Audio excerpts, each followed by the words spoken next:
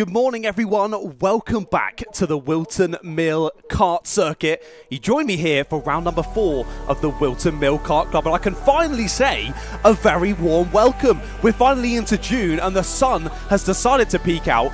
I was planning that before we started the stream, and I realised I looked outside and actually it's gotten a little bit cloudy again here today, and I feel that might stay throughout the day. Highs of 23 degrees, but maybe not particularly sunny, so no real need for those tinted visors yet today, but we'll keep an eye on the weather as it goes through. My name is John Ratcliffe, and it's just me on the commentary today, so I'm afraid you're going to have to get used to my voice throughout today's racing. We've got a bumper schedule for you today. Of course, 2 heats for each class, 3 for the junior maxes, because we've got so many drivers involved on the grid, and then later on today into the 12 minutes plus 1 lap finals, where it all comes to a head, and that's where it all matters, and that's where you get to go home with a little trophy. As I mentioned, relatively cloudy throughout today, but nice and warm, so the drivers definitely going to be wanting to be taking those breaks between the heats and making sure that you get lots of water on board and you're ready for the racing that's yet to come. As I say, round 4, we've already gone through a few rounds this season. The championship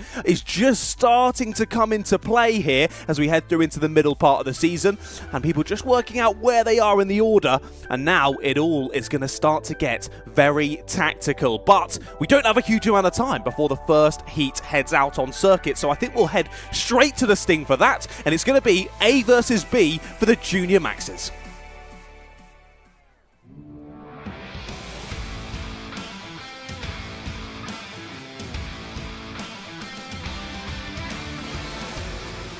Here we go then, as I said, not too long until they're out on circuit. Let's quickly run you through the grid if we can. Thomas Hill and Harry Freeman are on the front row of the grid, with Jack Baker and Dominic Parabok on row number 2. Ollie Ortu and Logan Lauder are there behind them on row 3, and row 4 then sees Aidan Large and Harry Russell. Harry Holland and Joel Dixon-Cohen round out the top 10, with William Webb and Daniel Adamaitis are there on row number 6. Row 7 has Jonas Januszowskis and Daniel Gurney. Then it's Dexter Collins and Matthew So, with DeJean Bennett and Noah Sales right in behind them as well.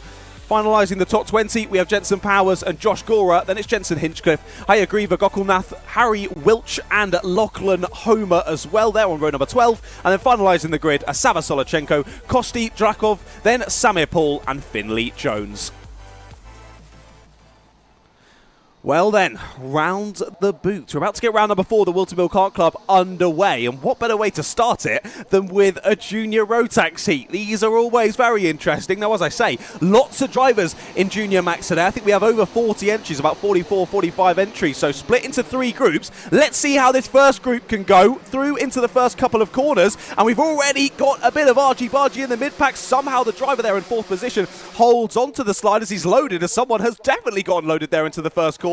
That's the 97 of Lachlan Homer, and we've got 3 drivers off at Christmas already. That's not the way you want to start your morning, boys and girls.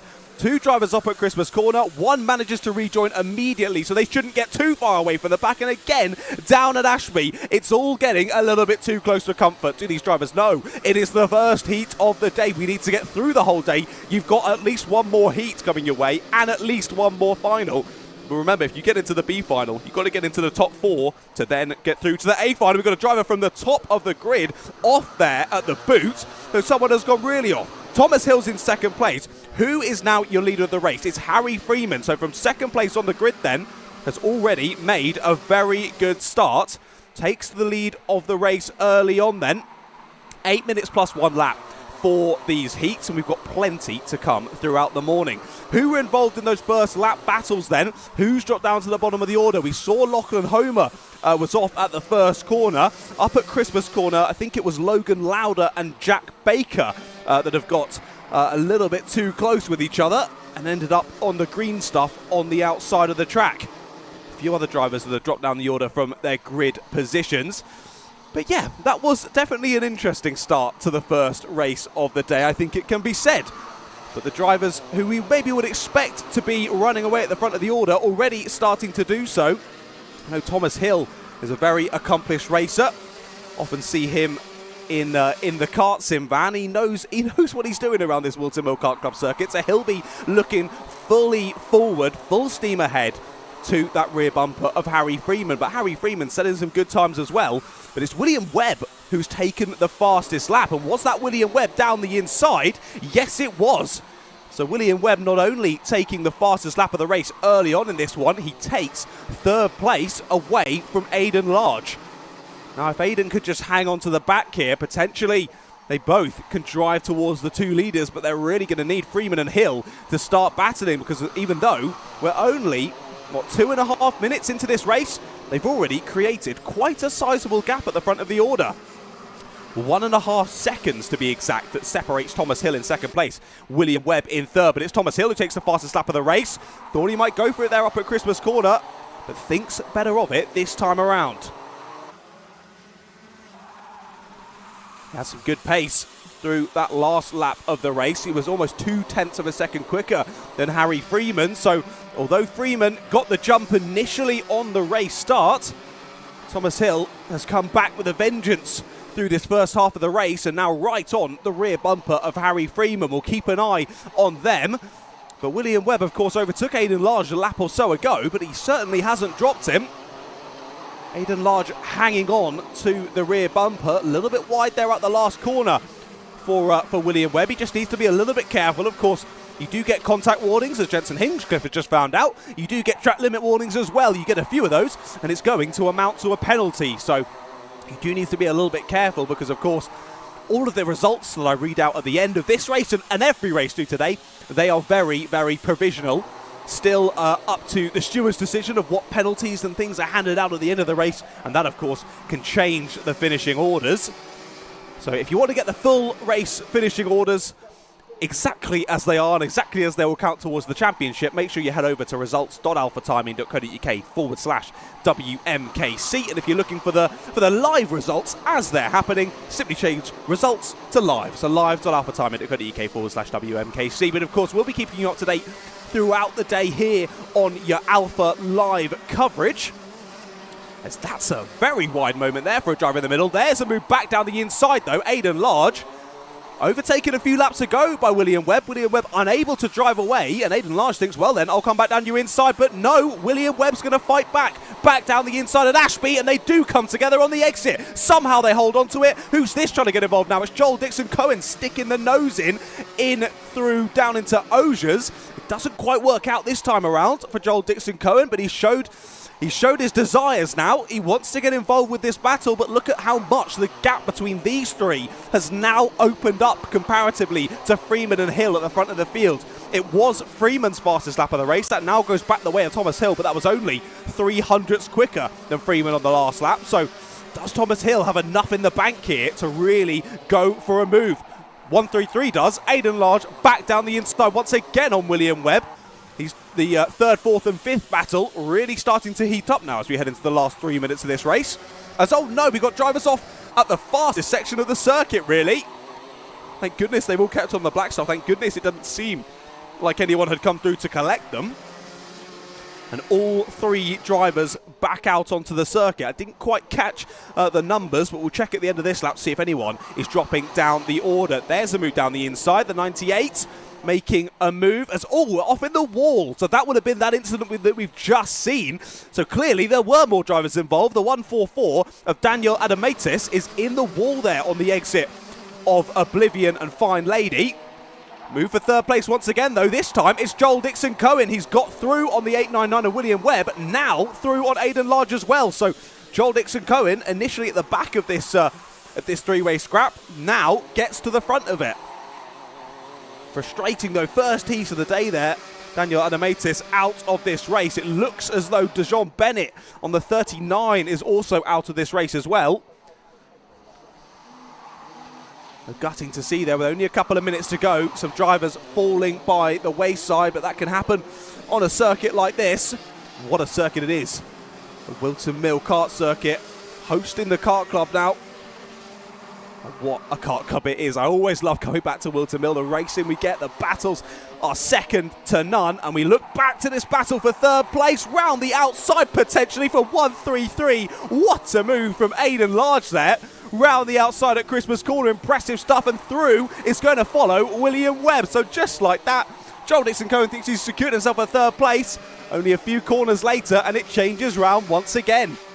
And all these three drivers continuing to hold each other up. Harry Holland is rubbing his hands with glee there in the background. Ollie Utu's not too far away from him as well. So if these three continue to battle like this, potentially we could see some more drivers getting involved and wanting that third place for themselves. Here are your leading two, though.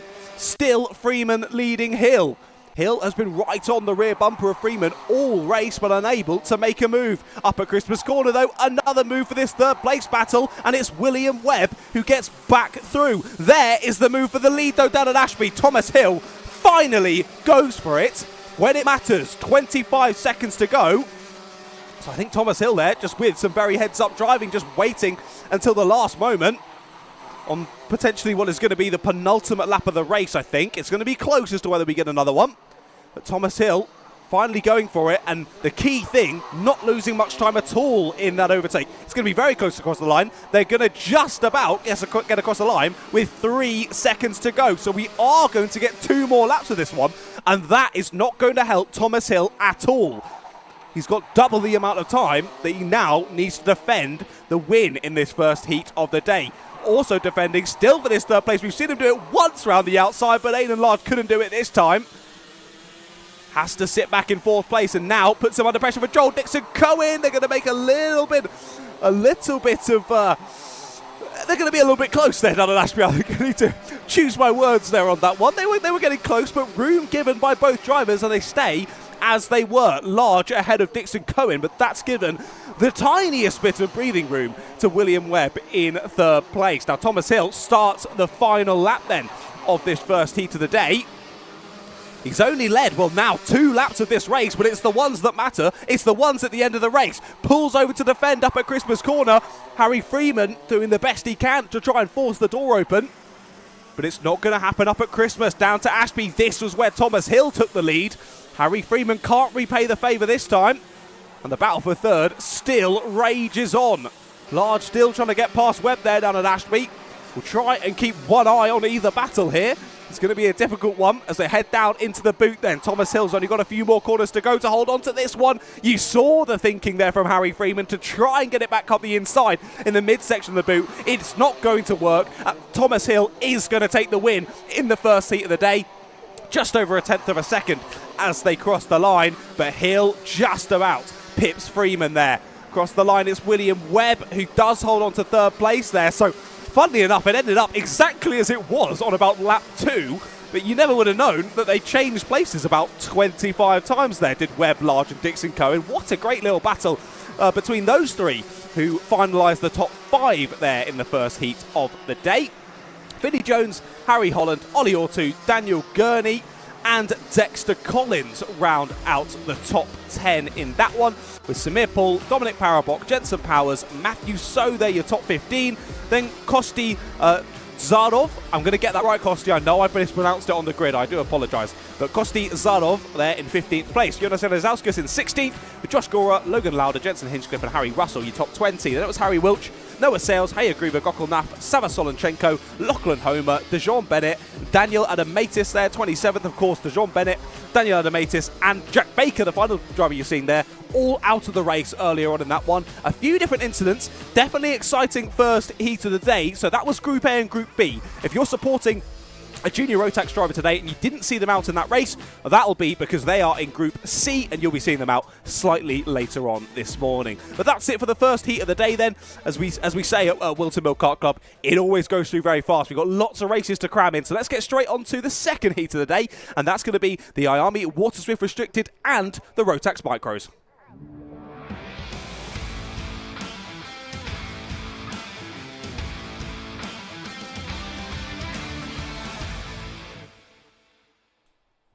Right then, we'll start off with the juniors. Some very powerful karts, some very quick karts. We're gonna drop it down a little bit. Drop it down to our younger drivers, our slightly slower karts. But don't worry, the racing action is still just as exciting. A split grid though for this one. Let's take you through it. James Devereaux and Dewey Hockridge are on the front row. We start off with the Rotax Micros. Charlie Page, Harry Knight, Tommy Climo and Dimitar Uzanov there, your top 6. Darren Dimitrov, Finley Beals, Teddy Higgs, Roger Gokulnath are your top 10. And I believe, yeah, that's it for the Rotax Micros. Pole for IAME Water Swift Restricted is Mason Hibbert. Behind him, Henry Algar. They're both on row number 6. With row 7 having Alessandro Salas, your WM plate winner from last year. Alongside him is Harry Fable, then Reggie Chandler, Philip Petro, Ronnie Kempson and Cody Vertigan. I believe that is indeed your whole 18 kart grid then for this one. 10 Rotax Micros and 7. Is my maths right? No, it is 8. I was right first time. And 8 IAME Water Swift Restricted. But as you can see there on your screen, if you've not watched Whilton Mill Kart Club before, we do split it into 2 separate grids. So we'll see the race start initially for the Rotax Micros, and then only a few seconds after we'll see the race start for the IAME Water Swift Restricted. Here we go for the Rotax Micros, and it's going to be a false start. So we will be going round again. That gives us a little bit more time to chill and bed ourselves in for these races to come.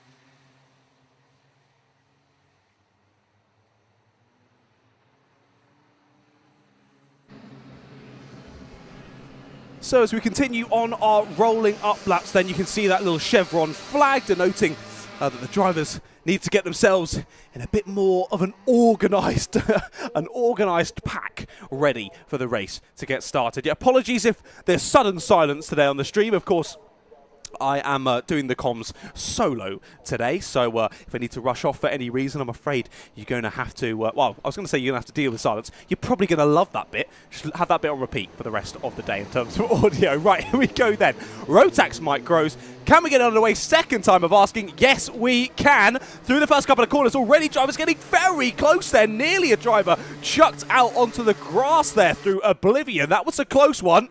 And look at this, dropping and changing up to Christmas corner. It's the 46 of James Devereaux who's held on to the lead then through this race start. But the 33 of Charlie Page has gained a position up to second place, and now is the one challenging for the lead, and now the one down the inside. So Charlie Page takes the lead of the race.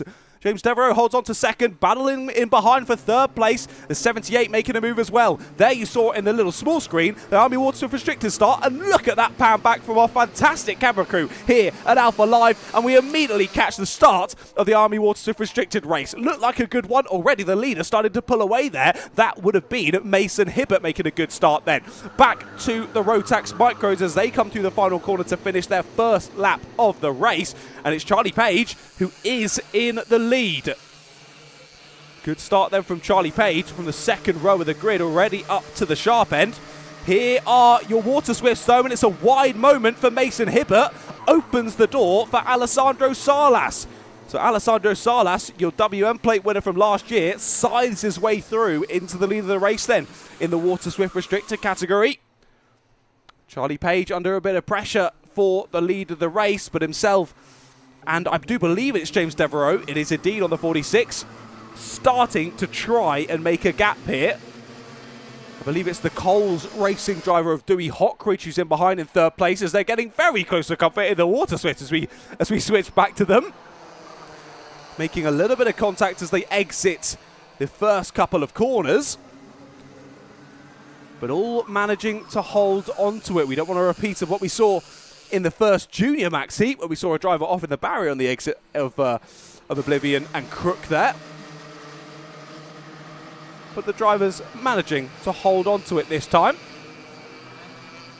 Impressive to see as well, the entire field all in one camera shot still as well. We've already had a few minutes of this race, and some really good battling as well between these young drivers. But it is Alessandro Salas still leading in the Water Swift Restricted.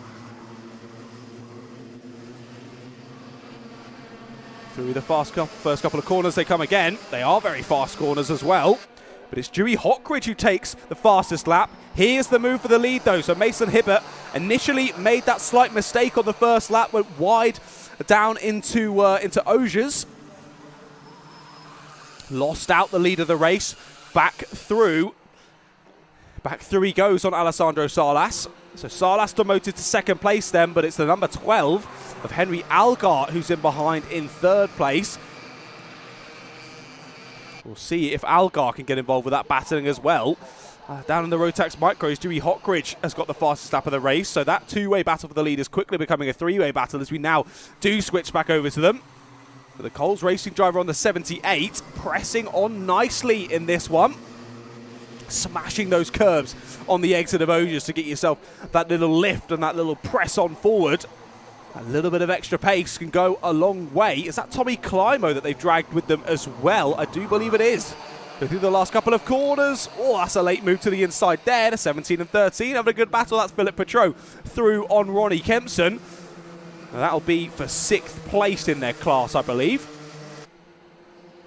Three-way battle up to Christmas corner, though. They nearly go 3 wide. The 46, luckily, James Devereaux realises that Dewey Hockridge behind is already going for the move, pulls back in and has to relinquish the position. So Hockridge up to 2nd place then. And Tommy Climo trying to get involved now as well on the number 85. So head through down into Osiers. It is Charlie Page who's in the lead of the championship at the moment. 255 points coming into today's action. Maximilian Abrahart, 2nd place in the championship. He's not here today. I assume Max is at the UKC roundup at Warden Law, which of course you can catch on Alpha Live as well. But don't watch that, only watch that later. It'll all be there, ready to watch at your leisure. Watch it whenever you like. But today, you want to be watching this live because Whilton Mill Kart Club, there's no better racing than this. Back to the action. 3 minutes and 15 seconds left to go then in this one. And Dewey Hockridge is all over the back of Charlie Page.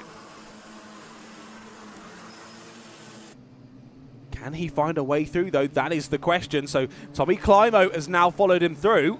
James Devereaux slipping back to 4th place now. Now he's in the best viewing spot of the field. He might want to get back to 3rd place, though. Thinks about it down into the boot, but tucks back in as they head into the braking zone. Probably for the better here. It's all getting very close between these 4. The 133 and WM plate still line astern as well. Mason Hibbert and Alessandro Salas battling for that lead of the class there in the IAME Water Swift Restricted.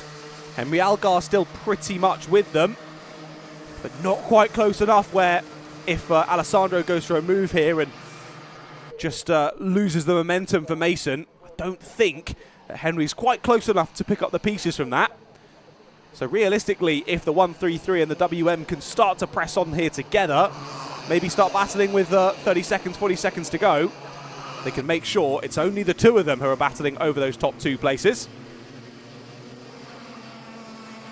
And that makes sense. Alessandro Salas, 2nd place in the championship in 2024 at the moment. Henry Algar, who's in 3rd place in this battle, currently sitting 6th place in the championship. Mason Hibbert, I believe this is his 1st round of the season. Yes, it is. So Mason really coming in and shaking things up in the Water Swift Restricted category. The championship lead at the moment is Chester Fawkes. Again, I do believe another driver not here this weekend. So the door really is open for a new championship leader heading out of round number 4. Alessandro Salas is going to want to do that, and he's in the best place to do it, really. Of course, with Mason, this being his 1st round, he's going to be unlikely to mount a championship charge after missing 3 rounds of the championship. But either way, providing some great battling for us. Here we look back to Charlie Page, though. It's, of course, the Rotax Micros. Charlie Page and Dewey Hockridge creating a little bit of a gap between themselves. Tommy Climo and James Devereaux in behind. It really depends on when these 2 start battling. Very close now. It's Hockridge, and Page knows it. Page pulls over to the inside. They're battling in behind as well. We've got 2 by 2 going up into Christmas corner. It's a wide moment for Page, though. Can Hockridge hold him around the outside? He's going to go onto the grass and nearly up and over the curb there on the inside. Well held from Dewey Hockridge there. That was a bit of a heart-in-mouth moment for him. He holds onto it. He stays in 2nd place as well, but loses all of his momentum. And Charlie Page already building a gap between themselves, 4 or 5 kart lengths. And Dewey Hockridge has fallen into the clutches of Tommy Climo and James Devereaux in behind as well now. It was well planned. It was a good move. Here we look back to the IAME Water Swifts, though. Number 12 of Henry Algar. This is, oh, okay, I thought this was the battle for the lead. No, Henry Algar's through on Sarlas. Sarlas goes back through down into that downhill braking zone of Ashby. Through they go now into Osiers. So Sarlas has retaken the position. But what's happened in the last lap or so then? Because Sarlas and Hibbert were battling very closely up until this point. And you look back and suddenly Sarlas is behind Algar. So I don't know what's happened there in that little battle. But either way, Algar taking his chances and taking the position, but Sarlas immediately retaking it back once again. Here we look at the Rotax Micros. There's a move to the inside, very cheeky from Tommy Climo, and through follows James Devereaux as well. So only half a lap ago, Dewey Hawkridge was trying to make the move for the lead of the race, and now he finds himself down in 4th place. Charlie Page is the first to see the last lap board. He'll probably check over the shoulder. He doesn't even bother checking over the shoulder. He knows he's got loads of room. There's a move down the inside of Christmas corner, though. Too close, and round goes the 46, collected by the 63 of Harry Knight. James Devereaux, with a little half spin there up at Christmas corner, manages to collect it all up in a pretty good time, to be fair. It's going to drop to 5th place. That gives Dewey Hawkridge his 3rd place back anyway. Tommy Climo still holding on to P2 now. That gives even more room to Charlie Page in the lead. He doesn't need to worry at all. Checks over his shoulder, knows he's got loads of room. Just keep it on the black stuff through this final section, and the win is yours, Charlie. But will Climo and Hawkridge have anything to say about it through the last couple of sections? Here comes Charlie Page. Deserving win there for Charlie Page, and he's very happy about that one. Across the line he comes. Takes maximum points then from their first heat of the day. Tommy Climo with the 2nd place. That didn't look... that wouldn't have been the obvious bet at the bookies with a couple of laps to go, but there you go. Tommy Climo, great end to the race there.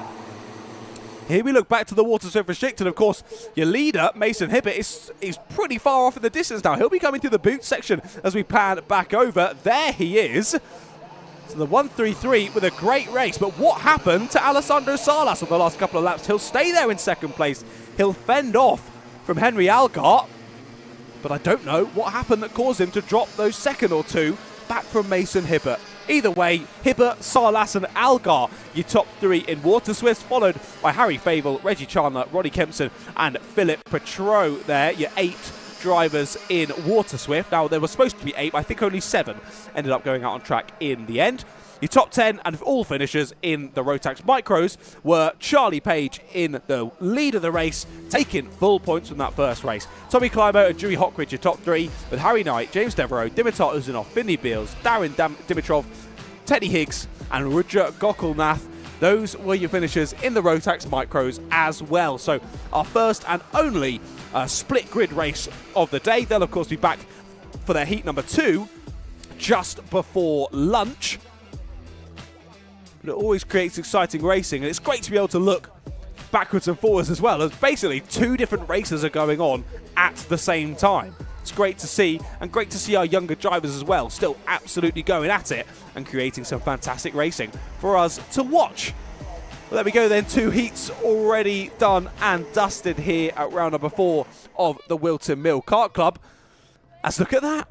We've got some drivers out in the crazy bugs. So that's obviously down at the first couple of corners, one of the lovely activities that Whilton Mill host. If you've got some younger kids, it's, oh no, we've had a crash. Oh dear, caught on camera there. A little crash in the crazy bug. So as I was saying, another fantastic opportunity that you have here at Whilton Mill. If you're coming here for a birthday party, you're in a group and you've got younger kids, you can get that booked in. But let's go straight on then. Another heat of the day, this time for the IAME Water Swift Intermediates.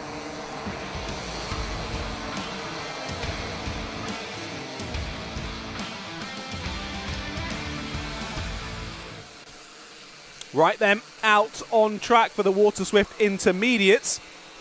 I don't think we're going to get any grid graphics for this one, but I'll quickly run you through it before they get round to the last couple of corners. Henry Clark and Enzo Butarazzi are on row number 1, with Jonty Restrick and Knight Measures on row 2.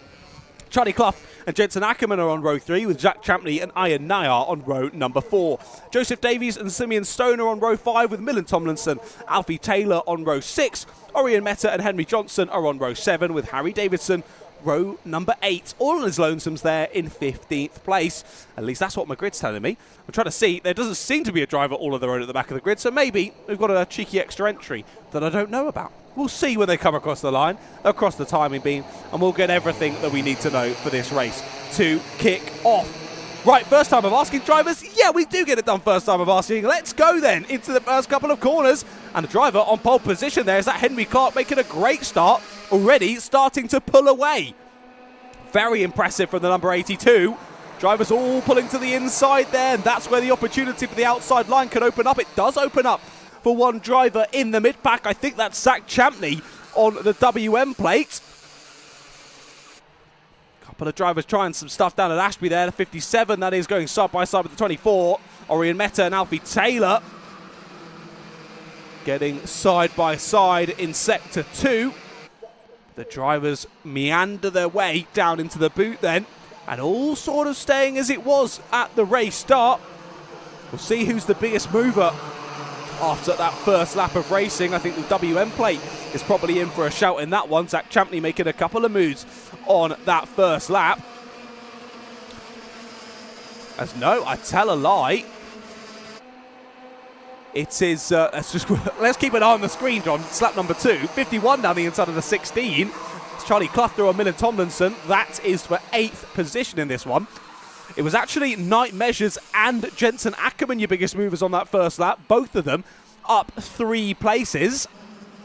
So 6th and 7th on the grid for Night Measures and Jensen Ackerman. Now up to 3rd and 4th, respectively. But they do need to think about this as well. They've made good starts, but equally the top 2, ever so slightly, just starting to pull away here. I think potentially Jensen Ackerman getting a little bit frustrated, wanting to get through here on Night Measures, unable to do so. But they run line astern through the first couple of corners. You can see how much Night Measures there's wrestling with the steering wheel. Checks over the shoulder, gives the point forward to Jensen, saying, don't go for a move on me, let's work together to press onto the leaders here. But Night, I will say, I'm sitting outside of the car right now, is making a few too many mistakes. That'll help the charge though. Move for the lead. Enzo Butterazzi down the inside at Ashby. Takes it away from Henry Clark. So after a good start from Henry Clark, now finds himself losing out the position. But we've got 2 BMR teammates now in 2nd and 3rd. So Night Measures, I think, definitely going to be wanting to work together here and push his teammate of Henry Clark back to the sharp end of the order. Enzo Butterazzi, though, all on his lonesome. He's got no teammates to work together. I want to say don't count me on this. I'm pretty sure Enzo is a privateer. Checks over the shoulder, does Enzo, pressing up towards Christmas Corner. We've got a teammate battle, though. Down the inside goes Night Measures, and almost getting potted off there. Up and over the curb on the inside. It's all getting very close as the 44 of Iron Nayar joins the scene as well. Nearly going into the back of the 82. Henry Clark almost taking off there on the curb at Boxing Day, as it was the 12 of Jensen Ackerman who followed Night Measures through, and that gap that Henry Clark had seen suddenly closed, and he found himself on the curb on the inside. Luckily, with Iron Nayar getting sort of checked up in behind him, he's able to hold on to 4th place, but they've lost a good 2 or 3 kart lengths to those 3 leaders now, as Butterazzi realises he's got a little bit of space to work with now as they head on to lap number 4 of this IAME Water Swift Intermediate Heat number 1 here. Ackerman and Measures working together very well, though. I was kind of expecting that from the 2 BMR teammates, but that very much didn't happen. Not sure if Jensen Ackerman and Night Measures are very good friends off track, but that wouldn't surprise me considering how well they're working together. Of course, Jensen Ackerman on the Synergy branded car, it seems.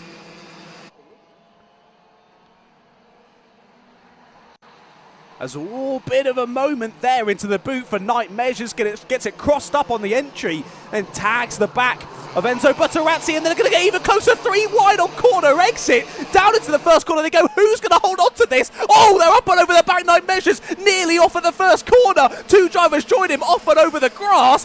That suddenly kicked off. That's Iron Nayar who's rejoining, who just set the fastest lap of the race on the last lap. Night Measures back down the inside at Christmas Corner. This has all kicked off, ladies and gentlemen. What's happening here in the first heat of the day in IAME Water Swift? That was unbelievable with the scenes. Who's made it out into the lead of the race? Is Jensen Ackerman there? Is Enzo Butterazzi still there?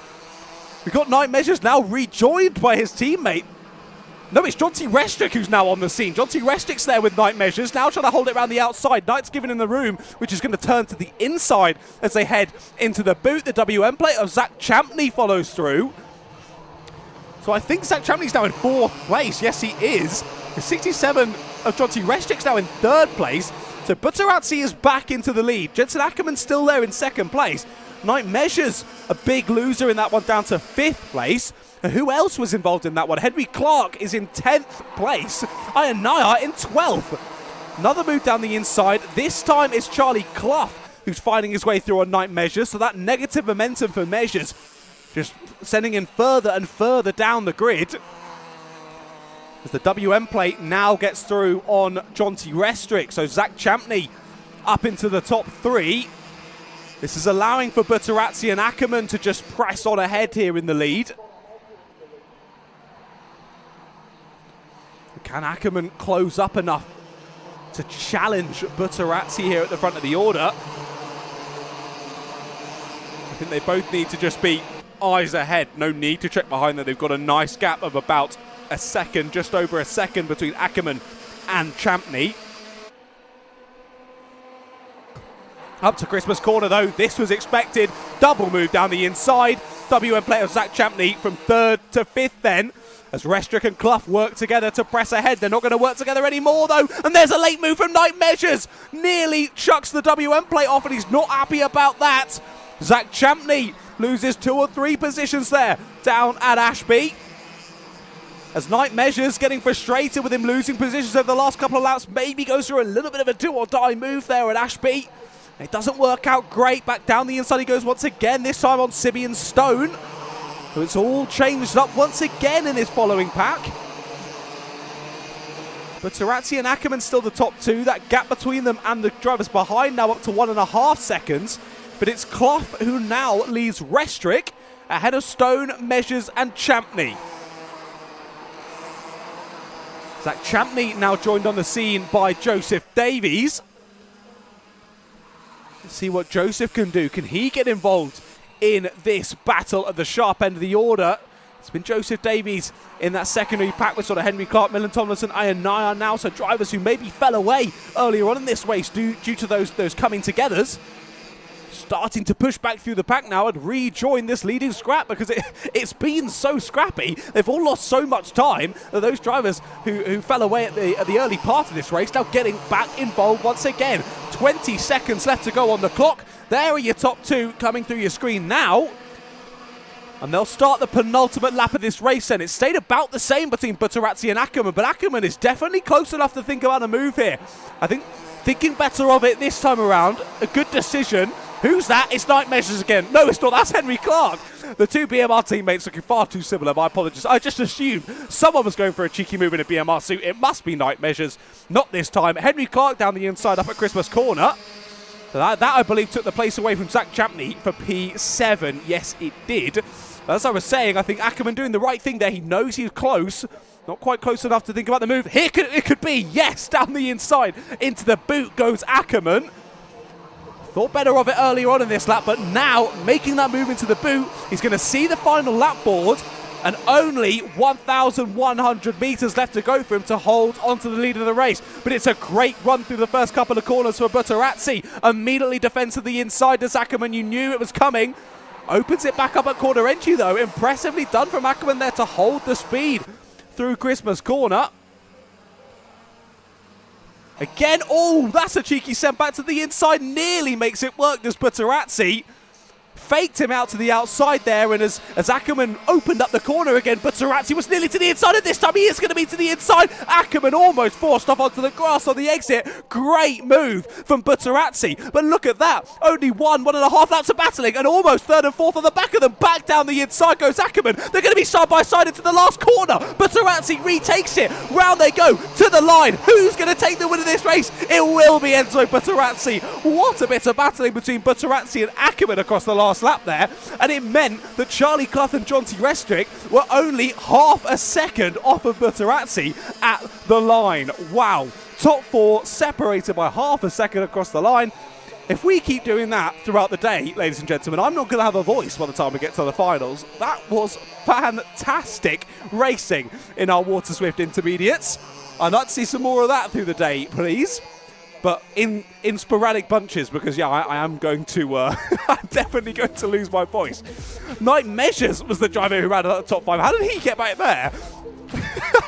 I have no idea what happened in that race. What a race it was, though. Simeon Stone, Henry Clark, Zach Champney, Joseph Davies and Millen Tomlinson, your top 10 in that one.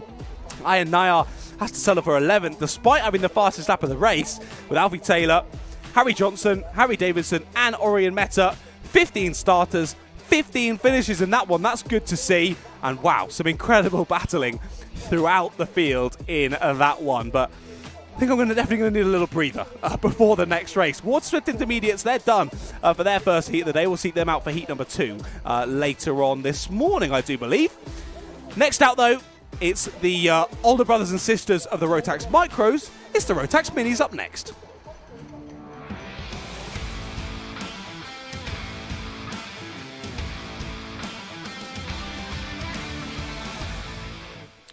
Well, we've had the older brothers and sisters of the Water Swifts. Now we get the older brothers and sisters of the Rotaxes. Hopefully, they can be just as exciting. Because, wow, what a race that was. They're still in the dummy good at the moment, it seems. But, of course, with the fast throughput here at the Whilton Mill Kart Club, I'm sure it won't take long for them to head out on track. And this is who we'll see heading out on track. Cody Lepetrel and Ilya Veliko, your front row of this grid, with Finley Hines and Max Wheatley on row 2. Otis Cleary and Jack Baker are on row number 3, with Akil Nan-Guion on row 4 alongside George Fountain. And it's Rian Townsend and Adam Turasek, row 5. Jack Freeman and Connor J. Winfield there on row number 6. Row 7 has Ayrton Rye and Warwick Milam. Oliver Barton and Lucas Esser on row 8, with Nathan Rond and Daniel Wisnauskas on row number 9. Row 10, finalising the top 20, are Ruben Jenkins and Harry Bell. And it's Harper Das and Alex Shepherd, followed by Arthur Brooker and Noah Hobson. Then finalising the grid, Jensen Smith and Adam Yadatis there on row number 13. 26 karts on the grid for Rotax Minis. I was impressed when I saw the entry list for this class. So many drivers here today for Rotax Minis at Whilton Mill Kart Club. Fantastic to see. I mean, in the Water Swift intermediates, we had, I think, 15 drivers, wasn't it? This one we've got 11 more drivers. It's just going to be 11 more fantastic racers putting on a show for us. I can't wait.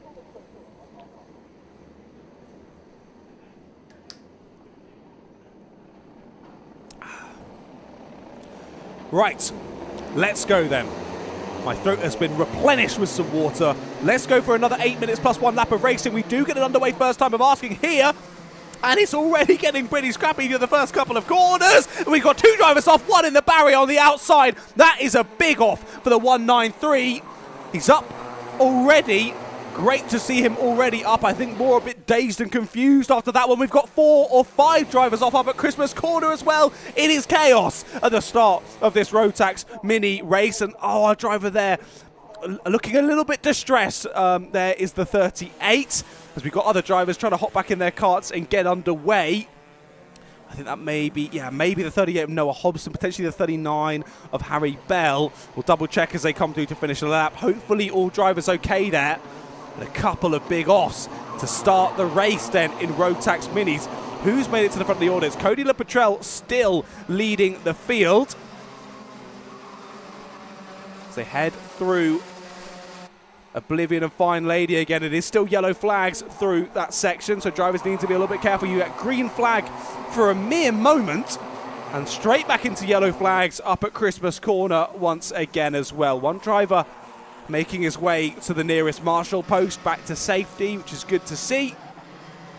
And fantastic as well. We haven't even had to go to Battenberg conditions now. I thought we definitely would, but the staff here at Whilton Mill always doing a fantastic job to make sure that racing can carry on and making sure the drivers are all okay after those incidents.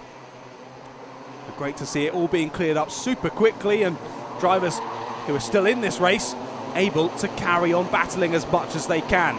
Through onto a new lap of the race, and it's Otis Cleary who's setting the pace then in 4th place. This is going to be frustrating though for the 1-2-4. If there is still a yellow flag here up at Christmas Corner, there is. So although the 1-2-4 of Ilya Veliko got a very good exit there out of the first couple of corners, with that marshal still on circuit there at the back of the screen, still a yellow flag up at Christmas Corner, meaning no overtaking. But here down at Ashby, there is overtaking, and the overtake has been made. Veliko goes through on Cody LePetrel.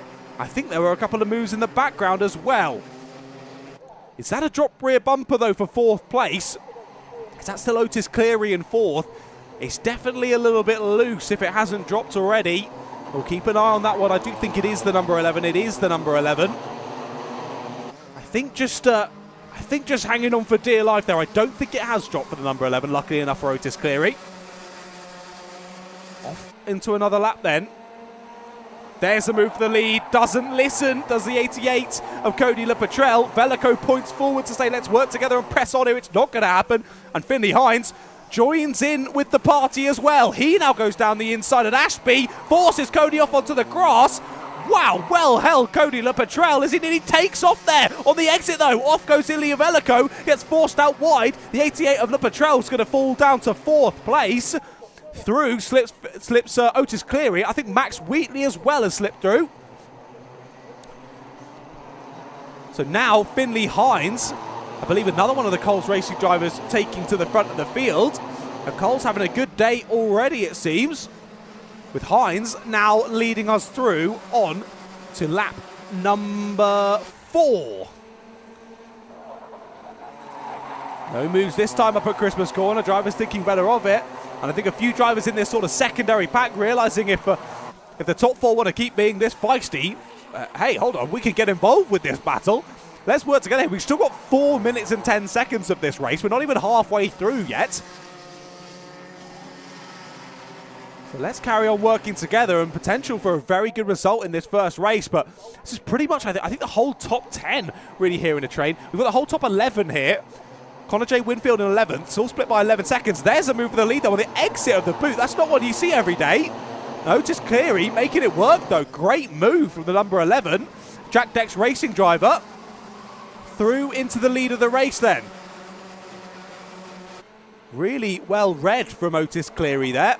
As Ilya Veliko, of course, we saw him get a helping hand off of the circuit, shall we say, earlier on in this race. He's coming back through with a vengeance, now on the back of these top 4 once again, and also taking the fastest lap of the race on the last lap. We got a yellow flag down into the middle section of the circuit. Oh dear, that's someone's kart getting pretty much airlifted off of the circuit. We've got a kart on the racing line. That is a scary one.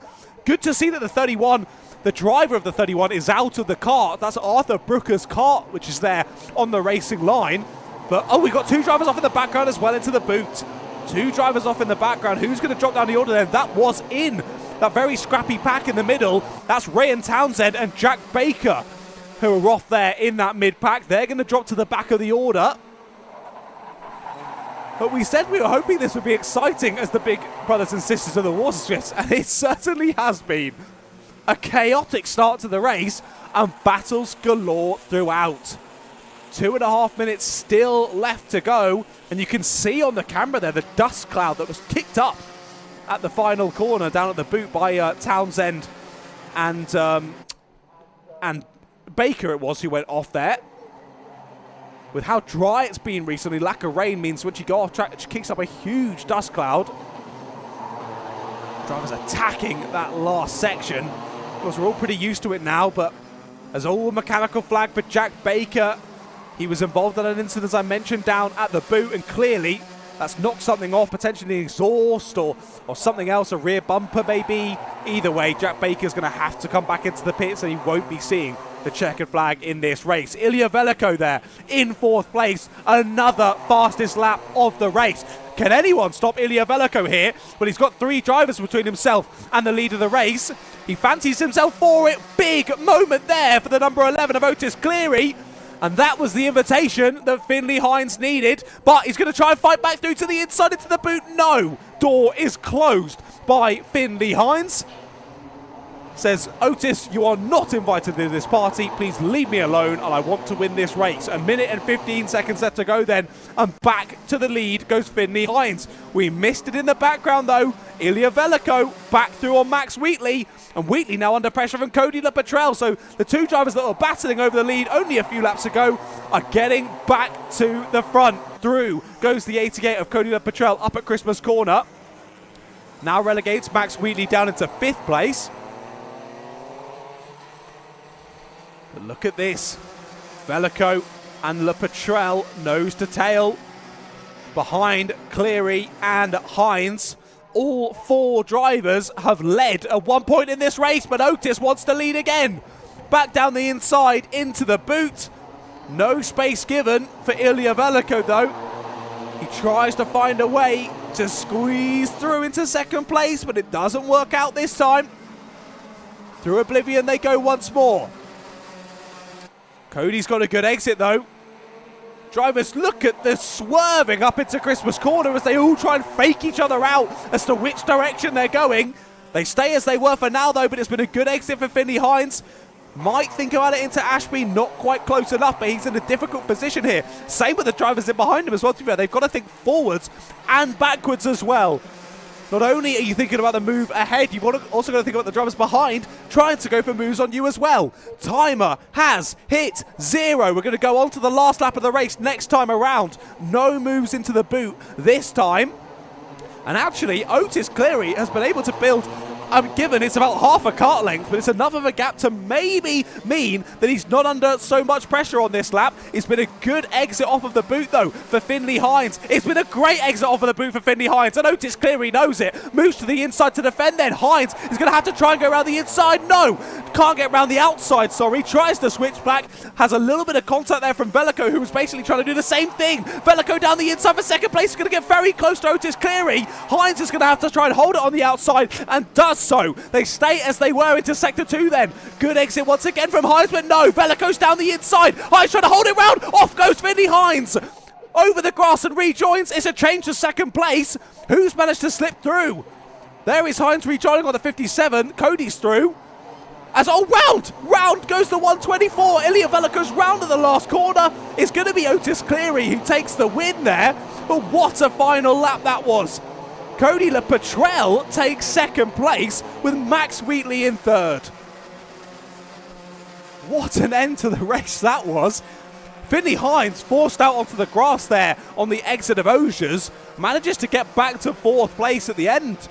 But what happened to Ilya Veliko? He's come across the line in 13th place. I don't know. I might be being too cheeky to ask my producer for this. If we can get a replay of that final section into the boot, because there was so much happening, I couldn't keep my eye on what everyone was doing.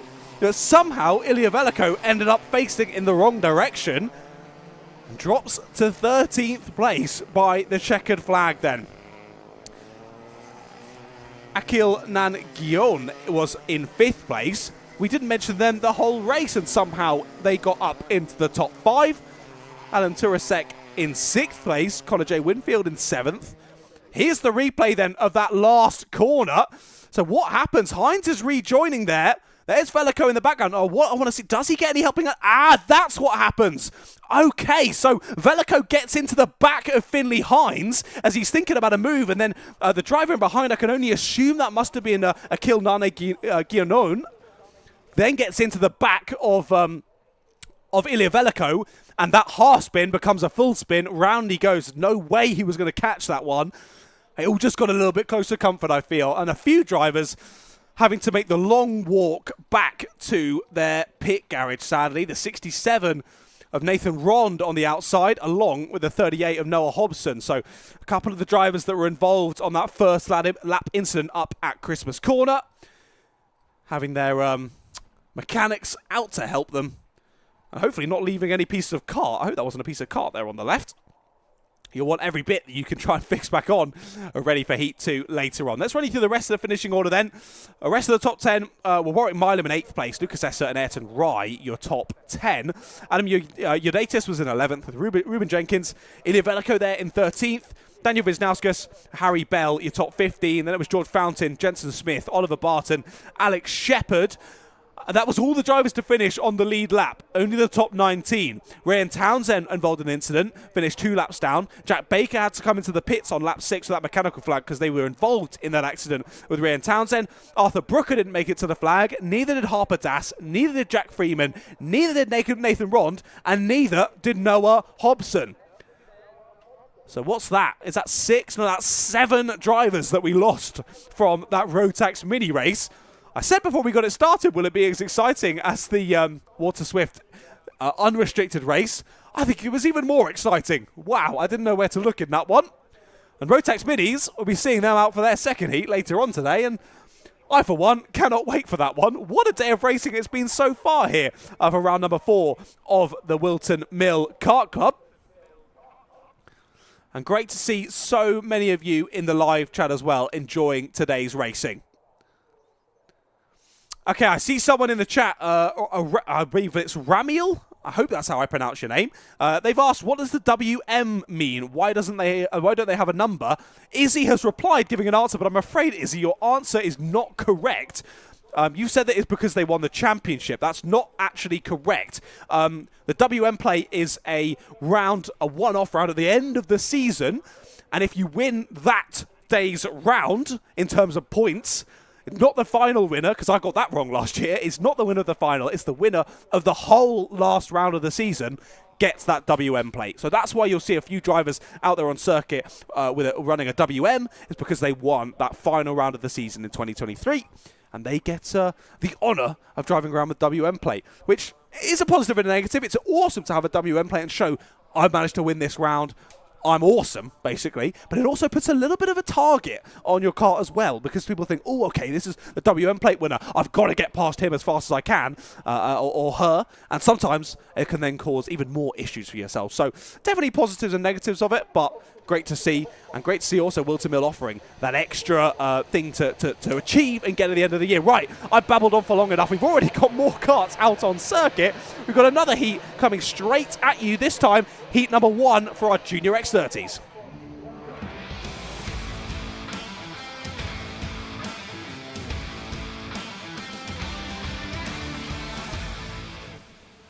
Thought we might have a little bit longer there to wait. Of course, we had a few drivers at the side of the circuit, but not too long to wait at all. Mayan Patel and Macaulay Guy are on the front row of the grid, with Rocco Shenton and Sebastian Dew on row 2. Monty Brathwaite and Laith Khan are on row 3, with Jack Mower and Charlie Myers on row 4. Joshua Byrne and Finley Allen round out the top 10, with Cameron Edmonds and Dylan Masters just outside the top 10 there on row number 6. Max Cooper and Sasha Bagley on row 7, with Jacob Marples, Charlie Blenkinsop, Henry Ryan and Max Wright there. Rounding out the top 20 are Charlie Philp and Valentino Corbett and Glaro. What a name that is. Harry Khalil and Noah Goodfellow are behind them, with Isabel Banks and Caden Barnett there on row 12. And Ellis Pullen Memin rounds out the 25 drivers in the field for this one.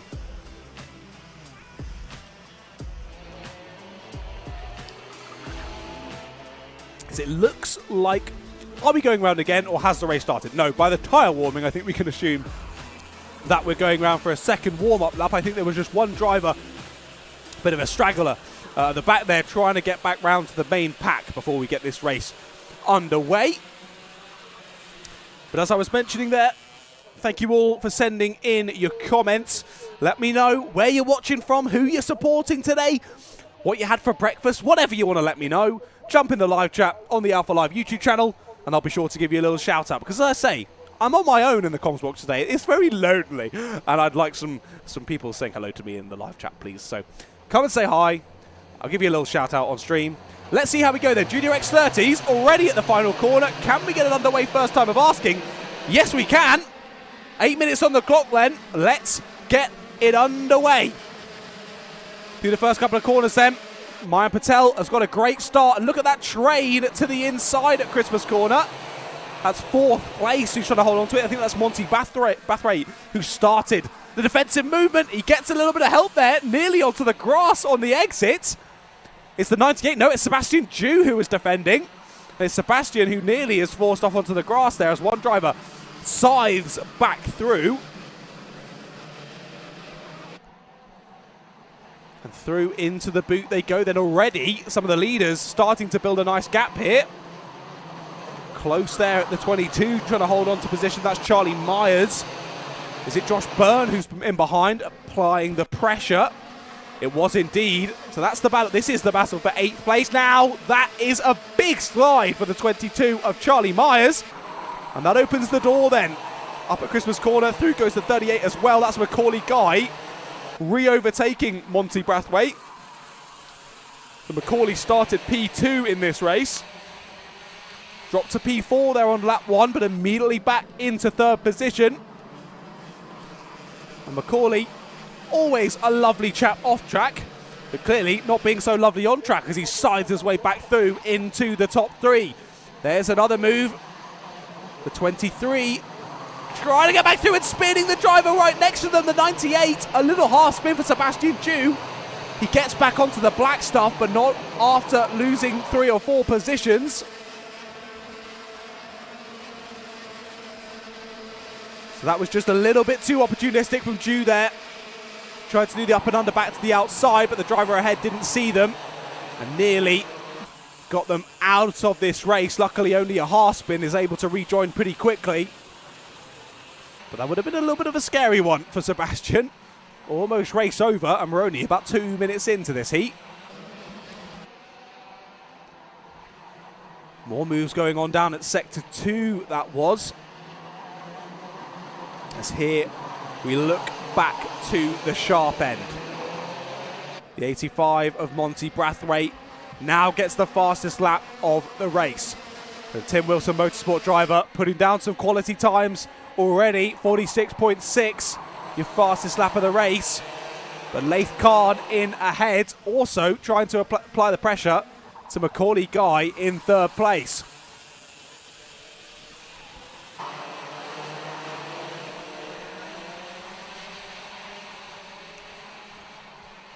Mayan Patel leading the field. He's done so since we saw the green light in this race. Oh, again, opportunistic attempt there from the 98 of Sebastian Dew. He's trying to find his way back into the top 10. Sticks the nose in on the exit, or down into the entry to Oges, I should say. Charlie Myers was having none of it. Charlie Myers hold on to the position again. Sebastian putting himself in places where he's asking to find the grass, really. He's clearly faster, Sebastian, but maybe needing to pick his opportunities a little better here. Finds his way through this time, though, up at Christmas Corner. So Sebastian Dew back into the top 10 there, but not for long. Charlie Myers immediately relegates him back to 11th, but no, Sebastian would like it back. Tries it down the inside again into Wilkins, but can't quite get it, so they all stay as they were. In ahead as well, they're also battling. Masters and Allen. And Masters on the 67 holds on to it, but Finley Allen still pressuring. In that front pack, though, Macaulay Guy did have the fastest lap of the race. That now goes the way of Laith Khan in 4th. Macaulay and Laith, though, probably going to want to work together really here. 3 minutes and 45 seconds left to go on the clock. And Mayan Patel starting to make a little gap at the front of the order. Rocco Shenton's there in P2. Rocco's had a decently good start in this one, making up 1 position on the first lap. So Rocco and Macaulay have swapped. Where's Laith come from? Laith started in P6 in this one, up to P4. And Monty Brathwaite, yeah, P5, still in P5 in this one. Yeah, Laith Khan took the fastest lap on the last lap, but Monty was only 100th off of that lap, and Monty now goes even faster. 46.36 for Monty Brathwaite there on the Tim Wilson Motorsport kart. Not close enough to think about a move, though. Great exit off of Christmas Corner. And those 3, Guy, Khan and Brathwaite, all line astern then, as Shenton and Patel continue to try and build a gap here, and they're going to find it relatively easy if Laith Khan decides to go for a move on Macaulay Guy.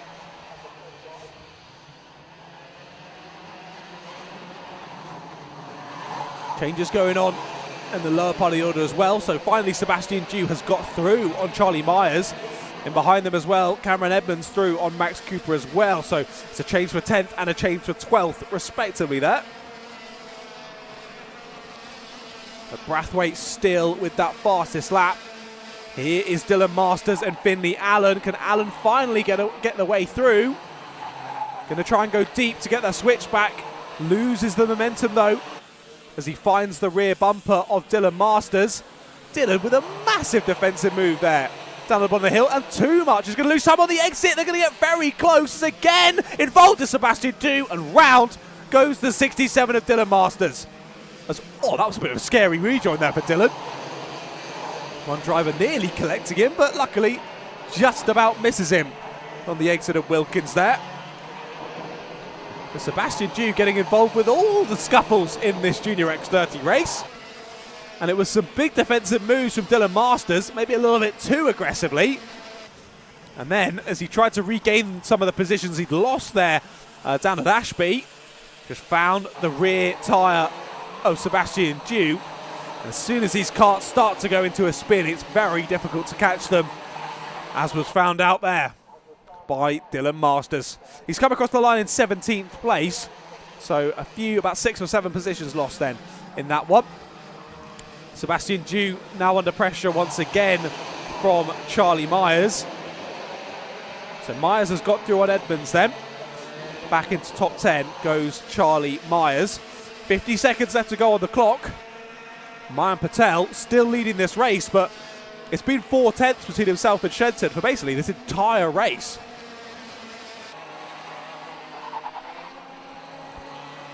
Taps the helmet there. Does Sebastian Dew, wanting to work together with Cameron Edmonds. It's Cameron Edmonds, not Charlie Myers. I believe they're racing for the same team. Yes, they are, as you see them both come through the shot. So I thought it was Charlie Myers. It's not. It's Cameron Edmonds on the 57, who's right behind, now alongside, now in front of Sebastian Dew through sector number 2. I'm not trying to rap, but it seems to be becoming one. Into the boot they go then. Only about 5 seconds left to go on the clock. I think, Mayan Patel has already gone through. So this will be the penultimate lap of the race. The Junior X30 continuing through onto 2 more laps of racing. Who's that out of the race? It's the 69 of Harry Khalil. And sadly, Khalil dropping to the back of the order was running in P20 before that all happened. But something's gone wrong, whether that's due to contact or simply a mechanical issue. Either way, Harry Khalil is not going to see the checkered flag in this race. He's going to have to wait for Heat 2 later on today to try and get to the end of 8 minutes plus a lap. Speaking of, plus 1 lap has started. It's the final lap of the race. Mayan Patel has led from lights. I was going to say to flag. He hasn't seen the flag just yet. We've still got 1.1 kilometres left of this Whilton Mill Kart circuit. Anything could happen. And I will say, the gap did close. The gap did half on that last lap. It's been 0.4 of a second for pretty much the entire race. Shenton's closed it to 0.2 on the last lap.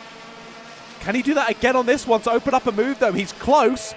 Mayan Patel knows he's close, but keeps his usual line. The only opportunity is really there to the inside in the middle section of the boot. It doesn't happen this time, and I think Rocco Shenton just realising that he'll hold on to the points at the end of this one. Mayan Patel takes maximum points though, takes the win in heat number 1 for Junior X30. Macaulay Guy, good race from him there in 3rd place. Good to see Macaulay up at the sharp end of the order in the Junior X30s, with Brathwaite and Khan rounding out the top 5. Jack Muller, Joshua Byrne, Cameron Edmonds, Sebastian Dew and Finley Allen, your top 10, as the rest of the field come across the line and see the checkered flag. Charlie Myers in 11th place with Max Wright in 12th, Sasha Bagley in 13th, Max Cooper, your top-rated novice, in 14th in that one, with Dylan Masters in 15th place. Charlie Blenkinsop behind. Ellis Pullamemin, good race from Ellis there, up from the back of the grid through to 17th. With Henry Ryan in behind. Valentino, Corbett and Glaro there in 19th. Noah Goodfellow rounds out the top 20 with Charlie Philp, Isabel Banks, Caden Barnett and Jacob Marples. Your final finisher there in 24th place. Of course, we lost Harry Khalil with only a few laps to go. Junior X30 first heat of the day is done and dusted then. A little bit more of a subdued one from our Junior X30s comparatively to the two intermediate categories we had before that. But we're done with the juniors. Should we move on to their bigger brothers and sisters, the Senior X30s? They'll be coming up next.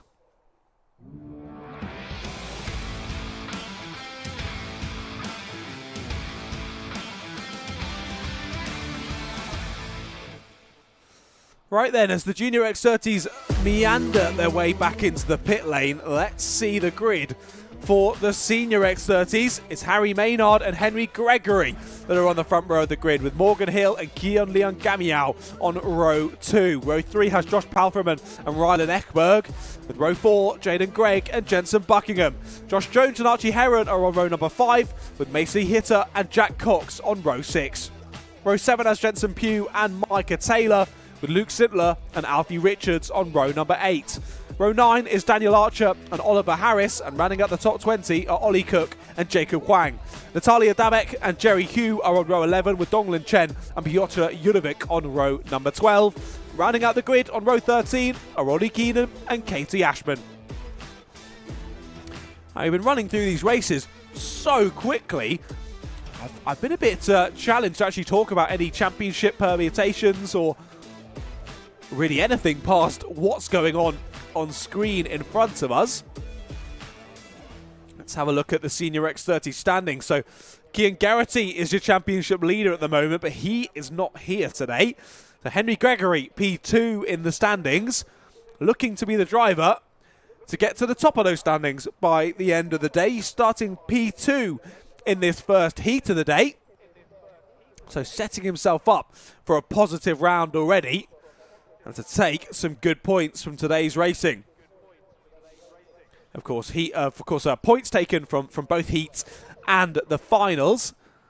Maximum points of 36 for a win in the heats, and then 60 points for a win in the finals. So not only are they a few minutes longer where it can all play out just that little bit differently, it's also where you get the most points from the day is in that final, and also where you get to take home a little trophy for your efforts as well. So that's where it all comes to a head, and that's where we can often see the grids getting a little bit more feisty. Now, I say that, it's been pretty feisty as we've gone through the first heats of the day here today at round number 4. So, I mean, if it's going to get even more spicy than that, I can't provide you any more reasons to stick around throughout today's action. So Henry Gregory, as I say, 251, the amount of points he's got on the board heading into today's racing. Rylan Ekberg, I think, is on the grid for this one. Yeah, Rylan Ekberg starting P6. Rylan is third in the championship, 238 points, so 13 points behind Henry Gregory in the standings at the moment. Starting 4 places behind him on the grid as well. I say that, Henry Gregory's leading the field as they head through Christmas Corner. We'll see if he drops back behind a kart, and we'll assume that that is Harry Maynard. Or potentially Harry having an issue here. Let's keep an eye out as they head through this warm-up lap.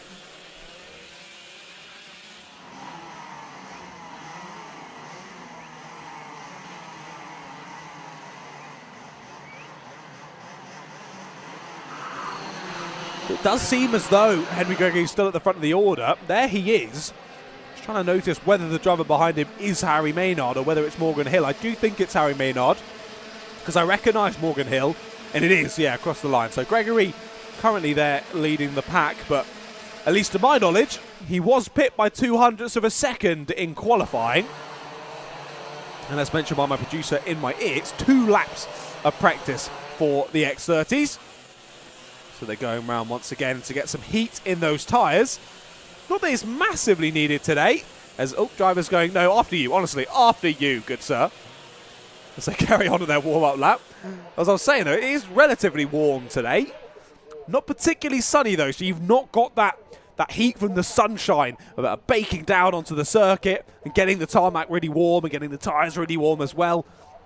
It's quite cloudy today, so not too much heat. Driver's still needing to get some weaving action going, getting some heat in those tyres, but we do see Harry Maynard to the front of the field then. taking that pole position alongside in the 77 of Henry Gregory. He knows the circuit very well, does Henry. What can he do in this race? We're under aim racing for the Senior X30s for the first time here today at round 4. And Henry just about holding on to second place. Nearly a driver taking off to the exit curb there. That was the 28 who nearly went flying. That was Josh Palfreman from 5th place. I think just got some pod-to-pod contact there and nearly went up and out of the race. Henry Gregory down the inside of Ashby, though, immediately takes the lead early on here on the Vismo branded car. The Vismo team with lots of drivers in this race, but it's Henry Gregory who's got to the sharp end already. It was great to see Henry battling in the sharp end at the British Kart Champs here at Whilton Mill only a few weeks ago. And he's doing the same again here at the Whilton Mill Kart Club. Leads after lap number 1 then. But who is it that's in behind him? Harry Maynard in 2nd place then. Morgan Hill in 3rd. Kian Leon Gamiao in 4th. And Rylan Ekberg, your top 5. So Rylan's made up a place as well. That's good for his championship charge. Already, Gregory and Maynard starting to pull a bit of a gap. And that is going to help. Kian Leon Gamiao down the inside of Morgan Hill. Morgan Hill immediately fighting back to the inside there for Jack Dex Racing. Through he goes. And look at that. Kian Leon Gamiao shuffled out wide and loses 1, not 2, 3 positions. Immediately trying to back down the inside into the boot section, but it's not going to work. Archie Heron closes the door into the boot, and Kian has to settle for 6th place, I think that is now. So after initially going for the move for 3rd place, gets shuffled out of the top 5. Luckily in behind, the 48 of Micah Taylor is thinking about a move. Macy Hitter fending off from Micah though. That's all off at Christmas Corner. Another Jack Dex Racing driver. This time the 84 it is that's off. That's Josh Jones from 10th place. So whether he's gone off all on his own there, Josh, or whether he's been helped round, we didn't see it. But either way, Jones dropping out of the top 10. Kian trying it again on Archie Heron. Archie won't be too happy about that one. It was a little bit of a late dive to the inside there from Kian. And it doesn't work out for either of them. They stay as they were. But both of them losing about a second and a half there because of that move. 29 of Morgan Hill still under a bit of pressure from Rylan Ekberg. So Ekberg's made up another place from that to 4th. As now he's trying to make up another place to 3rd and does so. Under brakes into Ashby, and the 273 continues to press up the order. Great work from Rylan Ekberg. But now, look at that gap ahead to the top 2. Gregory's already gapped Maynard by 3/4 of a second, and then there's a further second back to now Ekberg in 3rd place. Archie Heron, after getting involved with Kian Leon Gamiao, has very much cleared Kian. Kian has fallen into the clutches of the pack behind, and he really has. Where's he gone? He's out of the top 10. Kian Leon Gamiao's in 18th place. How has that happened? We've missed what's happened there. That's all late move to the inside there for the number 60. A little bit too close there on Macy Hitter. Macy holds on to the 8th place as Jensen Pugh tries to find a way through. But the door closes at Christmas Corner.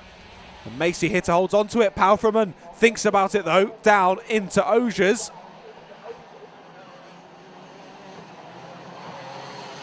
Has he made it work though? We'll have to wait and see. Bit of a wide moment that is. The 19 of Jack Cox. Under pressure from Jaden Gregg.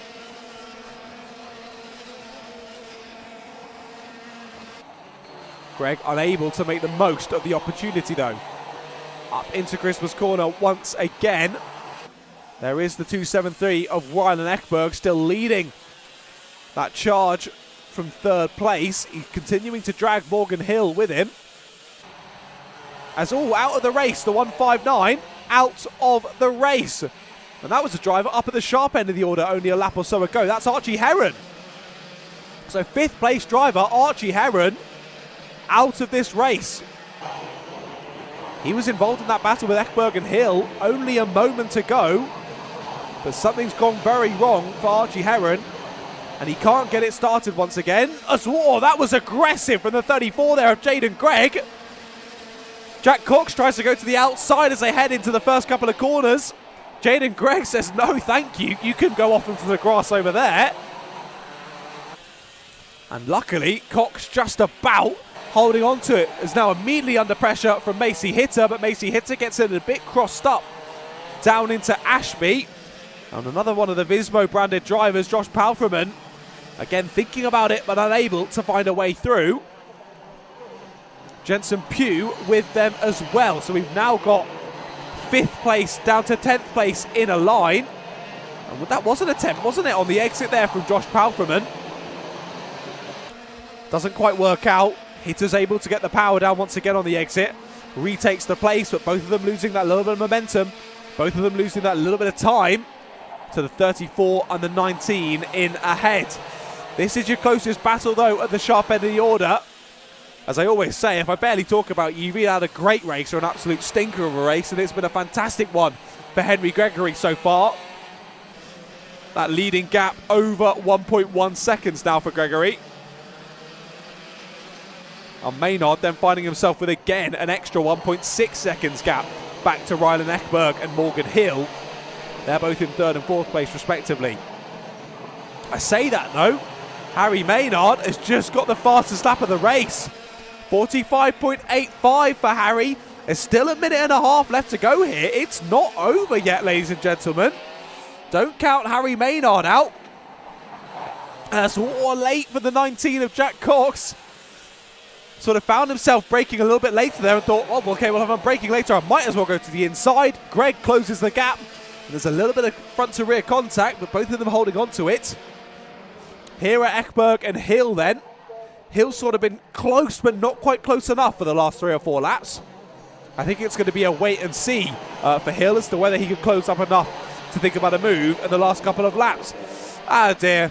Any hope we had for a leading battle has gone. Once again, that gap between Gregory and Maynard opens up to 1.2 seconds as Gregory retakes the fastest lap for himself.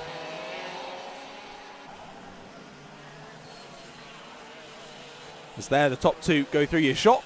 There's Ekberg and Hill. And now we see Cox, Greg, Hitter, Palfremel, Pugh, all heading through your shot then. Hitter has gone through, though, on Jaden Gregg. So Jaden Gregg's lost out to Macy Hitter in the last couple of laps. Through goes Jensen Pugh on Josh Palfreman as well. So it is chopping and changing down in this middle to lower end of the top 10.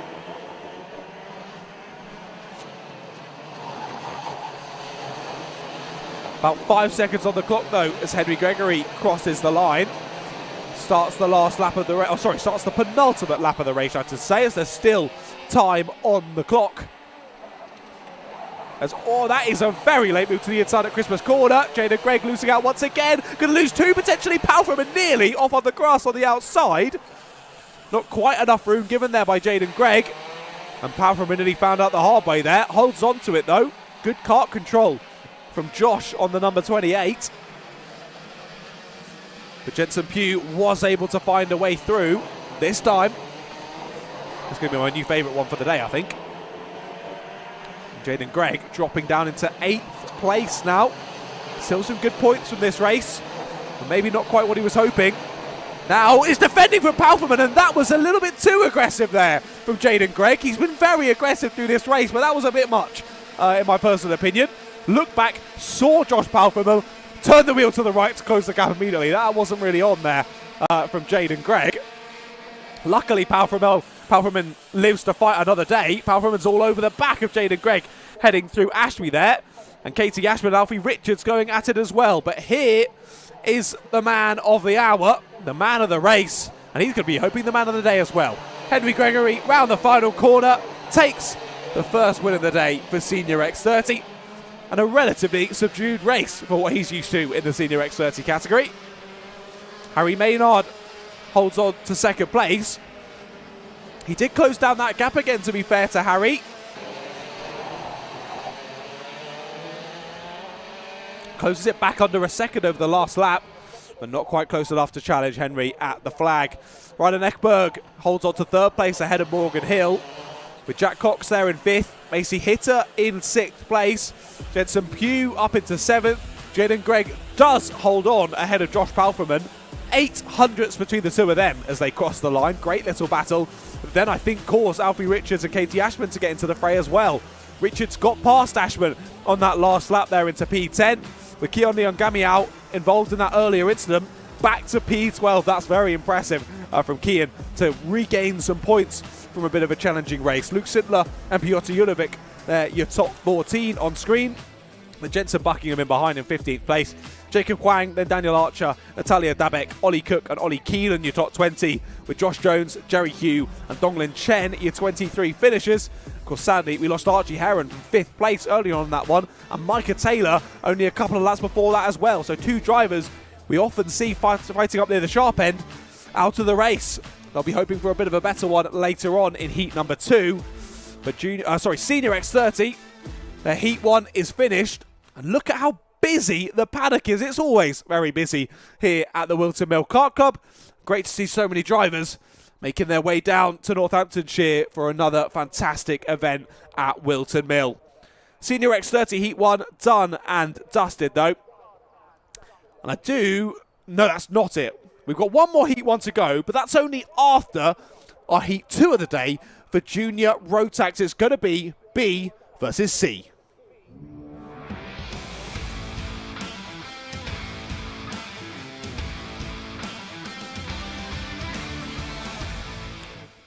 So, of course, as I mentioned earlier, the first heat of the day was Junior Max's as well. And I said, if you didn't see the driver you were supporting, they're probably in Group C. Now, if you don't see them, there's a problem and you might be watching the wrong racing because they should have been in A, B or C. Here we go then. Junior Max Heat 2, B versus C. Harry Freeman once again on pole position. He was the fastest in Group B. Alfie Thompson, the fastest in Group C, there in second place. Dominic Parabok and Oliver Smith are on row 2, with Logan Lauder and Oliver Meek on row number 3. Row 4 has Harry Russell and Callum Sims, with Joel Dixon-Cohen and Ben Morgan rounding out the top 10. And it's Daniel Adamatis and Ellis Snow, your row number 6, with Daniel Gurney and Harrison Bishop on row 7. Matthew So, Lucy Wielden, Noah Sales and Daniel Callahan are there on row 8 and row 9, with Josh Gora and Eddie Klur, your top 20. Hayagriva Gokulnath and Autumn Hanson are behind them on row 11, with Lachlan Homer and Jack Saunders on row 12. Kosti Zarnov and Byron Scott Simmons are on row 13, with Vinnie Jones and Sonny Morgan, your 28 starters, this Junior Max Heat number 2.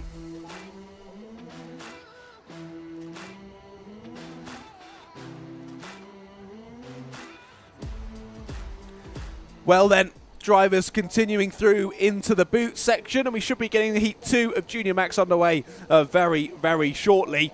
I've taken my hay fever tablet this morning, but it's still coming to bite me as we head through to the middle of the part of the day. And the sun's starting to come out, so is the pollen as well. You'll have to give me a moment, ladies and gentlemen, if I need a little cheeky break for a sneeze. But off we go. 8 minutes of racing. Heat 2 of Junior Rotax are underway.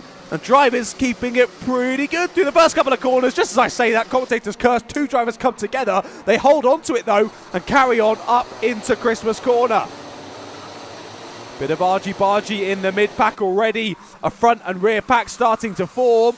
And a crazy mid-pack in the middle. They're all going side by side down into Ashby. And we'll see if they can all work themselves out by the time we get to the timing beam. There's a Coles Racing driver making a move to the inside and someone else following through as well. That was really cheeky with the 155 of Harrison Bishop following through. Good opportunistic move though. Harry Freeman already taking to the front of the field. Of course, it was Harry Freeman and Thomas Hill who were going at it in Heat 1.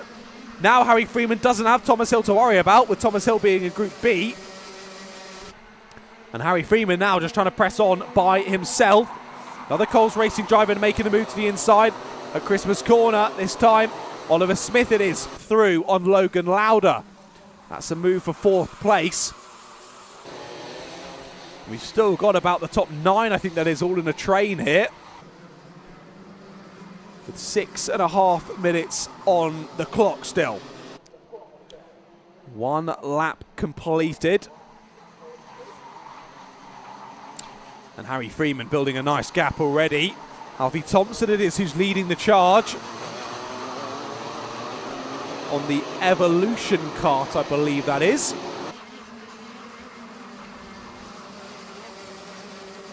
Look at that shot. The driver's flying through the first couple of corners. It's amazing. You see the G-force as they head there through Oblivion and Crook. There's another move from the 38. Oliver Smith through on Dominic Parabok this time for third place. I think Parabok almost under a bit of pressure from Lauder and Dixon Cohen in behind as well. Dixon Cohen was in a great battle for third place in the last race. I think ended up having to settle for fifth. Finds himself in sixth here in heat number 2, so putting together some good performances. Moved to the inside ahead of him though. The 33 of Logan Lauder gets it done on Oliver Smith. No, it's not. That's on Dominic Parabok, isn't it? So Parabok continuing to fall back ever so slightly. Still in the top 5 though, but only just. Parabok under a bit of pressure now from Dixon Cohen. There's the 67 of Oliver Meek in behind as well. Oliver seeing if he can get involved too. Alfie Thompson, I said he was leading that charge, and he very much is leading that charge. New fastest lap of the race for Alfie Thompson, as there is Joel Dixon Cohen. Go to the move down the inside on Dominic Parabok at Ashby, but goes a little bit too deep, uses all of the runoff exit, which you're more than allowed to do, but just loses him a little bit of momentum.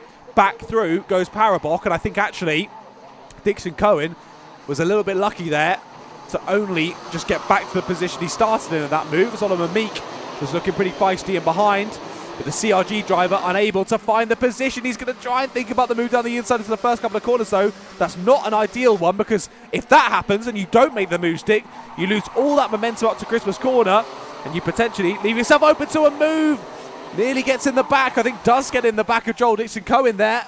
Big slide as Oliver Meek tries to catch it, but he does catch it. All credit to the driver, the number 67, and lives to fight another day. Callum Sims is in behind them as well, another one of the Evolution drivers on the number 31. His teammate though, the 87 of Alfie Thompson. What a race it's been so far for Alfie. Now, very obvious that he's an Evolution driver thanks to the suit as well. I do believe both of these drivers though, Harry Freeman as well, an Evolution driver. Look how quickly Alfie Thompson has closed up though, and immediately goes for the move at Christmas corner.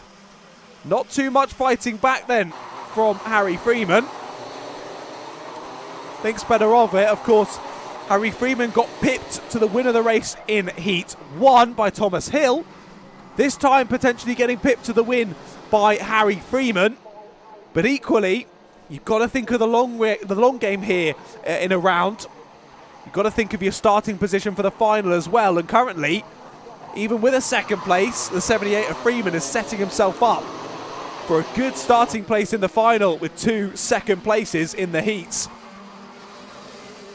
Because of course, he's got to think as well, it'll be Harry Freeman going up against Thomas Hill in the third heat of the day, when it's A versus C, and that's of course when Group B will be sitting out. So they'll actually have quite a long break between their heats and their final later on. There's a cheeky move. Is that Joel Dixon Cohen? Yes, it is. Joel Dixon Cohen through on Dominic Parabok, finally gets it done for 5th place. Parabok now under a bit of pressure from Oliver Meek and Callum Sims as well. Sims looking relatively feisty at the back of this train of 4. Both Sims and Meek have looked fast in this train, but just unable to find a way through. Now, I did say it's sort of Thompson versus Freeman at the front. Freeman hasn't really fought back, but Oliver Smith has taken the fastest lap of the race. He's less than a second behind Thompson in the lead, so still potential for a 3-way battle here. It's not done and dusted for Harry Freeman to secure himself another top 2 finish. Oliver Smith could still very much get involved with that scuffle and ruin the party a little bit for Freeman and Thompson. Although I do say that, his fastest lap was only 100 and 600 faster than the 2 drivers ahead. Goes even faster again though, does Oliver Smith. 47.4 compared to a 47.47 for Thompson and a 47.5 for Freeman. So Thompson is that little bit faster, Freeman trying to stick with him. Still about a quarter of a second between them, though. There's a move up at Christmas corner. Meek through on Parabok now, so Parabok continuing to just get ever so slightly shuffled down the order. Dominic still driving a very good race there on the number 11. Drops to 7th, now under pressure from Callum Sims, but luckily for Parabok, even if Sims gets through, there's then a further 2 seconds back to Harry Russell. So I think the lowest without an incident he can fall here is probably going to be P8. Will be still a very good finishing position for Parabok.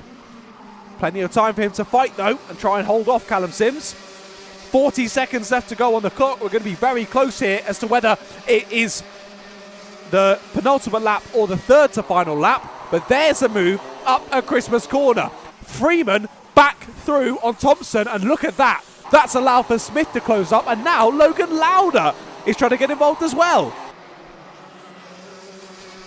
As here we go. Now I'm going to rub my hands together in the comms box. It's starting to kick off with about 10 seconds to go.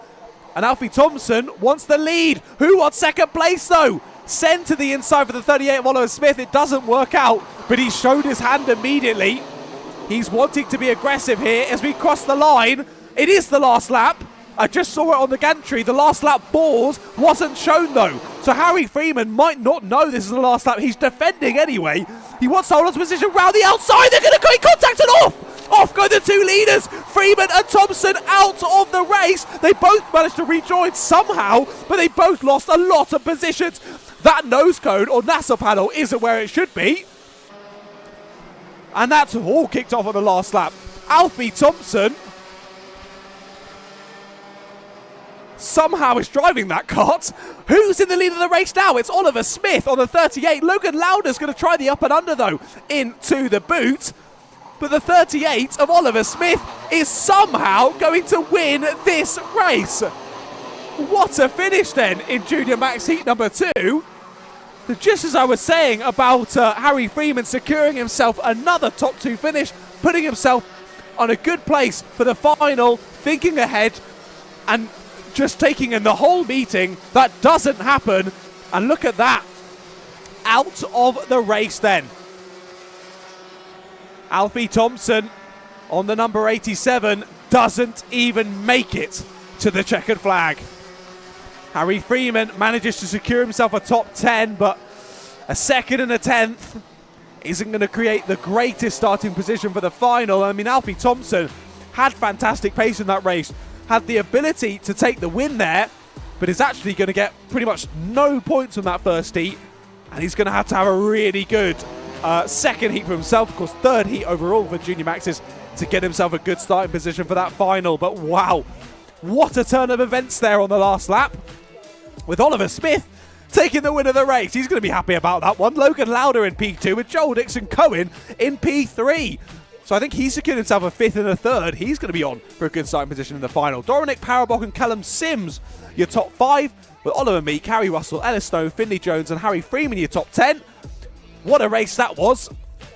That was a very exciting one to finish there. I'll see if I can quickly run you through the rest of the order. It was Harrison Bishop, Ben Morgan, Lucy Wilden, Daniel Gurney, Sonny Morgan, Daniel Adamatis, Noah Sales, Matthew So, Eddie Clur, Daniel Callahan, Josh Gora, Haya Griever, Gokul Nath, Autumn Hansford, Byron Scott Simmons, Lachlan Homer, and Jack Saunders, your finishes in that one. Alfie Thompson and Kosti Darov didn't make the checkered flag, but wow, quite the last lap there in the heat number 2 for Junior Max. So of course there's one heat left to go for our junior Rotaxes later on today. That will be Group A versus Group C. So anyone in Group B who we've already seen out twice won't be back until we get to the final later on today. But Junior Max Heat 2, done and dusted. I need a break. First heat of the day, this time for the senior Rotaxes.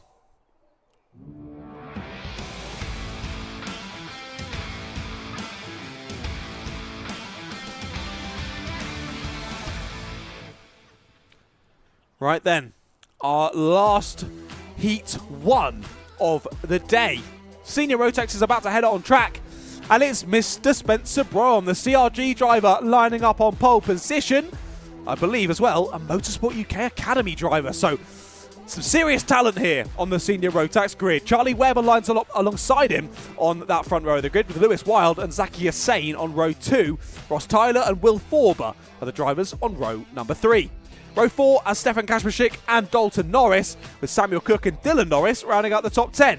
Vinny Hayes and Freddie Ingram are there on row number 6, with row 7 having Ronnie Bradley and Liam Thomas. And there's Mitchell Mulvey and Oliver Johnson on row 8, with George Hart and Molly Griffiths on row number 9. Mac McFarquhar, Lord Farquhar himself, is on row number 10, with Ollie Owen alongside him on that row 10, rounding out the top 20. Then it's Adriel Nagua and Jack Wilch on row 11, with William Young and JJ Hind, row number 12. Then it's Philip Tatum, Ryan Hedge, Jack Spencer, Asa Pinder, Bryce Madison and Matt Davey in top 30. Finalising the 31 karts on the grid, it's Mr. Ben Balloon. So 31, I think one of our biggest grids here, of course, apart from Junior Max, where we're splitting it into 3 groups. I think this senior Rotax grid of 31 drivers, the biggest of the day here for round 4 of the Whilton Mill Kart Club. And already the drivers heading round to finish this warm-up lap.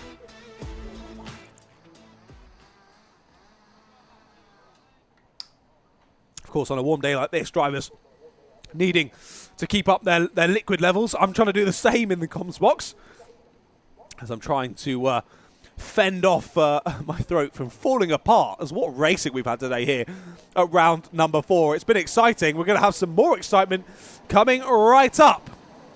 Senior Rotaxes head round the final corner. You can see there Charlie Webb just watching over to the side, watching Spencer Brown's race start.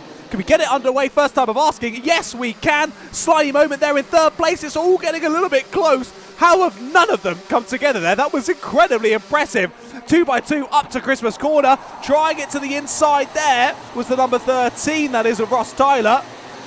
Doesn't quite make it work, and 2 drivers do come together in the background then. That would have been around Bryce Madison, Matt Davey, Ben Ballou sort of way, as 2 drivers are off in the background. 84 goes for a spin. That was Molly Griffiths, who found herself facing the wrong direction there off of the circuit. It looked as though potentially it was a teammate that came together with her. They were very similar looking karts. But I can't confirm such information. We'll see when they come round to finish this lap who was it that made the contact with her. But almost 1 minute down in this race and only 1 lap completed already. Half a second built out by Spencer Brougham. Changed to 2nd place up at Christmas corner though. Charlie Webb down the inside of Lewis Wild. Lewis on that Lando Norris kart. Losing a position though, sadly. And through they go into sector 2. Still the top 10 only split by about 3 seconds. And yeah, second to, I want to say that's about 7th place, all pretty much line astern. So Spencer Brougham able to build out a bit of a gap over Lewis Wild. But now Charlie Webb is in that leading seat. And Charlie Webb takes the fastest lap of the race. Don't forget, Charlie Webb had made an overtake on that last lap and still took the fastest lap. And it was about 2/10 quicker than Spencer Brougham. Spencer Brougham, I think, 2nd fastest, no, 3rd fastest out on track. Freddie Ingram is looking fast as well. We've got 2 drivers off on the exit of Boxing Day. The 27 of Johnson, that is, who goes off on the exit. Oliver Johnson, and was it potentially Ronnie Bradley involved as well? I just looked up quickly from the timing screen and suddenly we had drivers off left, right and centre there on the grass on the exit. But Charlie Webb trying to charge towards Spencer Brougham. He's still got a lot of time to put something together here. Now Spencer Brougham, and to be fair, all of the drivers around them have all picked up the pace through that 2nd lap. Charlie Webb still the fastest, but rather than being a good few tenths faster, this time only a few hundredths faster than the drivers around him. There's a move. There's Cook losing a couple of places. 66 of Samuel Cook loses out to Liam Thomas and Dylan Norris there. As through they both go. Relegate Samuel Cook into 12th place. 5 minutes on the timer still in this one. And we're just sort of in that more relaxed period in the race. We're waiting for Webb to catch Brougham here. It's slowly but surely coming true. As in behind, 4th place looks to be under threat. Here is the 13, tags the grass. Ross Tyler just getting that rear left tyre on the grass under braking there did a good job not to spin as he touched the grass, but loses the position to Zaki Hussein. Hussein through into 4th place. And now Ross Tyler under a bit of pressure from behind, but luckily for him, they're battling him behind as Forber forces the door open at Osiers. Kashmashik dropped to 7th place.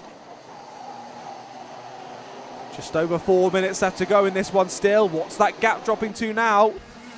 0.3 of a second. They did identical times on the last lap. I was going to say, I was waiting for timing to update for the gap to change, but it didn't change because they did identical times on that last lap. 46.32 from both leaders, but a 46.30 from Wild in 3rd, a 46.29 from Zaki Hussein in 4th. So the top 4, their lap times separated by 300ths on that last lap. I think that really shows the level of talent here in the senior Rotax grid. That was a late move to the inside. I couldn't quite spot who that was. Potentially Kashmashik and Forber going at it. They're still going at it into the boot though, so who's made it out in the front of that gaggle? It is the 77 of Liam Thomas, is it? It is, so Thomas is through on Dalton Norris to 9th place. That's the battle that we are watching through Osiers about half a lap or so ago. But this is from 9th place downwards pretty much. There's the 50 of Dylan Norris, the 55 of Mitchell Mulvey in behind him. And that's basically a gaggle down to like Macmuc Farquhar in 17th place now.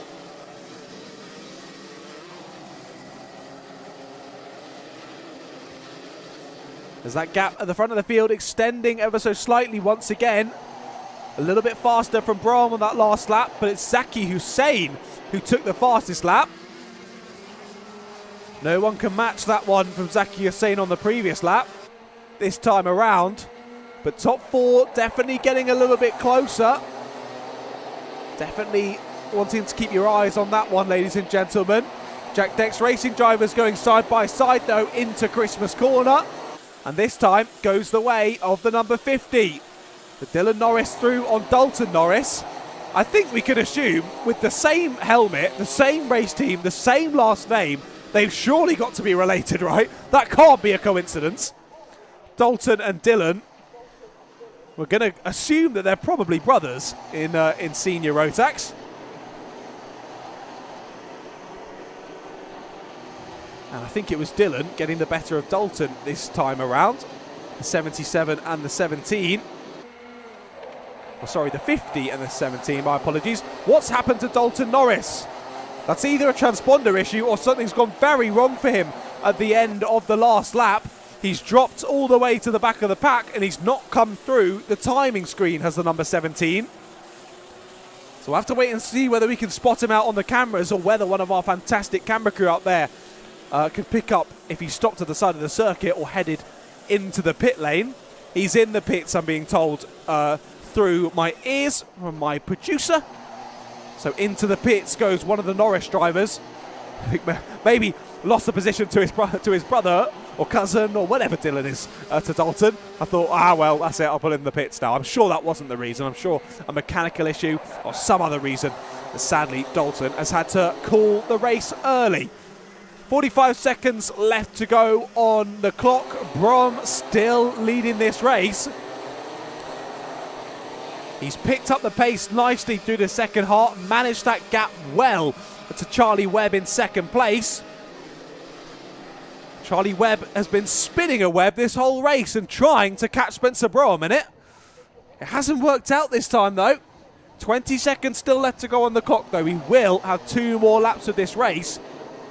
He took 0.15 out of the gap last lap. Takes another 0.06 out of it on that one. Lewis Wild in behind as well, getting a bit close with Zaki Hussein. But look at this.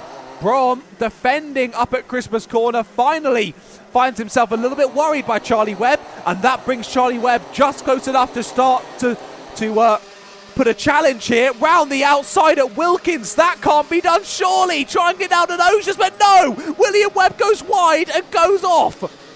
So William Webb round the outside. It was a bold move for the lead of the race in the Senior Rotax final, and it doesn't pay off. Webb just getting clipped on the rear left tyre by Spencer's, the front left tyre by Spencer's rear right tyre. It's just going to happen on an opening corner like that. Spencer was always going to fall wide, and it was a dangerous place to put yourself. And that is indeed what Charlie Webb found out. They're going to get too close. Up and over the front goes to 69, and that's going to be the end of the race for those two drivers as they get caught up together. Kashmashik is off with him as well. So two drivers from the sharp end of the order out on the last lap of the race. Zaki Hussain has got through on Lewis Wild.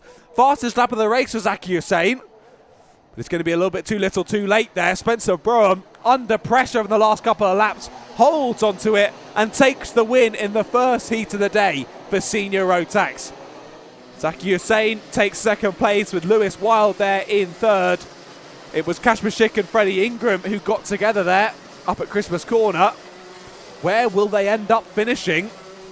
Will they end up finishing at all? Is another question. Both still dropping down the order. It doesn't look like either of them have been able to get underway, at least not particularly sharpish. There is the 44 on the lovely split screen provided by Alpha Live there. That's Kashmashik trying to continue, and that actually tells me a bit more of the story. So thank you for that, for showing that, Stuart, my fantastic producer. That tells me that it was Kashmashik who had the kart go up and over the front. So it was Ingram who went around the outside up at Christmas Corner. And as they closed up at Boxing Day, up and over the front went Freddie Ingram. Both of them do finish 26th and 27th. So it was Hussain and Wild, the rest of your top three. Ross Tyler and Charlie Webb, your top five. So Webb somehow managing to scrounge a top five after that incident on the last couple of laps. Will Forber, Liam Thomas, Dylan Norris, Samuel Cook and Finley Hayes, your top 10. Jack Spencer, Ronnie Bradley, Mahmoud Farquhar and George Hart, the top 14 there on your screen. Ben Ballou from 31st to 15th there. Great race through from Ben Ballou there. Followed by William Young, Adjil Nagua, Ryan Hedge, Mitchell Mulvey and Oliver Johnson, your top 20. Molly Griffiths, JJ Hind, Bryce Madison, Asa Pinder, Matt Davey, Stefan Kashmashik and Freddie Ingram there, your top 27. And then, of course, Dalton Norris, Jack Wilch and Ollie Owen. None of those drivers making it to the checkered flag, sadly, on that one. But Kashmashik and Ingram, it all getting a little bit too close to comfort there at the end of that race. Both drivers finding themselves off the circuit. They got very unlucky how they got caught together there. But these things happen. It all gets a little bit too close on the last lap. And you go from getting a large haul of points from that first race to really just a couple of points here or there. And that's going to make it even more challenging as they head into Heat 2 later on. And then, of course, those finishing positions get amalgamated together and average to give us the starting order for the finals later on this afternoon. Heat 1 of Senior Rotax done and dusted, then we won't see them back out until after the lunch break. We'll be moving on very swiftly to race 17 of the day. I'm just heading back to my schedule of what we're going on today. So yeah, 4 more races to come before we head to the lunch break. The first one of those will be the second time that we get to see the Water Swift Restricted and Rotax Micro split grid.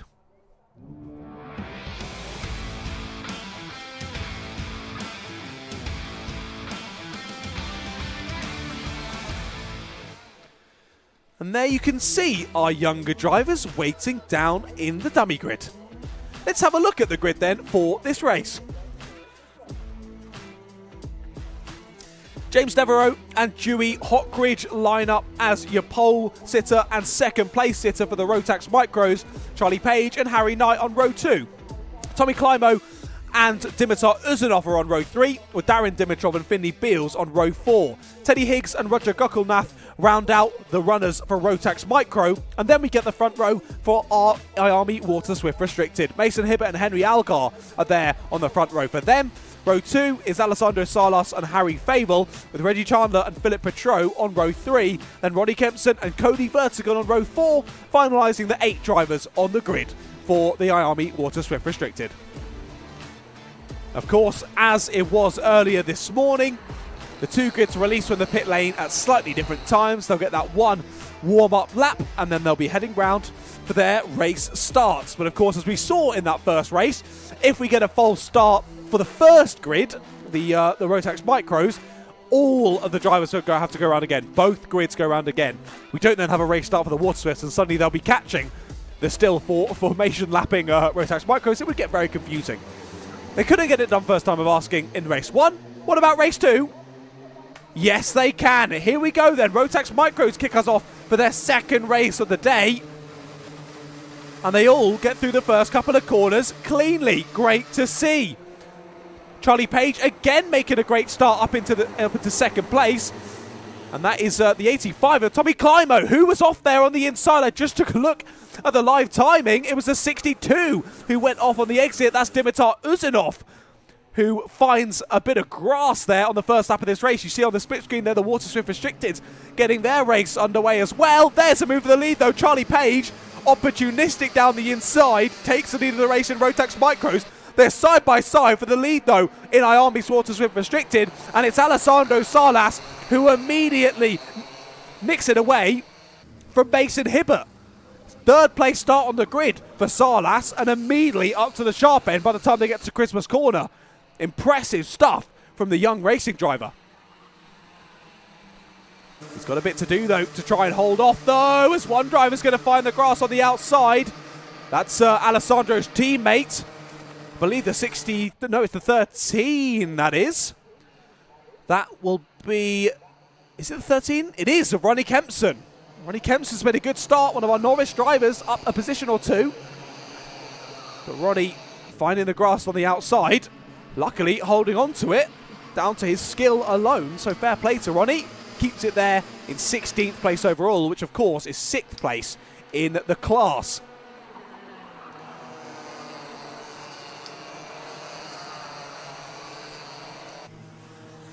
Still the WM play of Alessandro Salas holding on from Mason Hibbert. Of course, we believe it is Mason Hibbert's first round of the championship so far this year. So nothing really to worry about in terms of championship for Alessandro Salas. Of course, has that WM plate from last year, but his closest championship rival who's leading in the championship, not here today. So Alessandro has got a good opportunity to get some points together and press forward into the lead of the championship.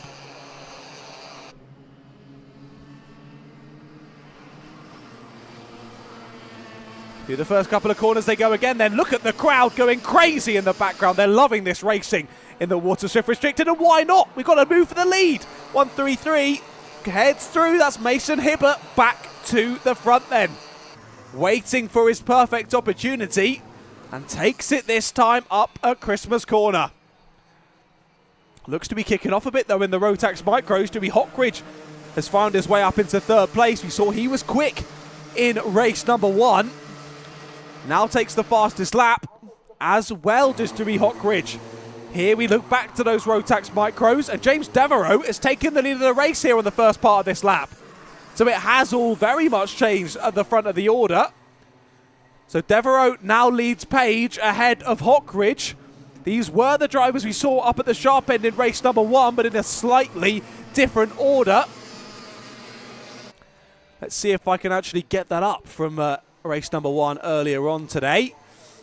It was Charlie Page who took the win, ahead of Tommy Climo, Harry Knight in 3rd, Devereaux in 4th, and Hockridge in 5th. I think it was Devereaux and Hockridge who came together late on in the race and dropped a few positions. But Devereaux, of course, started P1 in that one. Had to set up for P4. He started P1 in this one, immediately slipped down a couple of places, back to P1, but not for much longer. I spoke too soon. Good bit of defensive work there to keep it late, hang it around the outside there for Devereaux and hold on to the lead. But Charlie Page, on the second time, finally gets it done down the inside. I was waiting there for the cameraman. That was great, waiting for them to exit, and they just never seem to come. I guess we've gone from a senior Rotax race to this, so a little bit slower speeds there, expecting on the exit of the corner. But of course, a fantastic job being done by all of our camera crew out there on circuit. And usually I'll say I'm pretty happy to be in the comms box. To be fair, it's lovely weather out there today, so I'm actually a little bit jealous of the cameramen and women out there today, soaking up the little bit of sunshine. It is still a bit cloudy here at Whilton Mill, but at least it's not raining, as we have seen it raining sideways here many a time for a Whilton Mill Kart Club round. Top 3 still going at it here in Rotax Micros, and in behind, 4th, 5th and 6th getting pretty spicy as well. That was Finney Beals, Tommy Climo and Harry Knight chopping and changing. Here are the Water Swifts once again. Still Hibbert leading Sarlas for the moment. So Sarlas, after taking that early lead of the race, unable to find a way back through after Hibbert retook that position only a couple of laps ago. Just over 2.5 minutes left to go on the clock. And they're sort of as they were in the first race in the Water Swift Restricted. And I think almost the same. Bit of a wide moment there, and nearly opportunistic attempt there from Sarlas. I mean, the door opened, so why not go for it? Hibbert closes it as quickly as he left it open, though. And Sarlas unable to make the most of that one, but impressive stuff. Well read from Alessandro there, just seeing the mistake from Hibbert and trying to take full advantage from it. Just couldn't quite this time, but hey, you know, if that opportunity opens up again, Alessandro Sarlas will be right there, ready to pick up the pieces. Here we look back to the Rotax Micros once more. Still Charlie Page at the sharp end of the order. I believe, if I remember correctly from earlier, Charlie Page second in the standings. And if I could find it, Charlie Page leader in the standings. And what a day it's been for him so far. He's trying to get a perfect day, but the drivers around him not making it easy. Dewey Hawkridge has got through on James Devereaux for second place, and now Dewey Hawkridge of Coles Racing pressuring Charlie Page for the lead of the race. Can't quite find a way through down at Ashby this time. It's a little bit wide for Charlie Page, though, as he wrestles his kart back onto the racing line and holds on to the lead for now anyway. Charlie Page, your winner from race 1, as I mentioned, championship leader, so putting more points on the board for his championship charge in 2024 is the number 33. And he's doing a good job of it here in heat number 2 as well. Round they come to start a new lap. As that was an interesting one. Was that a plus 5 second penalty for Finley Beals to be applied at the end of the race? I've got a contact warning on my screen for Finley Beals, but I did see on that board 20 plus 5. There's not a driver with the number 5 in this one, so I feel like I have to assume that that's what that is. But not one I've seen before on the gantry. There it is again, 20 plus 5 seconds. So yeah, I do believe it is a 5 second penalty then applied at the end of the race for Finley Beals. And with the field so close together here in the Rotax Micros, that really is going to be quite the issue for Finley Beals. 5 seconds will drop him to 6th place at the moment. They're battling for the lead, though, in Water Swift Restricted. We're on the last lap. Well, no, they're currently on the second to last lap of the race. That was a bit too close to comfort there, as Hibbert moved to the right there to reopen that left-hander. Didn't realise that Alessandro Sarlas had already put himself there. And we've seen that happen a couple of times already today, putting yourself in that dangerous blind spot for the driver ahead of you. And luckily, they came to blows there, but luckily both making it out of the corner. I think that did lose a bit of momentum, though, for Sarlas. And that means Hibbert got back through on the last lap. I didn't realise Sarlas had actually overtaken on the previous lap. This is the last lap, though, for our Rotax Micros. Charlie Page has had a great final lap to clear off from these two. And now it's Hawkridge defending from Devereaux. So he's got back through on Devereaux. Charlie Page will continue his perfect day. Takes win number 2 from heat number 2. Hawkridge holds on to second place ahead of James Devereaux. It's a good fight back there on the second to last lap there from Devereaux. Has to settle for P3 though, but a P4 and a P3, not a bad showing from your pole sitter in those couple of races. Vinny Beals gets 4th place on the road, but of course with that plus 5 second penalty, not something we often see here at the Whilton Mill Kart Club. That's going to drop him down the order somewhat. I think it will be to P6. So Harry Knight and Tommy Climo will both get bumped up to P4 and P5 respectively, with Dimitar Uzunov, Darren Dimitov, Teddy Higgs and Roger Gokulnath, your 10 drivers who finish in the Water Swift Restricted. Mason Hibbert, who does take the win in the... I think I said Water Swift Restricted for the last 10. That was the Rotax Micros in the top 10 in that one. Mason Hibbert takes the win in Water Swift Restricted, with Alessandro Salas again having to settle for second place. Henry Algar gets third. So that's the same as it was in heat number 1. And then it's a bit of a change up in behind that. Philip Petru gets 4th place, with Reggie Chandler in 5th. Harry Favel in 6th place.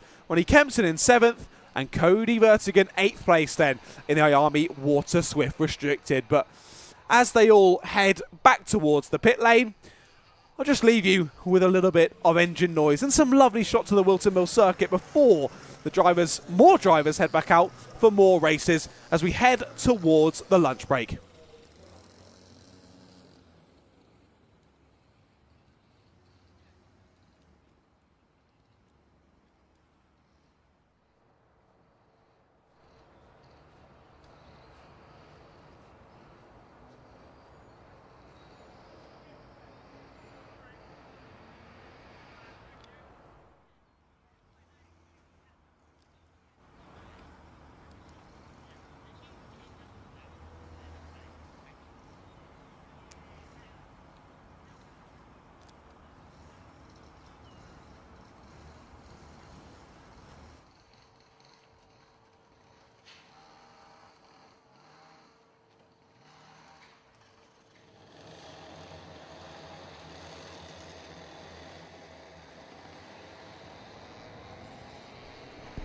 Out on circuit then come our next group of drivers. Let's go to the grid.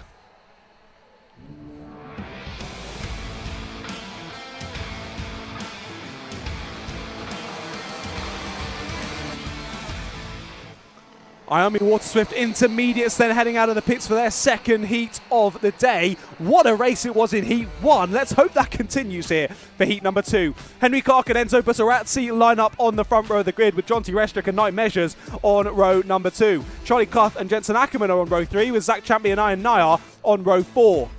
Joseph Davies and Simeon Stone round out the top 10, with Millen Tomlinson and Alfie Taylor in behind them. And then it's Orion Meta, Henry Johnson and Harry Davison, your 15 karts on the grid for this race.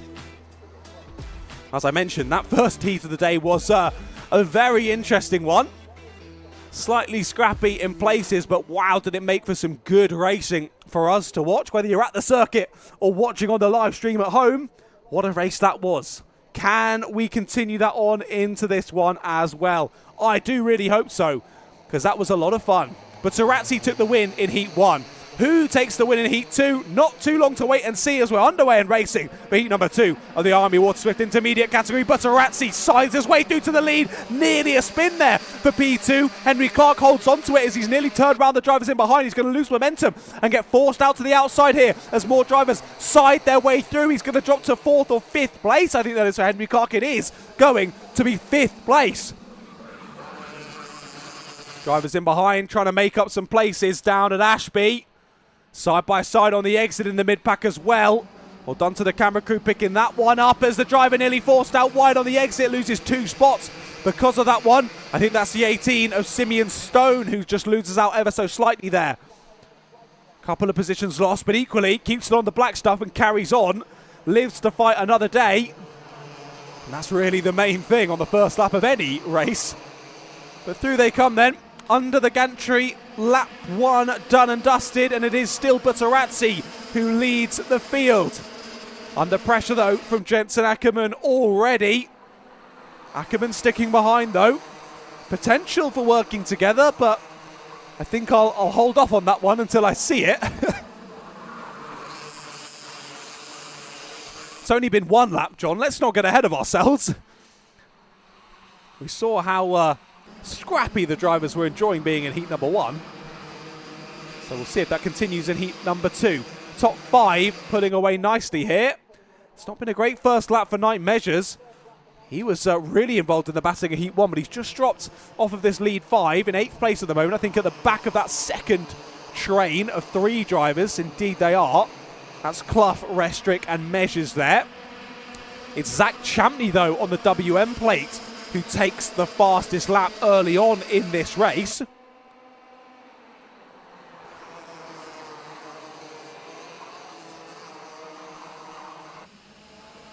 And he's pressing on towards these top 2. I say that though, Iron Naya and Henry Clark certainly aren't being dropped. Of course, Iron Naya is a driver to add into the mix, involved in an early incident in Heat 1 that dropped them out of contention. They never were really able to get back involved. Just as I say that, through goes the 82 of Henry Clark.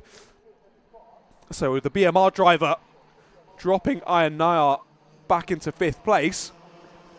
But Iron still right on the back of this train, so as long as Iron can just hold on and stick with them, still got a chance of a very good result in this race.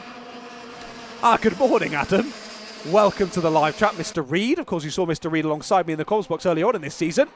Hopefully we'll see him again later on this season as well, but I hope you're having a lovely day, Mr. Adam Reed. There's a move up at Christmas Corner. 82 down the insides, that's Henry Clark making up more positions, and Henry Clark got the fastest lap on the last lap of the race. Don't forget, that was while he was making an overtake as well. So Henry Clark is pushing on very nicely in this race. Already, after overtaking Zach Champney for 3rd, is all over the back of Enzo Butterazzi for 2nd place. Jensen Ackerman's got through while I was looking away there for the moment. So Ackerman's in the lead of the race now, and it's Butterazzi in 2nd, who is under pressure from Zach Champney. I say Zach Champney, sorry, it's Henry Clark. There's so many drivers involved in this battle, I'm struggling to keep up. 4.5 minutes left to go in this race. And Jensen Ackerman's doing a good job at the front of the field. Now he's got a little bit clear. That's the 67 of Jonty Restrick. Has cleared Measures and Clough then. Now through on Iron Naya for 5th place. And now is the driver leading that charge towards this top 4. Iron Naya was unable to hold on to the back of the leading pack. He's just slipping back into the clutches of the drivers in behind. Restrick through already. Measures and Clough not far behind as well. This is exactly what Jensen Ackerman needed to do. He's through and building that gap nicely. But maybe not quite fast enough. Maybe not at all, as Enzo Butterazzi sets another fastest lap of the race, 50.79. That was a good 0.08 quicker than Ackerman on the last lap, which I know doesn't sound like much, but this top 4 split by 0.66 seconds. So there's nothing in it between these top 4 drivers, and still over 3 minutes left to go. Impressive driving from all 4 setting personal bests on the last lap, all 4 dropping below the 51-second mark. Only the top 5 have done that or the top 6 have done that in the entire race. So they're sort of working together, even if they don't mean to, they're working together nicely here, putting down some good pace and pressing on together very, very nicely. Here comes the 82 of Henry Clark, though. Oh, I was going to say he doesn't need another invitation, but he clearly does. Thinks better of it up at Christmas Corner. He had a great exit off of Oblivion and Fine Lady. There's his move, though, down into Ashby. Not far enough alongside, though. Now does the switchback. Great move from Henry Clark, but they're going to be 3x3 on the exit. The WM player, Zach Champney, says, thank you very much, I'll take that. And somehow, Butterazzi keeps the grip around the outside, holds on to 2nd place. Clark back down the inside of Champney. So if you were watching the live timing there, you wouldn't have thought anything had happened. But as you could tell on the live stream, it very much did. Clark through on Butterazzi, Butterazzi back through, Champney then through on Clark, Clark back through once again. Less than 2 minutes on the clock now.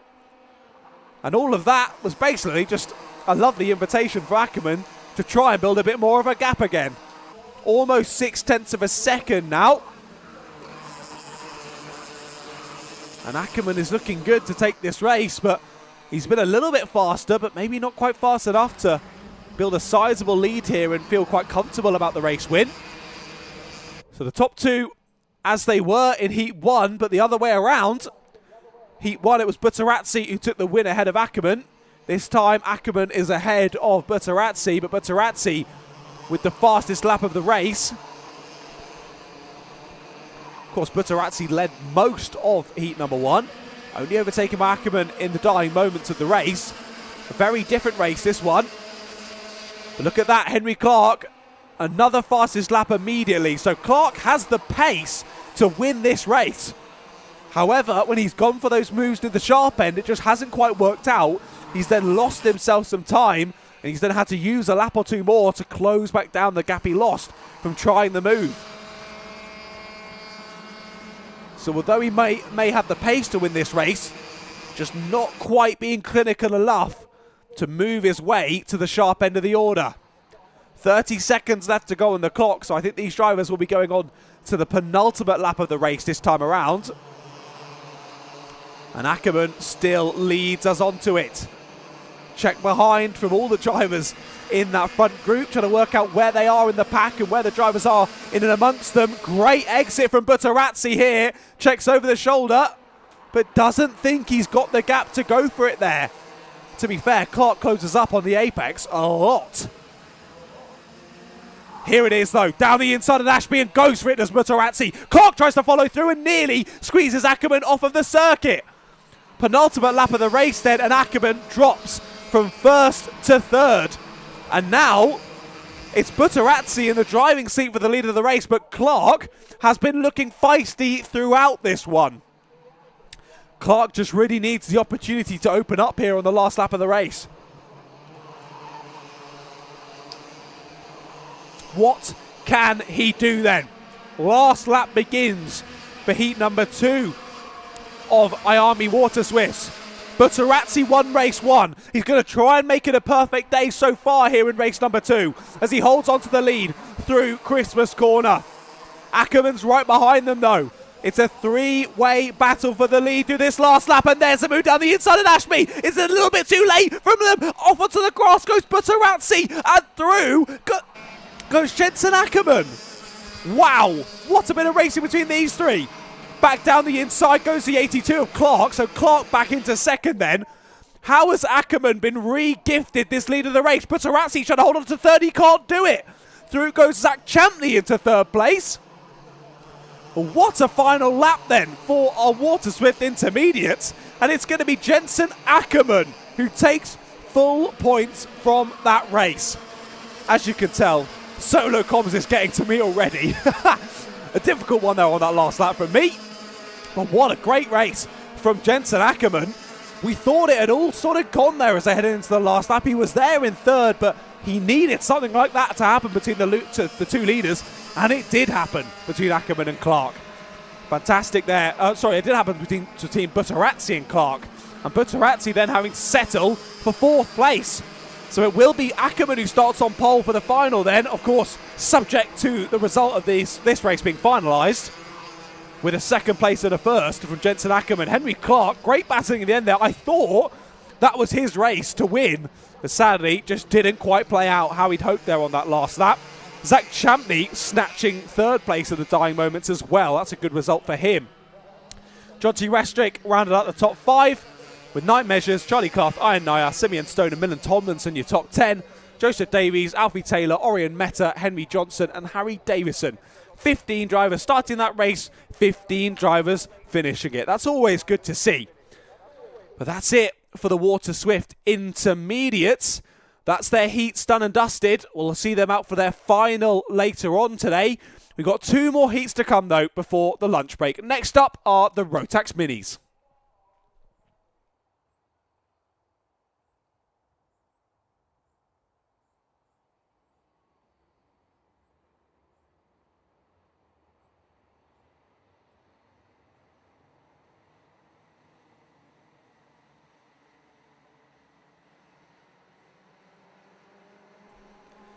Here they go then, out on circuit for the Rotax Minis. As I mentioned, only 2 more heats to come before the lunch break. We'll start off with the Rotax Minis, and then the final heat of the day for the Junior Rotaxes. That'll be their A versus C.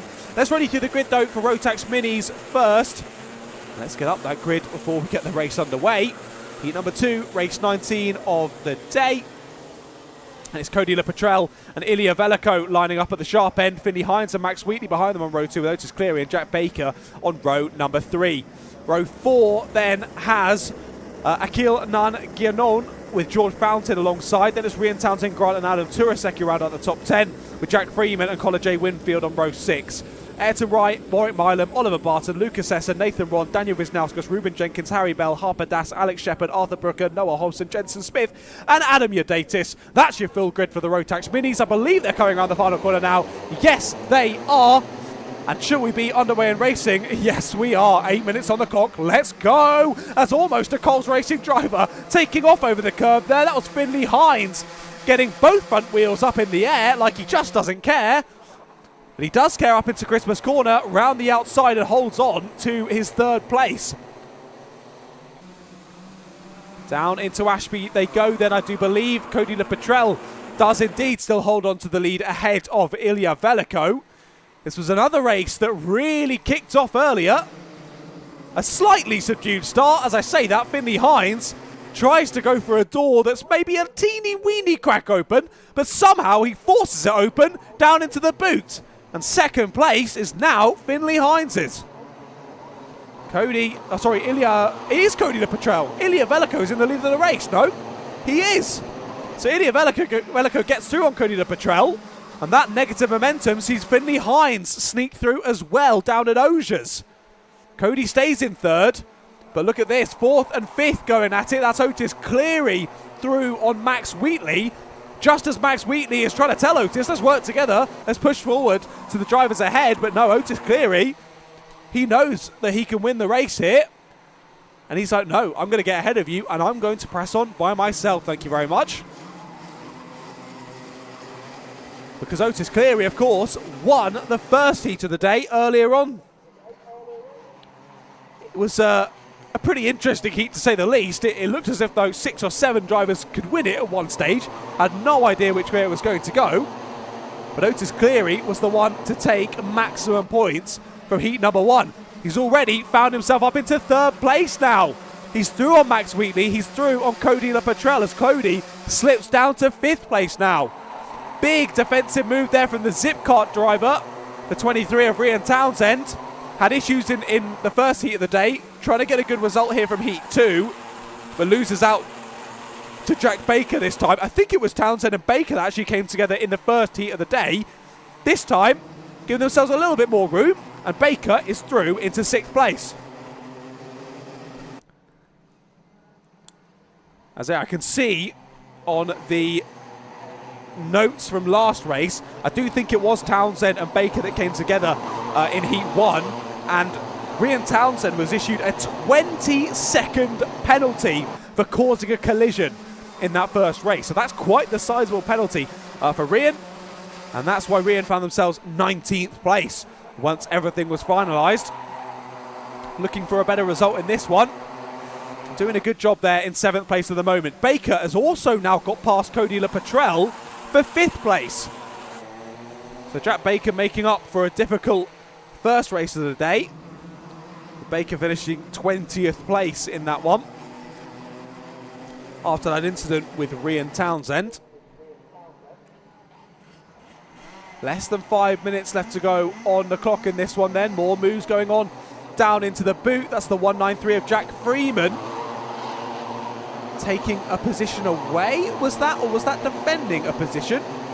It was on the 34 of George Fountain.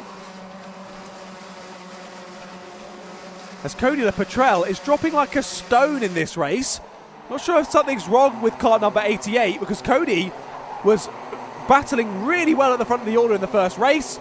Got 2nd place by the checkered flag, but this race just doesn't have any pace. Since losing that lead earlier on, has just been slipping further and further back, has the number 88. Is a whole second slower per lap than the drivers around him. So something is definitely wrong with Cody's kart.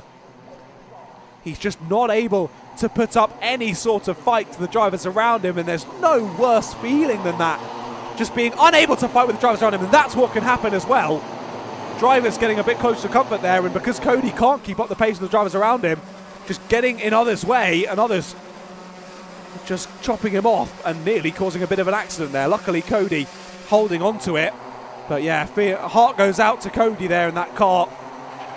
It just feels awful being stuck and not being able to do anything about it. Harry Bell on the 39, though, has just got himself a mechanical flag as, oh dear, there's a spin up at Christmas Corner. That's the 18 of Ayrton Rye from 13th place. Gutted to see the Rye House extraordinaire dropping to the back of the field then, but as I say, the 39 of Harry Bell from 18th place. Mechanical flag for him. He'll need to come into the pits next time of asking. Sadly, won't get any points from this second heat of the day. Otis Cleary now with the fastest lap of the race, 49.90. I say that though, Ilya Veliko's time is only half a tenth slower, and he did that on the last lap. Pulled out a little bit more of a gap actually on Otis Cleary, and Otis needs to worry about Finley Hines and Max Wheatley in behind as well. Speak of the Devils, here they are on your screen now. Max Wheatley trying to apply the pressure to Finley Hines. Down into the boot they go once again then. This has certainly been a little bit more of a subdued race than race one. It's still been a very exciting race, but that race one, I could have done another one of those. Oh my goodness. Absolute insanity and chaos across the field. Drivers have been nice and respectful though in this one as we head into the afternoon. We've just ticked over midday here in England. Harry Bell again seeing the mechanical flag, so clearly hasn't come in. I think you get to see it 3 times and then it becomes a black flag and you're pretty much instantly disqualified from the race, so not ideal. Hello to Michael Burke in the chat, 8 p.m. here in Bathurst, Australia. Great to see that you're watching the Whilton Mill Kart Club out in Australia. I think we see you in the chat quite a lot, don't we, Michael? So great to see you supporting Alpha Live and enjoying watching the racing here from Northamptonshire. I imagine slightly different weather to out in Bathurst, Michael. But equally, it is your winter there, so maybe it's about the same, probably. I mean, because I know all of my family live out in Australia, so you speak to them and they're like, oh, it's winter, it's freezing, it's 22 degrees. You're like, what? That's summer, that's our summer. We literally have the same temperature right now, but we're calling it summer and you're calling it winter. So you guys have it quite nice, although equally when it gets into the 40s, that's a little bit much for me. I think the drivers will be pretty happy it's not too hot here today in the June summer months.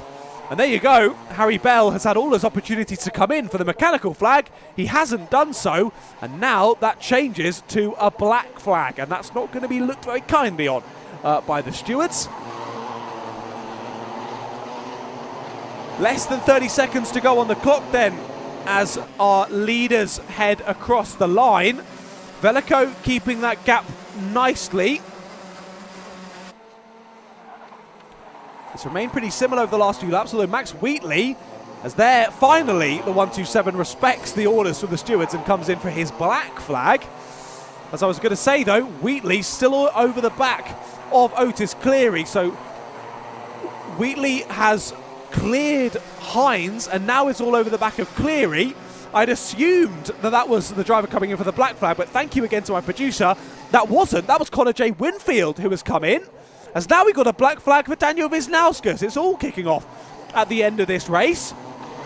So that wasn't. So Connor J. Winfield has come in for a totally separate reason. So sad to see Connor out of this race on the penultimate lap.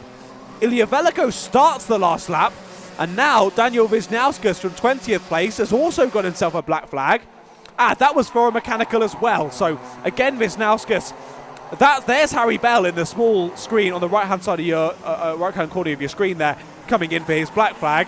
Wisnauskas also had a mechanical flag that's now turned to a black flag. So drivers needing to watch the Digi flag a little bit more clearly here in the Rotax Minis.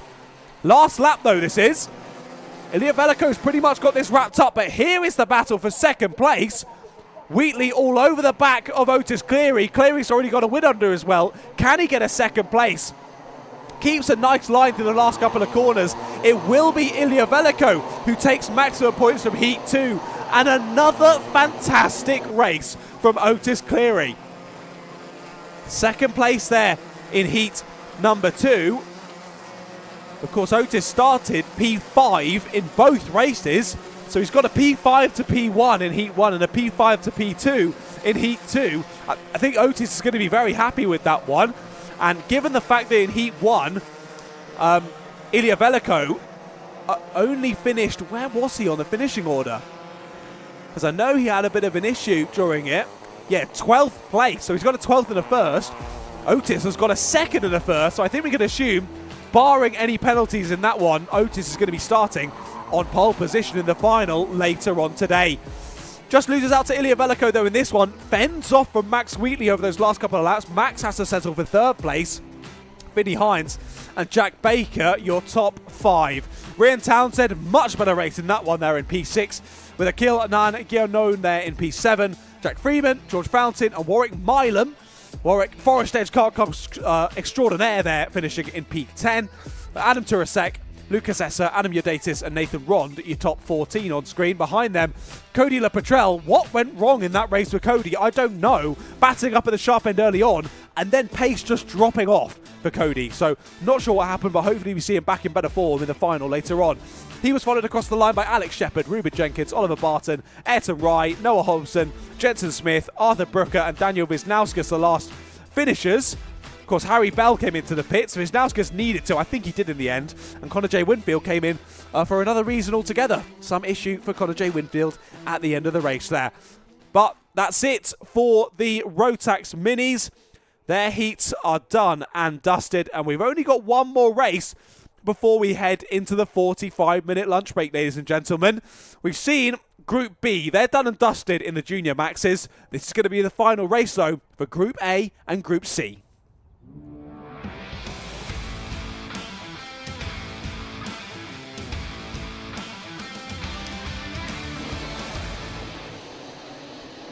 And as if by magic, out on the track they go then.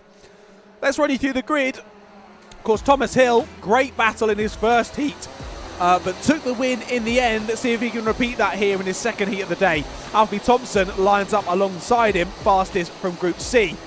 Jack Baker and Oliver Smith are on row 2, with Ollie Auto and Oliver Meek on row number 3. Aidan Large, Callum Sims, Harry Holland and Ben Morgan round out the top 10, with William Webb and Ellis Snow on row 6. Row 7 has Jonas Yadazauskas and Harrison Bishop, followed by Dexter Collins, Lucy Wheeldon, DeShaun Bennett and Daniel Callahan.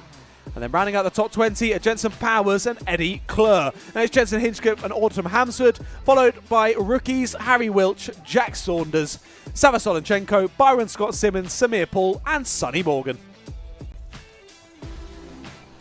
So last race of the day before we get into the lunch break, ladies and gentlemen. Of course, on my scheduled in for 45 minutes of lunch, but I think we're going to get to lunch a little bit earlier.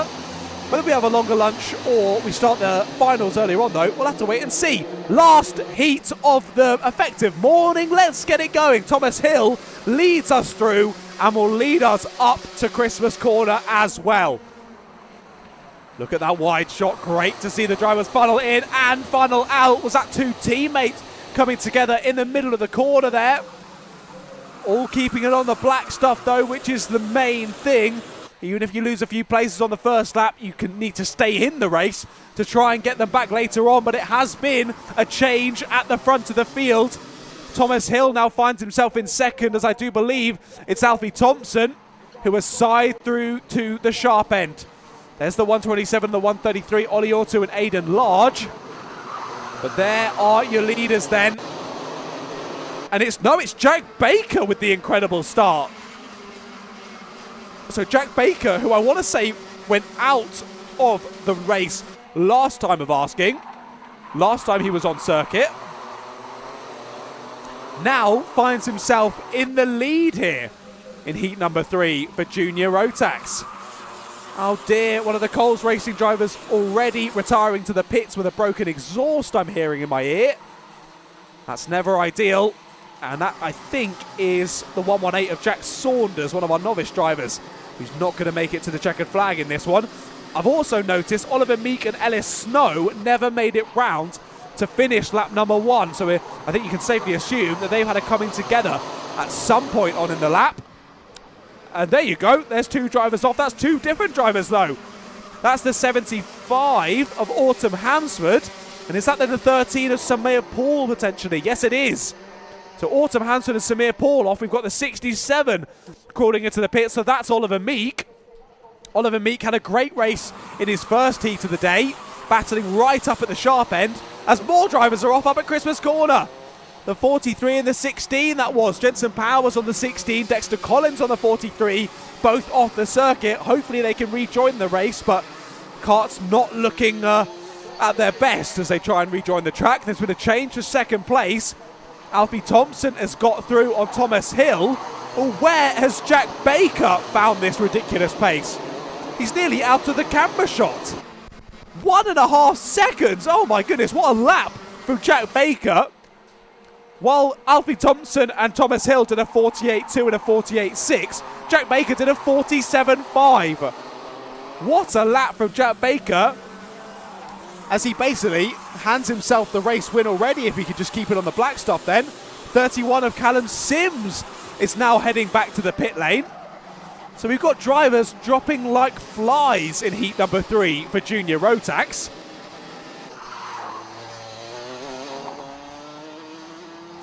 It's all kicked off. We've still got over 5 minutes left to go in this race.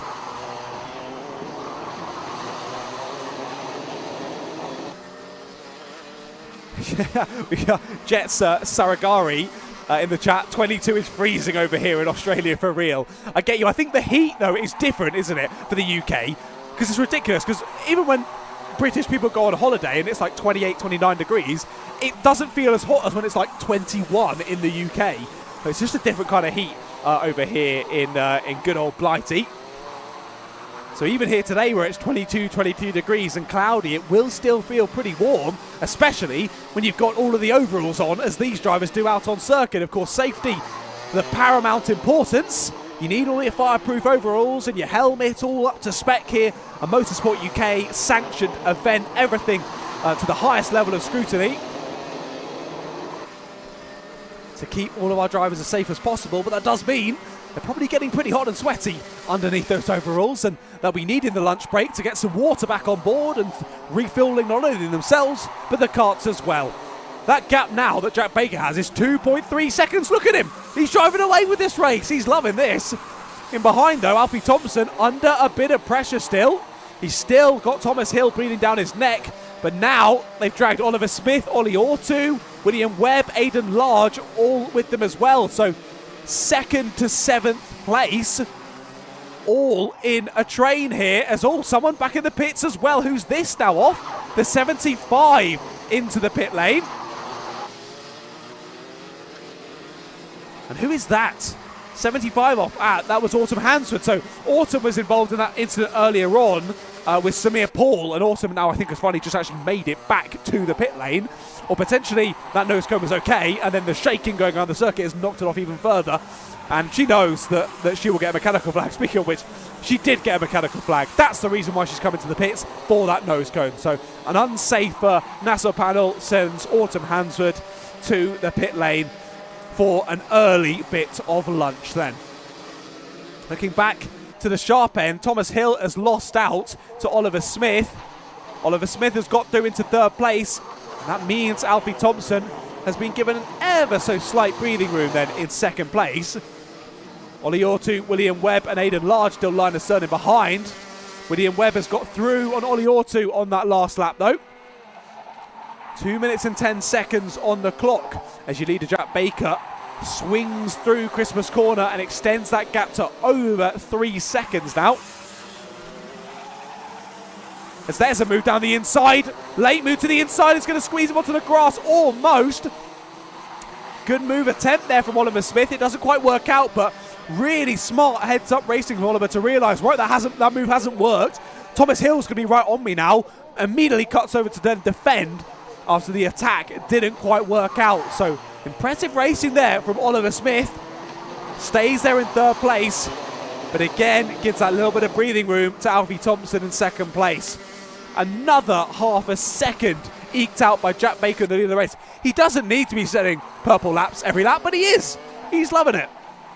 And why not if you've got the pace? Only problem is if you then chuck it off because you're trying to push through even more lap time.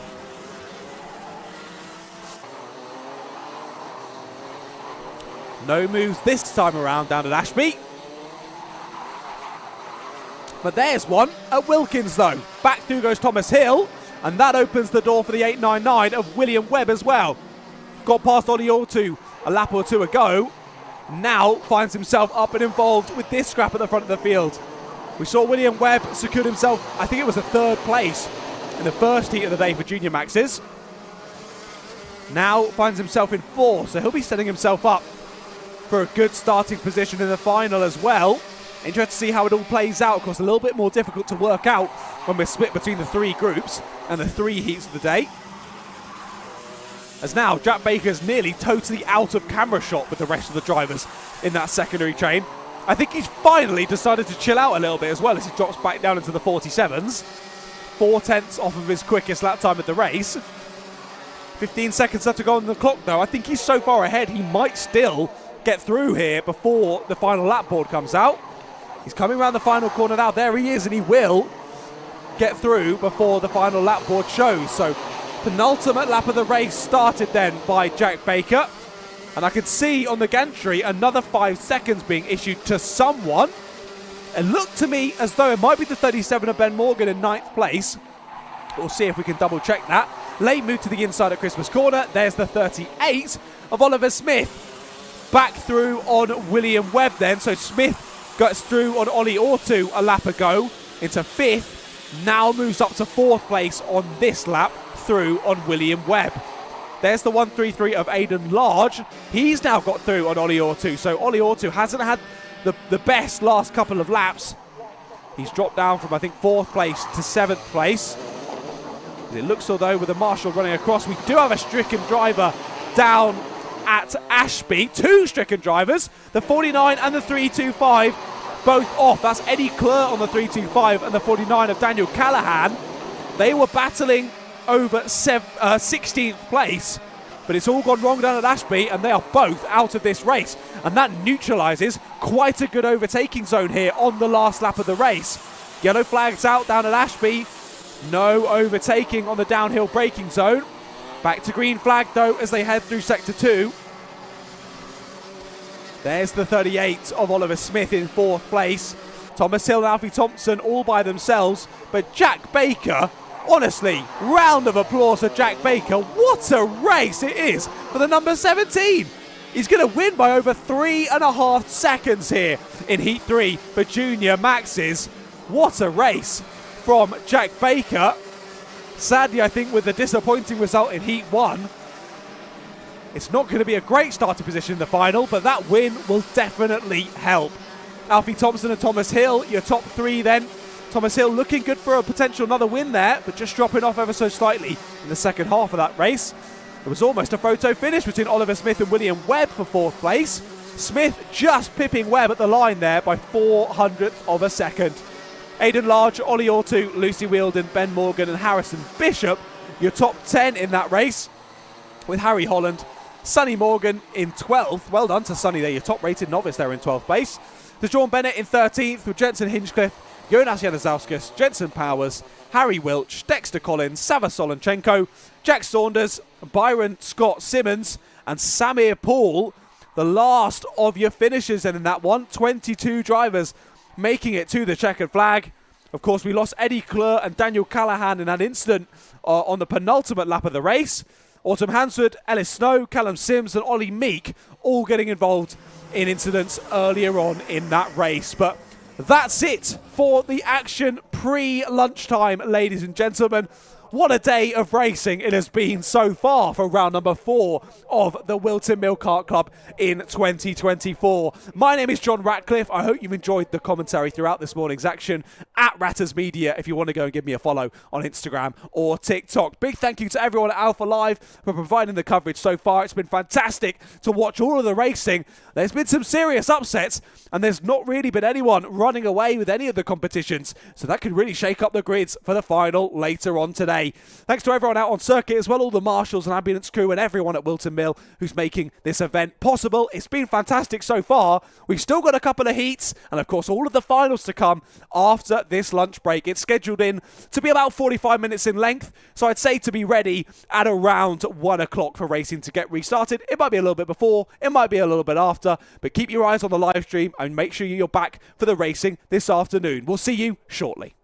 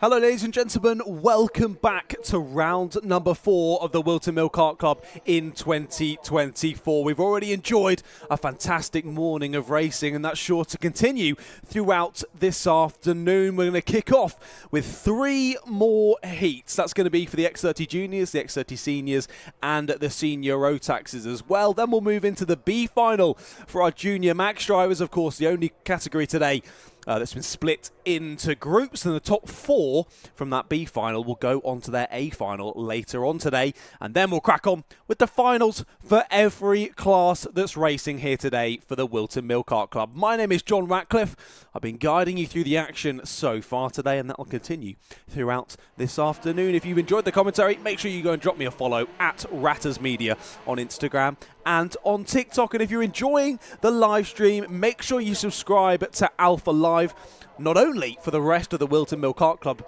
season in 2024, but also for lots of other events as well. This weekend is a decently busy one for Alpha Live. Currently, we've got 3 live streams going on at the same time. Of course, this one from Whilton Mill. We've got UKC from Warden Law as well. And then the 750 Motor Club for some car racing out at Snetterton as well. All live right now. But make sure you stick around here at the Whilton Mill Kart Club because this is going to be some epic racing this afternoon. And then you can go back and watch all those other streams at your leisure whenever you fancy it. Lots happening on Alpha Live, as I say. Make sure you drop a subscribe on the YouTube channel and you like in this stream as well so it gets shared out to as many people as possible, because we need loads of eyes on the Whilton Mill Kart Club, because what an event, what a series it is, and fantastic to see so many drivers involved. I think it was 187 entries when I last checked, ready for the weekend. Loads of drivers involved, and we often see around the 200 mark. So, huge level of entries to Whilton Mill Kart Club. Provides some great racing for the guys on track and for us to watch at home. But first out on circuit then, it's going to be heat number 2 for Junior X30s. Let's run you through the grid for race number 13 of the weekend. Mayan Patel lines up on pole position with Macaulay Guy alongside on that front row. Rocco Shenton and Sebastian Chew on row number 2, with Monty Brathwaite and Leith Khan there on row 3. Row 4 then has Jack Mower and Charlie Myers, with Joshua Byrne and Finley Allen rounding out the top 10.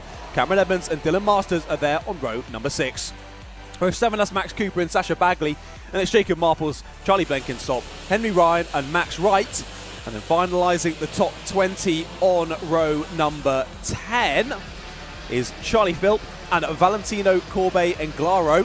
They're followed by Harry Khalil, Noah Goodfellow, Isabel Banks, Caden Barnett, and then Ellis Pullen Memin on that last row of the grid, all by themselves. 25 karts out for this race once again. Heat number 1, of course, won by Mayan Patel. It was a lights to flag finish for Mayan. And don't forget as well, two rolling up laps for the X30 classes. So they get to have another lap to try and get those tyres nice and warm. What a shot there from our camera crew out on circuit at the moment. Great to see the karts flying through the shots as they get round to start this first race of the official afternoon post-lunch break races anyway. So they'll line up 2 by 2. They'll start to get it slowed down. You can see there, a bit of weaving there from the second row of the grid. That being Sebastian Dew. Sebastian was getting involved with plenty of battles in the first race, but it didn't quite work out for him, finishing P11. What can you do in this second heat of the day? Lights out. We're underway and racing for 8 minutes plus 1 lap once again. Heat number 2 in Junior X30 is a go. And although we got one driver getting pretty wide there on the exit curb, it looks as though they're all making it through cleanly. As I say that, good hold of that spin there. Nearly ended up in a half spin, but they managed to catch it. And they live to fight another day then. A few positions lost though for that driver. A little bit slidey there for the 22. That's Charlie Myers. Having that rear end try and snap around on him through Wilkins. Holds it together though. Is that the move for the lead? Yes, it is. Late move to the inside there. Is that Rocco Shenton going to the front of the field? I do think it is, you know. The 86 through on Mayan Patel. So already on the first lap of this race, someone has done what no one could do in heat number 1. Get past Mayan Patel. Move for third place as well. There goes Macaulay Guy. back to P3. We saw that on the first lap of Heat 1 as well. Macaulay Guy just dropping a couple of positions, but then fighting back through and getting some good results. Good to see Macaulay back up into the top 3 then, after he gets back through on Monty Brathwaite, one of the Tim Wilson Motorsport drivers, finding the green stuff on the outside, and as they try and rejoin, nearly collecting one of their teammates. It was down near the lower end of the top 10, that battle that's carrying on. As we come round the final corner to finish lap number 2. Love that shot flying through the first corner. See how on the edge of grip all of the drivers are as they side their way through. Oblivion and Crook. Late dive to the inside there at Christmas corner for the number 22. Charlie Myers just a little bit too late to make the most of the overspeed that he had there up into Christmas corner. That's to sit back once again, does Charlie, and rethink his attempt at that change of position.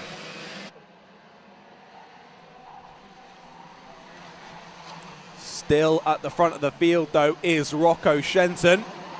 Mayan Patel, fastest lap of the race on the last lap, gets a good exit off of the final corner, is there on the right-hand side, but Rocco Shenton doesn't see him. And luckily, Mayan's able to pull out of that attempt early on, but has a good run up to Christmas corner once more. Doesn't go for it this time, but that tiny bit of time lost for the front 2 has allowed for Macaulay Guy and Monty Brathwaite to close back up once more. Macaulay Guy actually snatching the fastest lap on the last lap, both Macaulay and Monty down into the 46s. That's all very wide moment for Monty Brathwaite. Opens the opportunity for the driver in behind. Or was that Laith Khan skipping through potentially? No, Laith Khan still sat there and behind, not able to make the most of that one. It's Macaulay Guy. Has Macaulay Guy got past on Mayan Patel? He has. Macaulay Guy's made the move on Mayan Patel. So I was so busy watching the wide moment. It was Mayan Patel who had gone wide on the number 20. Getting the 2 Birol ART carts a little bit confused. Laith Khan still trying it on Monty Brathwaite. Not able to get through this time, but in the background, Sebastian Dew does get past Jack Mowat up at Christmas corner. We saw good pace from Sebastian Dew in race number 1 in the Junior X30s earlier on today. Just not able to finalise a few moves in that one, and maybe didn't quite get as many positions as he would have liked in that one. But he's on for a good result so far in this one, making moves up into the top 6 now. These two nice and close, having a good battle as well as they come round the last corner. That's the battle for 9th place. That's Joshua Byrne ahead of Dylan Masters as they come through across the start-finish line to start yet another lap of this race. On to lap number 6 they go. Move on for the number 27. Not quite able to squeeze through though. That's Max Cooper and Charlie Blenkinsop, that is. 13th place, that battle. And 2nd and 3rd out of the novices respectively for those two. Jacob Marples, who's just ahead of them on circuit in the number 28. The top-rated novice for the moment. And they've also got Cameron Edmonds breathing down their neck as well.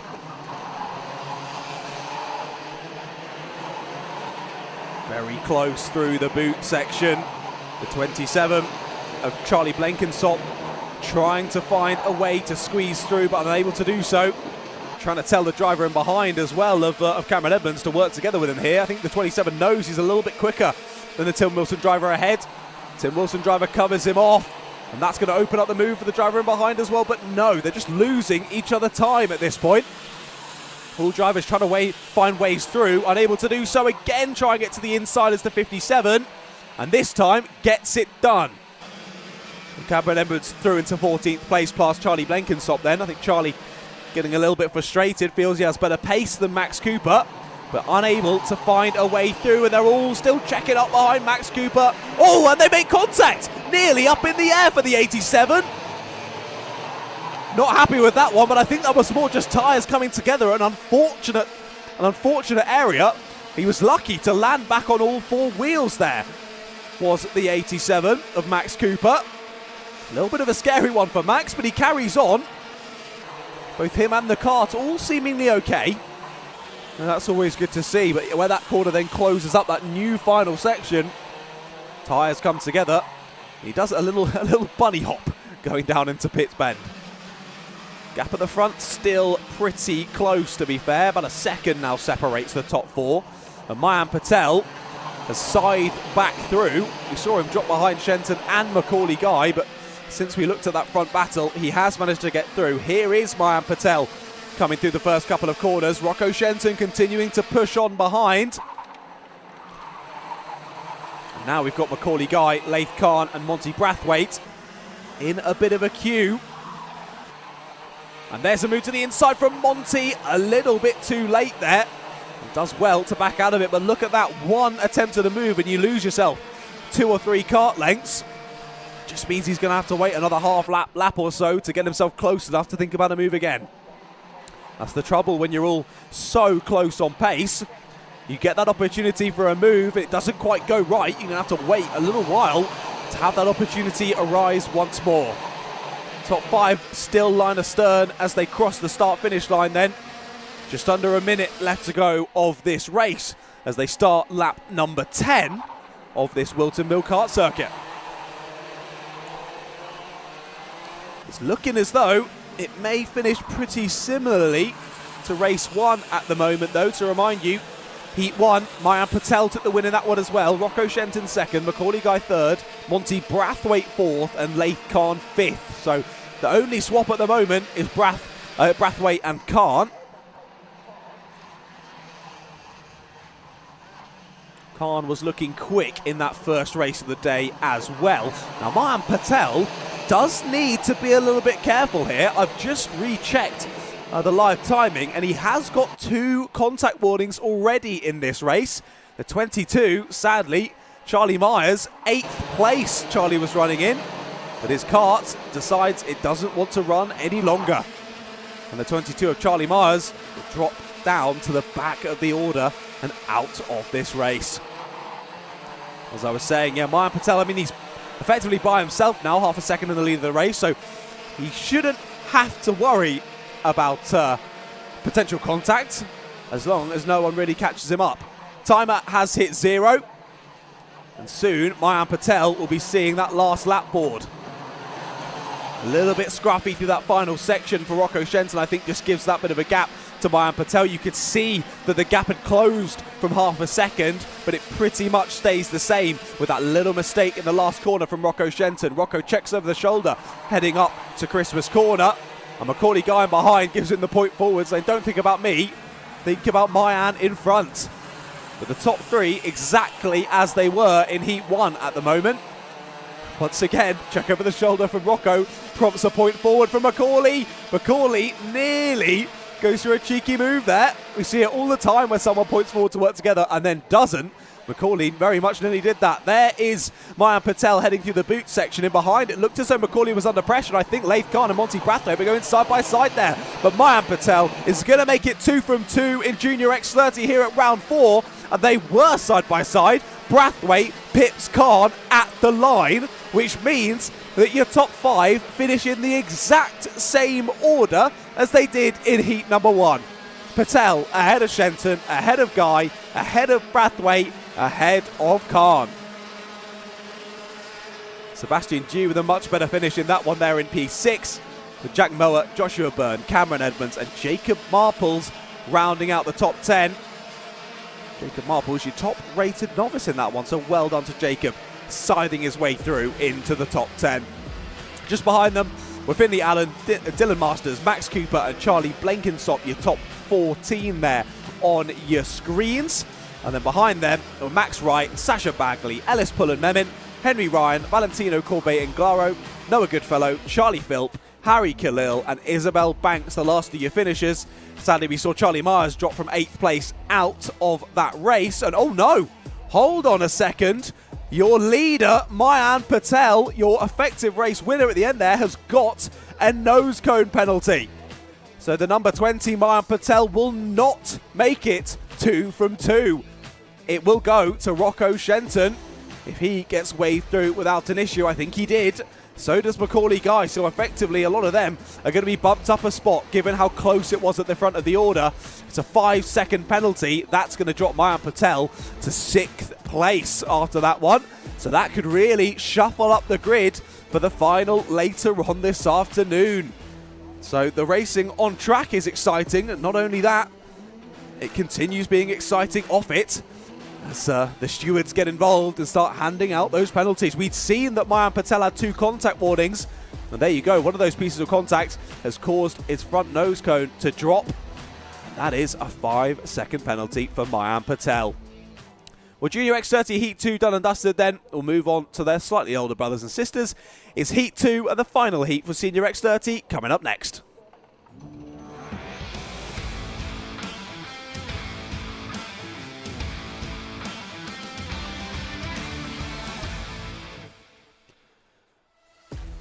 Well, as we wait for them to exit the pit lane, let's have a look at the grid then for Heat 2 for Senior X30. Harry Maynard starts ahead of Henry Gregory. Henry Gregory basically led lights to flag in that one, pipped Harry Maynard to the lead early on and drove away with it in Heat 1. But can he do that here in Heat number 2? We'll have to wait and see. Morgan Hill and Keon Leon Gamiao are on row 2, with Josh Palferman and Rylan Eckberg on row number 3. Row 4 has Jaden Gregg and Jensen Buckingham, with Josh Jones and Archie Heron rounding out the top 10. Then it's Macy Hitter and Jack Cox there on row number 6. Row 7 has Jensen Pugh and Micah Taylor. Then Alfie Richards, Daniel Archer, Oliver Harris and Ollie Cook line up just behind them.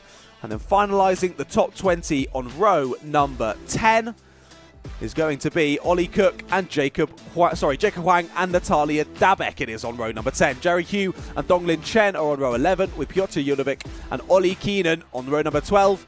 Then finalising the 25 kart grid is Miss Katie Ashman.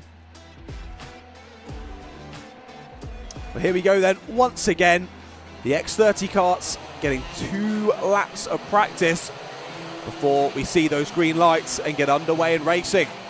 Let's have a look back to heat number 1. As I mentioned, a fantastic win from Henry Gregory, trying to lead the championship at the end of round number 4.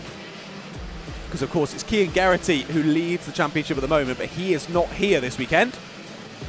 So Henry Gregory starting off as he means to go on maximum points from heat number 1 on his new Vismo kart for 2024. Lots of drivers in the Vismo team in Senior X30, which is great to see. Great to see them flourishing as a new team in the UK karting scene. Harry Maynard started from pole position, had to settle for 2nd place. Then it was a good 3 seconds further back to the likes of Rylan Eckberg, Jack Cox. Macy Hitter had a good race there in 6th place. Morgan Hill was there in 4th as well. I don't know how I missed you, Morgan, sorry. Jensen Pugh, Jaden Gregg, Josh Palferman, Alfie Richards were your top 10.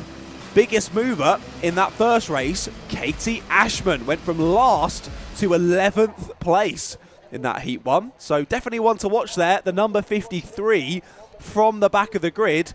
What can Katie do this time around? Speed Demon Racer, is this Daytona? I'm going to hope that's a joke, Speed Demon Racer. No, this is Whilton Mill, hence the Whilton Mill Kart Club. We're relatively close to Daytona Milton Keynes, to be fair. We're in Northamptonshire. But no, this is not a Daytona circuit. Whilton Mill, a one-off track, one of the best in the UK. I think we can all agree. I think all these drivers agree as we get underway and racing once again. Henry Gregory this time getting a bit forced out wide. Who's that slipping through? It's Morgan Hill into 2nd place. Couple of drivers getting a bit close to comfort there on the inside curb. That's going to split up the grid somewhat. Henry Gregory trying to get around the outside of both of them, and he's got it. What a move from Henry Gregory. Unbelievable stuff. He tried it at British Kart Championships. It didn't quite work out, but at the Whilton Mill Kart Club, he's got it done. 2 for the price of 1 around the outside at Christmas Corner. Henry Gregory is about to go get a deed poll name change to Macaulay Bishop. What a move at Christmas Corner from Henry Gregory. Battle still going on down into the boot. It's all getting very close. Another Vismo teammate trying to get involved as well. That's the 28 of Josh Palford getting the elbows out, and they're all getting a bit close to comfort into pit bend. A little bit of an apology from the 34. That was of Jaden Gregg. He felt he maybe got in the way of someone there, but they all managed to make it through nonetheless. One driver decides he wants to be a lawnmower. That's the 233 of Ollie Cook there, who carries on. Great to see Ollie out and racing. Another really lovely chap on the grid is Ollie. Sad to see him dropping down to the back of the order. 2 drivers coming together there down at Ashby. That would have been around the top 10, the bottom end of the top 10. Both of them carry on, but a bit of a sizable hit on the inside panel for one driver there. Cheeky move down the inside. That's a change to second place, that is. So Harry Maynard, is that Archie Heron off? No, it's the 19 of Jack Cox who's off. And potentially a damaged exhaust there. We'll have to wait and see. But Jack Cox in 13th place there on the number 19. It's going to be dropping down the order somewhat, sadly, for Jack. Here's a move up at Christmas Corner, though. It's very much on for Rylan Ekberg. And he gets it done up the inside of the 29 of Morgan Hill. So Morgan overtaken on the last lap by Harry Maynard. Now Rylan Ekberg sneaks through as well. So the Jack Dex Racing driver just dropping a couple of positions, but hopefully he can stop that negative momentum there and not allow for Kian Leongami out to squeeze through also. But Kian does have the fastest lap of the race so far. So we'll see what Kian can do. But look at that. Henry Gregory, after making that incredible move for the lead of the race, is now pressing on ahead all on his lonesome. Nearly 1.1 seconds the gap when they cross the line this time around. And another fastest lap for Henry, 46.58 for Mr. Gregory. Here's a move at Christmas Corner once again. This time down the inside goes Micah Taylor on Macy Hitter. So that's a change for 8th place, and Josh Jones sitting behind them as well, wanting to get involved with this battle too.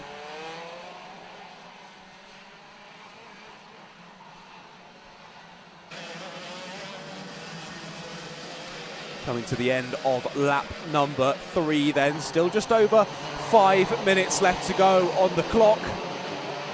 More battles galore going on into the boot. That's the 53 making a move this time. That's Katie Ashman through on Alfie Richards. That is for 16th place. So I told you to watch out for that number 53. Katie pressing on once again in this race. Move up at Christmas Corner. Drivers in the senior X30s loving that move up at Christmas. That's the 57 down the inside. That's Piotr Judovic on Jaden Gregg to change to 12th place then.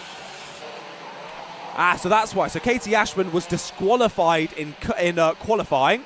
I can't see the reasoning for it, but either way, forced to the back of the grid was Katie, so definitely someone we would be expecting to come through the order, but still impressive nonetheless. You can have that one lap pace in qualifying, but getting through a field of incredibly talented senior X30 drivers is very much easier said than done, and she's making a great effort at it at the moment.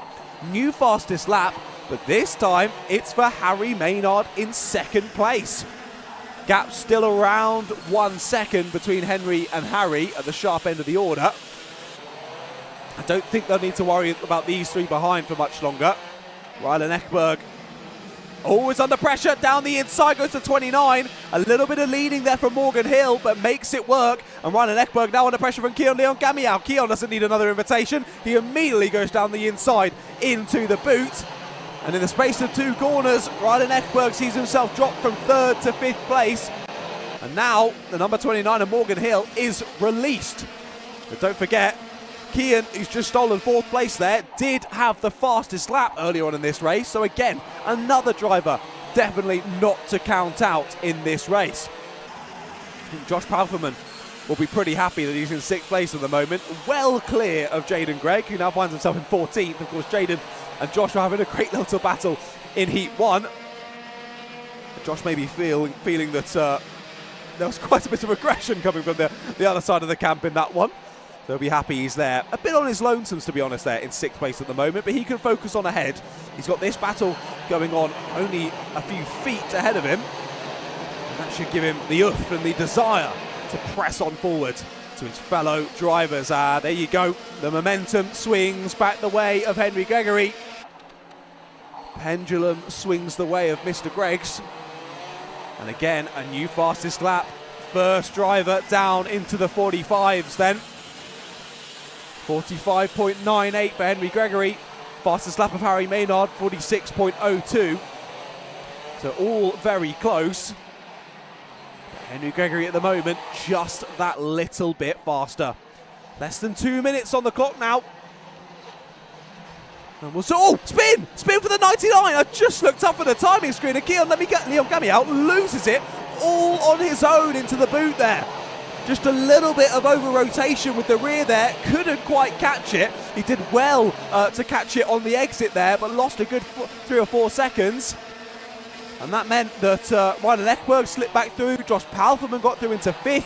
And Jenson Buckingham slipped through into 6th place as well. Far from ideal then for the 99.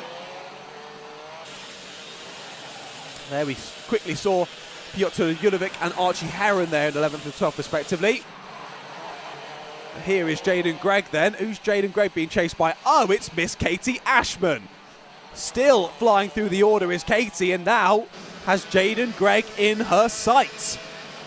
So this is the battle for 14th place at the moment. She's got a great exit down into the boot. Gets it done immediately, does Katie Ashman. Now, where did Katie get to in the first race? It was P11.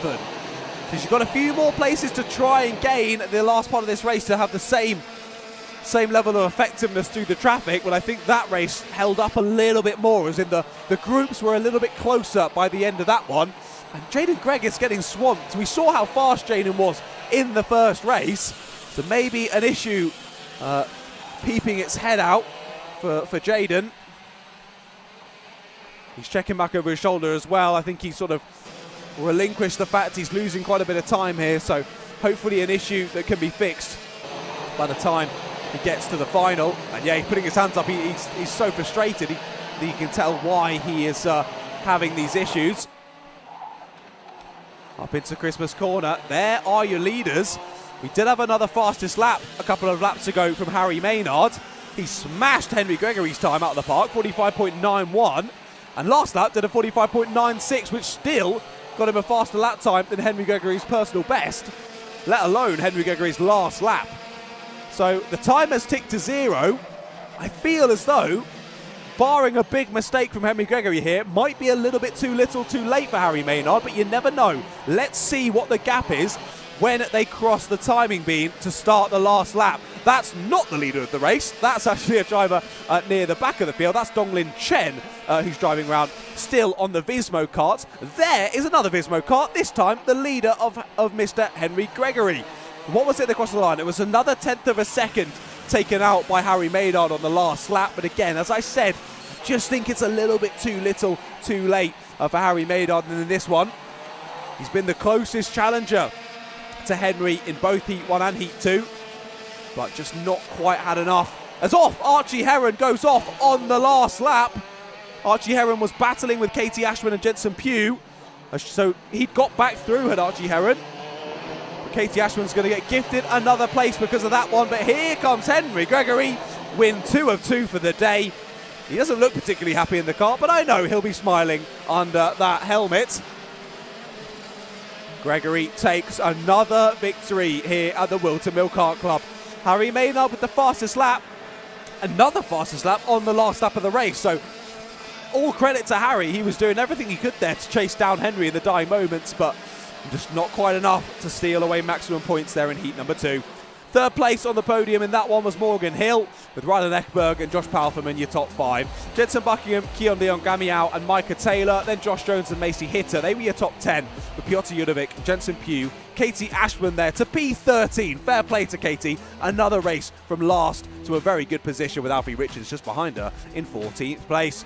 From 15th downwards, you've got Jaden Gregg, who was definitely nursing an issue there, hopefully all fixed by the time he gets to the final, with Natalia Dabek in behind. Then Jacob Wang, Ollie Keenan, Daniel Archer, Archie Heron finishes 20th after that off on the last lap, just ahead of Jack Cox, Oliver Harris, Ollie Cook, Jerry Hugh and Donglin Chen.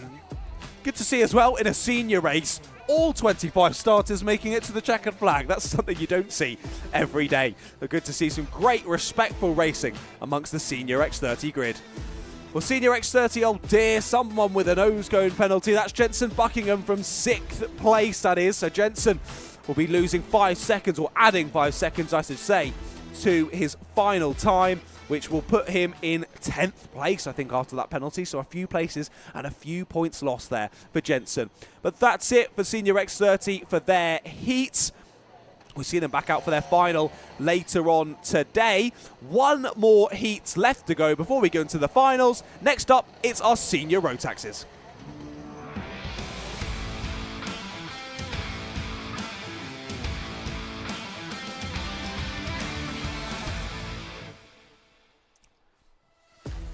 Right then, it's our last 8 minutes plus 1 lap race of the day. We'll then be moving on to the B final for Junior Max, which will be 10 minutes plus 1 lap. And then the rest of the main finals will all be 12 minutes plus 1 lap. So lots of racing still to come this afternoon, ladies and gentlemen. Spencer Brahm starts on pole position in Senior Rotax Heat number 2 with Charlie Webb alongside Lewis Wild, Zaki Hussain, Ross Tyler and Will Forber lighting up in that front section of the grid. Stefan Kashmashik, Dalton Norris, Samuel Cook and Dylan Norris round out the top 10 with Finley Hayes and Freddie Ingram there on row 6. Row 7 has Ronnie Bradley and Liam Thomas with Mitchell Mulvey, Oliver Johnson, George Hart and Molly Griffiths in behind them. And then it's Matt McFarquhar and Ollie Owen who round out the top 20. Edghill Ngwa and Jack Wilch are there on row 11 with William Young and JJ Hind on row number 12. Row 13, then has Philip Tatum and Ryan Hedge. Then it's Jack Spencer and Asa Pinder, Bryce Madison, Matt Davey, your top 30, with Ben Ballou rounding out the 31 kart grid. And just as the drivers fly round, I'm going to let you enjoy some engine noise of these Senior Rotaxes.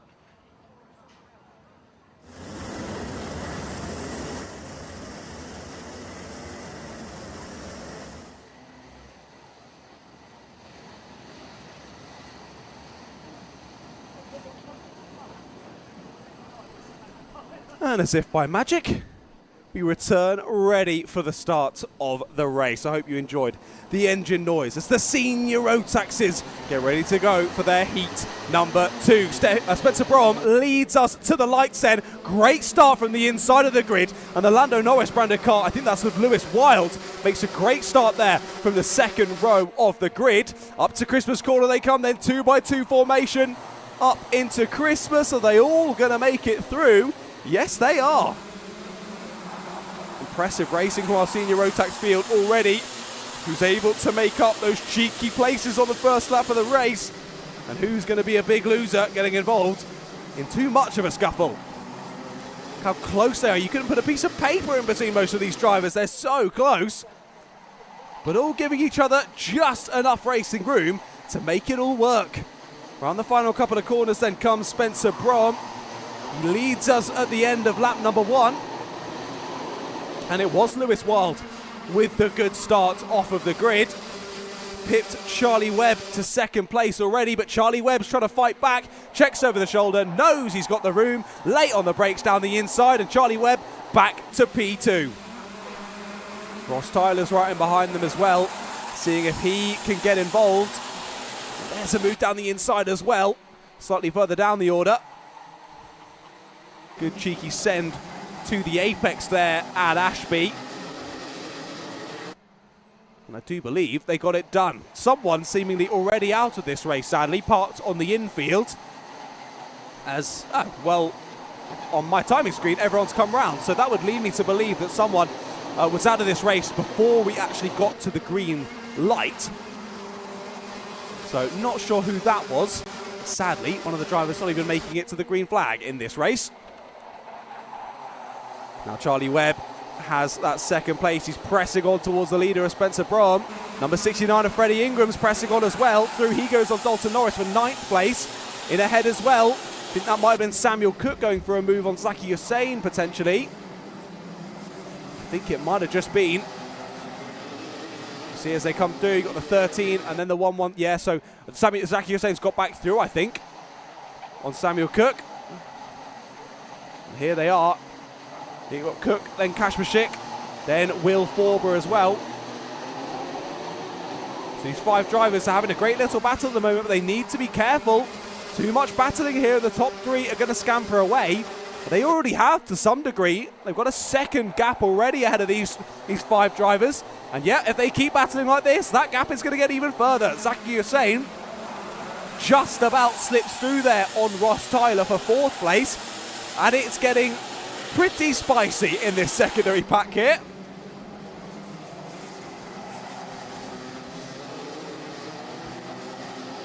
Interesting, I'm hearing through my ear. Oh, 2 drivers come together just as we switch to a wheel has come off of a kart. 2 other drivers came together in the middle of the circuit there. That was a close one. Looks to be the 22 there is off. You then have the 82 and the 69 off. That was Will Forber and Freddie Ingram battling over 8th place.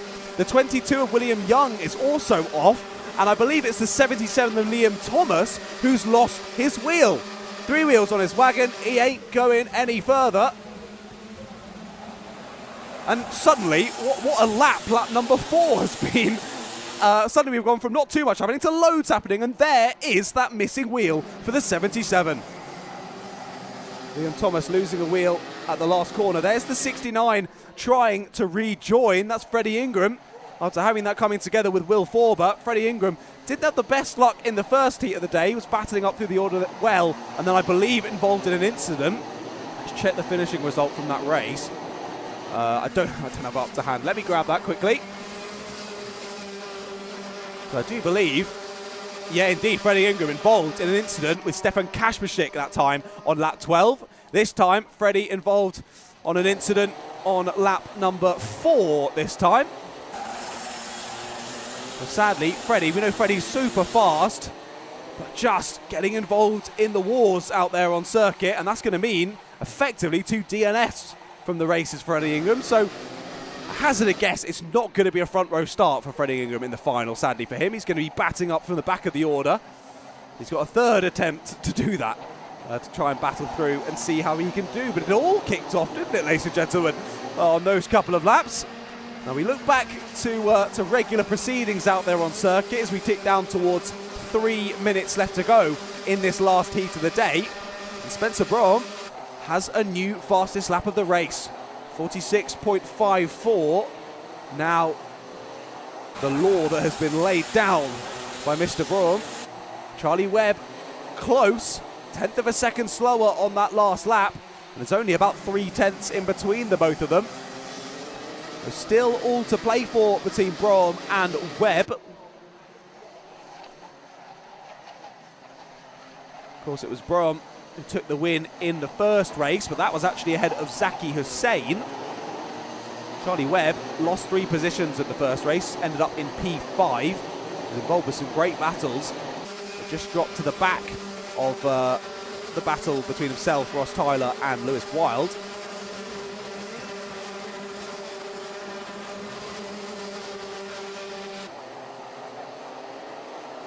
Having an even better race in this one, though. Securing a P2 will help with that starting position for the final later on today, because, of course, the heats, your finishing positions are effectively amalgamated, ready for the finals later on, as we're going to go 3 wide. Oh, 2 Jack Next racing drivers side by side as well, I think that is. No, it's not. Apologies. Jack Dexter on the outside. A different team in front as the 84 takes off on the exit curb. 88 off in avoidance. Just keeps it out of the barriers there. That was Ryan Hedge, almost finding a hedge on the outside. It was actually a tyre wall he nearly found on the outside. The driver who rejoined, I think in a bit of distress there, who's going to be dropping down the order. We'll try and see who that is that doesn't come round to finish that lap, but hopefully all okay. It did look like a case of holding the wrist there, sadly. I think that was the 84 of Molly Griffiths, who's gone off there, trying to hang it around the outside of Osiers. You're asking to be podded onto the grass. That's exactly what happened. And then, because so many people have had to use that exit route even, it's so rutted and bumpy that then you just take off as the kart hits those ruts and bumps. Sadly for Molly, it looks as though she won't be going any further in this race, but hopefully all okay, and hopefully we will see her in the final later on today. Look at this though. Charlie Webb is looking rather feisty. Took a 10th out of Spencer Brahm's gap on the last lap of the race. We've still got about 40 seconds on the clock, so I think this will be the 3rd to last lap of the race, as there's a move for 3rd place. Your 2nd place finisher in race 1, Zaki Hussain, now makes the move for 3rd place in race 2 here on Lewis Wild. So relegates Lewis down into 4th place. They've also got Ross Tyler, Samuel Cook, Stefan Kashmashik all for company as well. So as we round the final corner, Spencer Brom starts the penultimate lap of the race. You saw just a little look there to the left-hand side. That's where the team members and family can most easily get a clear look at the drivers and probably just offering a helping hand. But Spencer doesn't need it. Spencer's got enough experience. He's a very talented racing driver, and he's putting that talent on show right now, trying his best to keep Charlie Webb behind. I'll use a car racing term of he did show a bit of wing there to Charlie Webb on the apex. Basically like, not a chance, mate, you are not coming through. I've led this race from the start. I'm not giving up now as the timer hits 0. On to the final lap they'll go then. And just that little bit of argy-bargy between Brom and Webb has given Brom that little gap once more. Almost tripled that gap because of it. 0.6 seconds between them. He's going to check over his shoulder now. I knew that was coming. And he'll know that's a huge gap. There's no way that Charlie Webb will have another sniff at this win now. It will take a big mistake from Spencer Brom for Charlie Webb to have any sort of shot. There's Zaki Hussain, Ross Tyler, Lewis Wild. So Ross Tyler's got through on Lewis Wild over the course of the last lap as well. Ross Tyler's been pressing on pretty nicely there in the second part of this race. Not quite going to be enough to get third place, I don't think, from Zaki Hussain. But it's all the typical chaps and chapettes at the sharp end of the order then. But it will be Spencer Brom. 2 wins from 2 then in senior Rotax so far today for round 4 of the Whilton Mill Kart Club. Another great race from the Motorsport UK Academy driver. And Zaki Hussain takes the fastest lap on the last lap. So I think this could shake up to be a very interesting final later on this afternoon. Make sure you stick around for that, folks. I think if I'm not mistaken, I'll quickly try and check my timetable. Yeah, that will be the last race of the day. So you make sure you want to stick around for that senior Rotax final. That's going to be an exciting one. Scheduled for around 4:20 later on this afternoon. But as I say, Spencer Brom ahead of Charlie Webb, ahead of Zaki Hussain, Ross Tyler and Lewis Wild round out that top 5, with Samuel Cook, Stefan Kashmashik, Dalton Norris, Finley Hayes and Dylan Norris there in the top 10. Good to see Dalton Norris making it to the checkered flag in that one, no issues in race 2. Mitchell Mulvey, Ronnie Bradley, George Hart and Oliver Johnson, your top 14. Ronnie Bradley, good showing there in 12th place, your top rated novice. Ollie Owen and Mac McFarquhar in behind them with Ben Ballou, Jack Spencer, Adriel Nagwa and Jack Wiltsh, your top 20. Bryce Madison in behind with Ryan Hedge, Asa Pinder, Matt Davey, Molly Griffiths, Will Forbert and Freddie Ingram. Of course, a few of those drivers out of the race before we got to the checkered flag. So Molly Griffiths, Will Forbert, Freddie Ingram, William Young and Liam Thomas, all of them not making it to the checkered flag. And there is a penalty for Finley Hayes then. Finished 9th place on the road. I'm just trying to see where that will make him end up. I think just 16th place. I think it will mean that he was 100th ahead of Mac McFarquhar, which I'm sure Lord Farquhar will be rather frustrated about. But a good showing nonetheless. And another one, this time for the 87. Oh, that being Mac McFarquhar, well, it wouldn't have mattered anyway, Mac. So, oh dear. Well, there we go then. The heats for round number 4 of the Whilton Mill Kart Club are done and dusted. We'll be moving on next to our one and only B final. It's the Junior Max B final coming up next.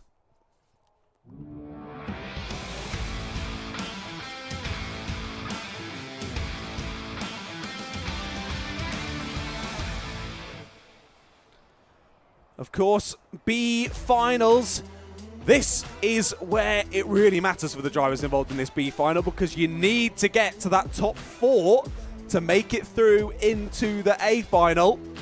We'll see who can do it in only a moment's time. Josh Gora lines up on pole position with Kosti Drazov in 2nd place. William Webb is there in 3rd place. I'll have to check back on the results because I knew he got a couple of good results there. There must have been a non-finish or a DSQ there to drop him down into the B final. Daniel Adamatis is alongside him on row number 2, with Eddie Klur and Sava Solonchenko on row number 3. Row 4 sees Daniel Callahan and Hayagriva Gokulnath with Byron Scott Simmons, Jack Saunders and Autumn Hansford. Then Lachlan Homer, I believe you're 12. Yep, that's it. Total of 12 drivers on the grid for this one. So 4 drivers in this race will be going through to the A final. And the rest of them, what's that, 3, 6, 8 drivers will sadly be going home early. But just as we wait for a couple of karts to clear the track, I just want to give my voice a very quick break before we move on to the final. So hopefully my lovely producer will be able to show you a few adverts from our lovely sponsors.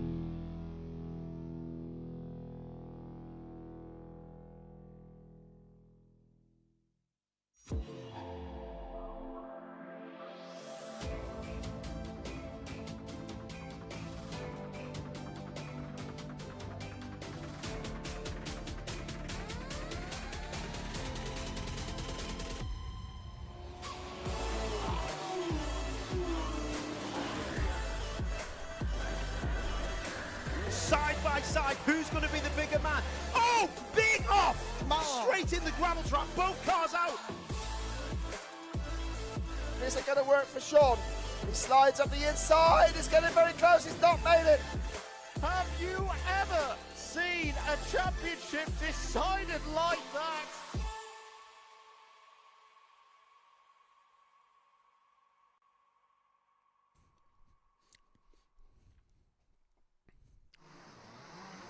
Well then, welcome back to Whilton Mill. My voice has had a little bit of a break. We're ready to go for the finals. I hope you are as well. Kicking off with the B final for junior Rotaxes. Josh Gura and Kosti Zlawov are on the front row of the grid. Let's have a look then. The top 4 heading through to the A final. But who will be in that top 4? Let's get underway and racing for the Junior Rotax B final. Good start from Josh Gora. He holds the lead through the first couple of corners. And it is getting pretty close between 3rd, 4th and 5th place. That's sort of where the bubble is going to be. Attempted the move around the outside for the 144 of Daniel Adamatis. He's lost out of that top 4 bubble at the early part of the race. I think it's Eddie Kleur who's managed to slip through. Of course, to remind you, B final slightly longer than the heats, 10 minutes plus 1 lap for this B final. But the main finals after this will all be 12 minutes plus 1 lap. So quite an extension from the heats as well, and that adds an extra bit into the mix. Of course, you've got more time to try and make moves. You've also got more time to be overtaken. So it just adds a lot more stress, and a lot more strain on the drivers as well. Now that doesn't surprise me. William Webb already to the sharp end of the field here, and already has cleared Josh Gora by half a second. William Webb we were not expecting to see in this B final. Kosti Zlawov trying his best to slip through there on Josh Gora. And it's Eddie Kleur who currently sits in that last promotion spot. Annoyingly for him though, the 5th place of Eddie Kleur won't leave him alone. Eddie Kleur goes down the inside. He's going to squeeze him off onto the grass and goes grass tracking. Does the 325 of Eddie Kleur. He's not going to be happy with that. And drivers in behind are going to side through as well. That's Sava Solenchenko who's stolen away 5th place then from Eddie Kleur. And that's going to make Eddie Kleur's day a whole lot more difficult to try and re-chase down that top 4. So that now means, really, Josh Gora, Kosti Zlawov and Daniel Adamatis should just work together here. It doesn't really matter where you finish as long as it's in the top 4. Because realistically, if you finish 2nd in this race, you're starting P32. If you finish 4th, you're starting P34. It's really not a huge amount of difference. When you come to the A final, there they are battling in the background though. That's Eddie Kleur, I think, trying to get back past Sava Solenchenko. Not sure if Eddie was able to get it done though. He was, yeah, Eddie Kleur is indeed back through into 5th. Just as I was saying, guys, just work together. You're all in the promotion spots. That's not going to happen. Kosti through on Josh and Daniel following through as well. So Kosti Zlawov now on their own into 2nd place, pressing on nicely, and Daniel with the opportunistic move follows through into 3rd place. I think Josh, as I was saying, needs to realise, look, I'm in the top 4 here. Let's just hold line astern and keep pressing on ahead, because Eddie Kleur's behind, and Eddie Kleur is trying his best to close in.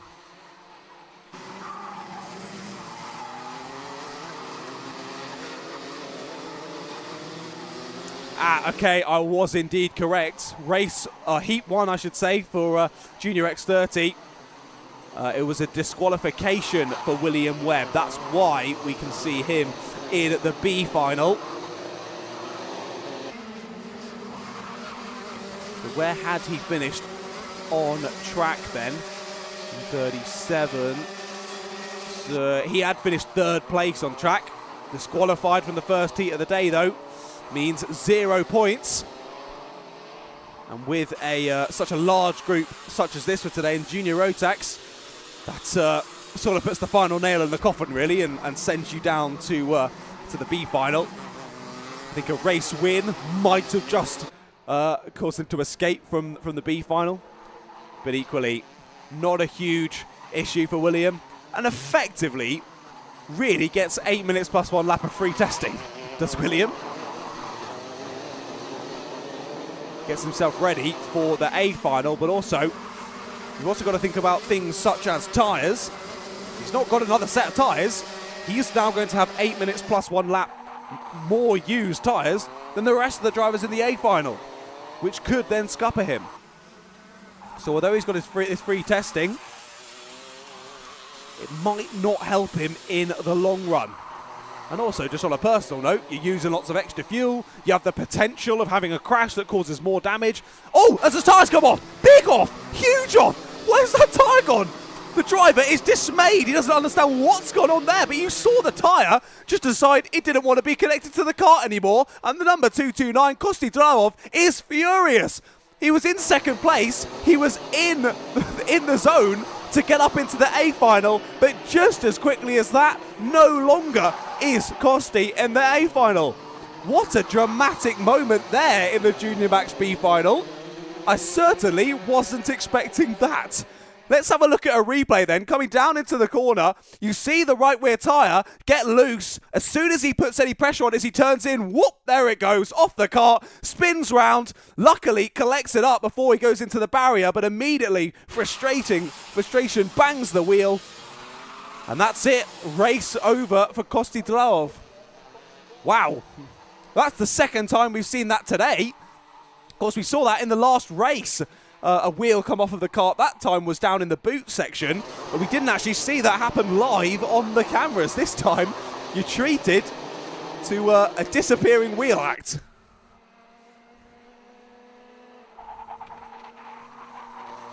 Kosti is doing a great job at karting, was there in 2nd place into the A final, but maybe Kosti is a magician on the side as well.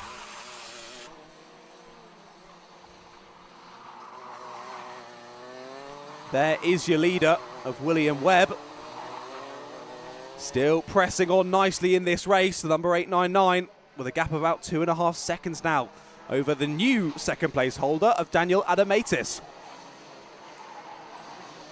And of course, with Kosti crashing out of the race, that elevates everyone behind him up 1 position, and that now means that Eddie Kleur, who got dropped out of that leading scuffle earlier on and out of the top 4 positions, now gets thrust back into them. So Eddie Kleur now holds that final spot in the A final, of course, provisionally on track currently at this moment in time. He holds the last place in the A final. Whether it's going to be like that after penalties are applied, I cannot tell you. I'm afraid I can't see the future, sadly. It would really help if I could, but I can't. So we've got to watch out on track for the moment, and Eddie Kleur does seem to be coming under a bit of pressure here for the 81 of Hayagriva Gokulnath. And Byron Scott Simmons is right there with them as well. This could become quite the cheeky 3-way battle. They're pretty close on pace, all setting very similar times. On the last lap, Byron was actually the fastest of the 3. Let's see as they come across the line now. And once again, Byron the fastest of the 3. A 48.5 for Byron, whereas both Eddie and Hayagriva both in the 48.6s. As I say that, new fastest lap for Daniel Adamaitis. Fair play. He's been released into 2nd place. And now the first driver in the B final to drop into the 47s. Fair play to Daniel.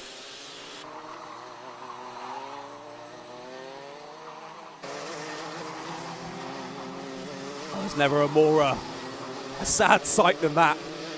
A driver stood by the side of the circuit watching the rest of their competitors still battling it out in a race that they should be in, but sadly have exited early. Always a sad, sad sight. Well, as quickly as Daniel Adamatis took the fastest lap of the race, he immediately loses it. William Webb retakes it for himself.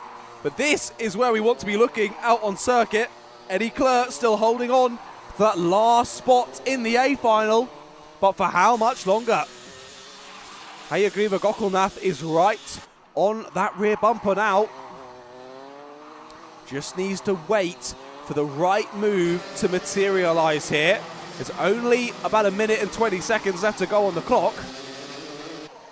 We don't want to go for a move too early. Just grab at the first opportunity. It doesn't quite work out. You lose that time. And suddenly there's no other opportunity to get it. And you've lost it. And you're out of the day. That's it for today's running.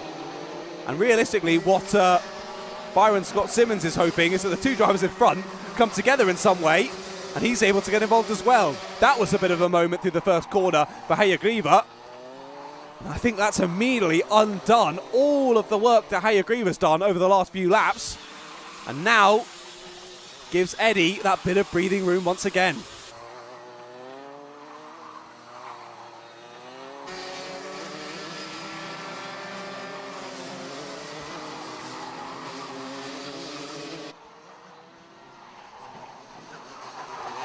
These three still line astern then. 4th, 5th and 6th place. Josh Gora they can see just ahead as well. As William Webb crosses the line with about 15 seconds to go. So this will be the penultimate lap of the race then. Hayagriva's got 2 laps to try and close in by about 0.6 of a second here. And Byron Scott Simmons as well. Close and close. And Byron's actually seemingly closing back into Hayagriva quicker than Hayagriva can close into Eddie, really. And if Byron goes for a move for 5th place here, you know it is all over in the chance for the A final spot. Sadly, it's looking like it's going that way. Well, I say sadly for Hayagriva and Byron, not so sadly for Eddie. This is exactly how we wanted it to go. On to the last lap then. There is your leader of William Webb up into Christmas corner. William Webb and Daniel Adamatis, the only drivers in the 47s. The only drivers consistently in the 47s as well. So interesting to see what they can both do in the A final later on today. But it's been a pretty simple race overall for William Webb. Pretty much a lights to flag victory here. As soon as he got to the lead of the race, there was no looking back for William Webb. He'll take the first spot in the A final later on today then. Daniel Adamatis will be the first to join in there in 2nd place. Josh Gora will come round in 3rd. And even though a last lap charge from Hayagriva doesn't look like it's quite enough to pip it from Eddie Kleur. And Eddie will be the last of the 4 drivers heading through to the A final later on today. Sadly, Hayagriva Gokulnath, Byron Scott Simmons, Autumn Hansford, Sava Solonchenko, Jack Saunders, Lachlan Homer and Kosti Dvalov will all be going home early, sadly for them. Have put on a great showing here today, but just unable to get through into the A final this time of asking. Well, there is your full 11 kart result then. Of course, we lost Kosti Dvalov from 2nd place at the time, with the wheel coming off of that kart. That was definitely the most explosive moment of the race. And sadly, Kosti was going no further with 3 wheels on his wagon. Now this is all important when it comes to a B final. William Webb's all good, gets the thumbs up and pointed through. Let's watch out for the rest of them. There's Daniel Adamatis. Yeah, all fine, pointed through. Here's the 110 of Josh Gora. He's all okay as well. And Eddie Kleur, totally fine too. So top 4 provisionally going through. There's Hayagriva Gokulnas, so it wouldn't have mattered anyway, as Hayagriva's got themselves a 5-second nose cone penalty as well. So even if they had caught and passed Eddie Klur, it wouldn't have mattered. Those are the 4 going through to the A final later on today. That'll be the second last race of the day before the senior Rotaxes end our day. So B final done and dusted then. We've only got 7 races to go, ladies and gentlemen, of round number 4 of the Whilton Mill Kart Club in 2024. We'll kick off with our first full final of the day. It's the IAME Water Swift Restricted and the Rotax Micros.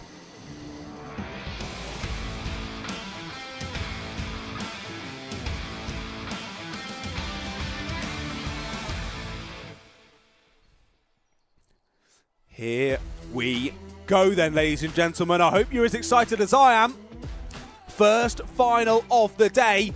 Rotax Micros, of course, at the start of the grid, the front section of the grid, and then it'll be a split grid back to the Water Swift Restricted as usual. Charlie Page and Dewey Hawkridge line up on the front row of the grid for this one, with Tommy Climo and James Devereaux on row 2.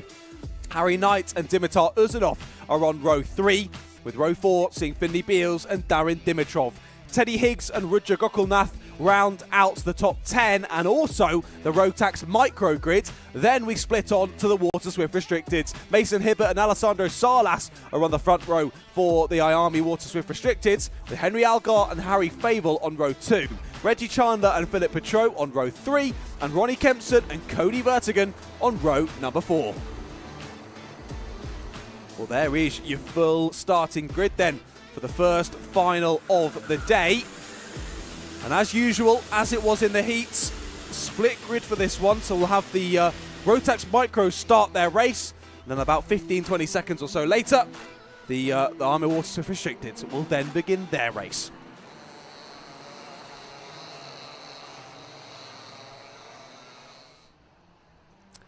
Lots to fight for here. Not only lots of points, add to your championship tally. Of course, this is where points make prizes.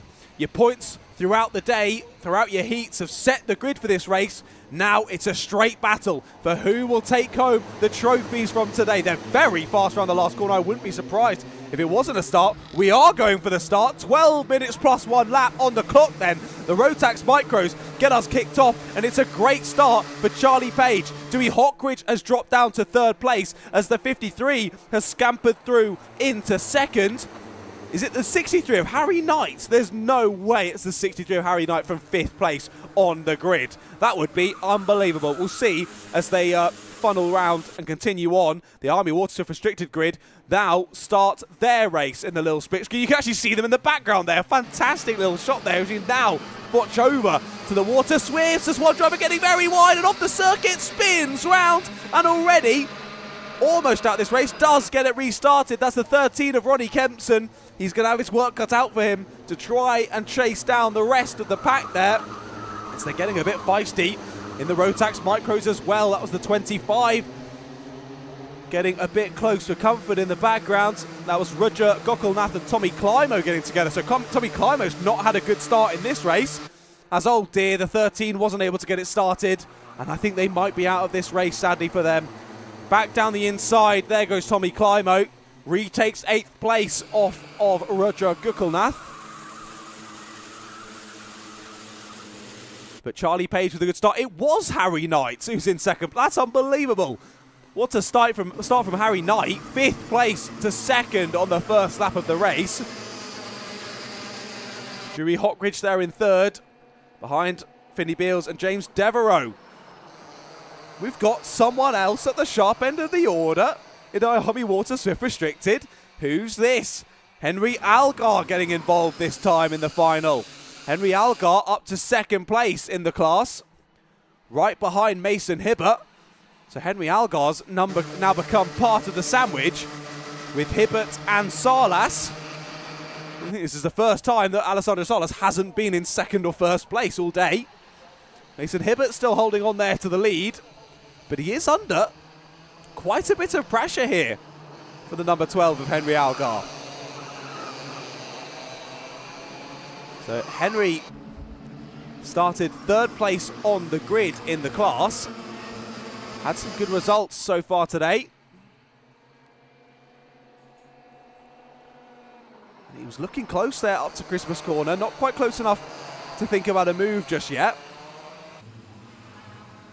But a great showing of pace late on in the day here from Henry Algar. And good to see our typical top 2 battle becoming a top 3 battle. Change to the lead, down the inside goes Henry Algar. Through follows Alessandro Salas as well. Can't quite get alongside into Osiers. Alessandro has to sit back in 3rd place. But we have a new leader in IAME Water Swift Restricted. Henry Algar to the front of the field then on the number 12. Great move from Henry. But now we'll see, does he have the bottle to keep the lead of this race? Top 3 line astern through the first couple of corners. Bit of a slidey moment there for the 1-3-3 of Mason Hibbert. That opens the door for Alessandro Salas as they head up to Christmas corner. Salas not quite far enough alongside though. Couldn't quite get the exit off of Oblivion and Crook. And once again has to sit back into 3rd place. It'll be frustrating, very frustrating for him. As there we go, lead changes once again, back through, goes the 1-3-3, and this time Salas can follow through. So we return to normality in terms of the top 2, or do we? Henry Algar trying to fight back immediately into the boot, can't quite get far enough alongside though, and sits back into 3rd place once more. Great bit of batting though from Henry Algar there. As another bit of a wide moment, leaves the opportunity open to Salas. Salas going to try it around the outside into the first couple of corners. Not quite able to get the nose in into the right-hander.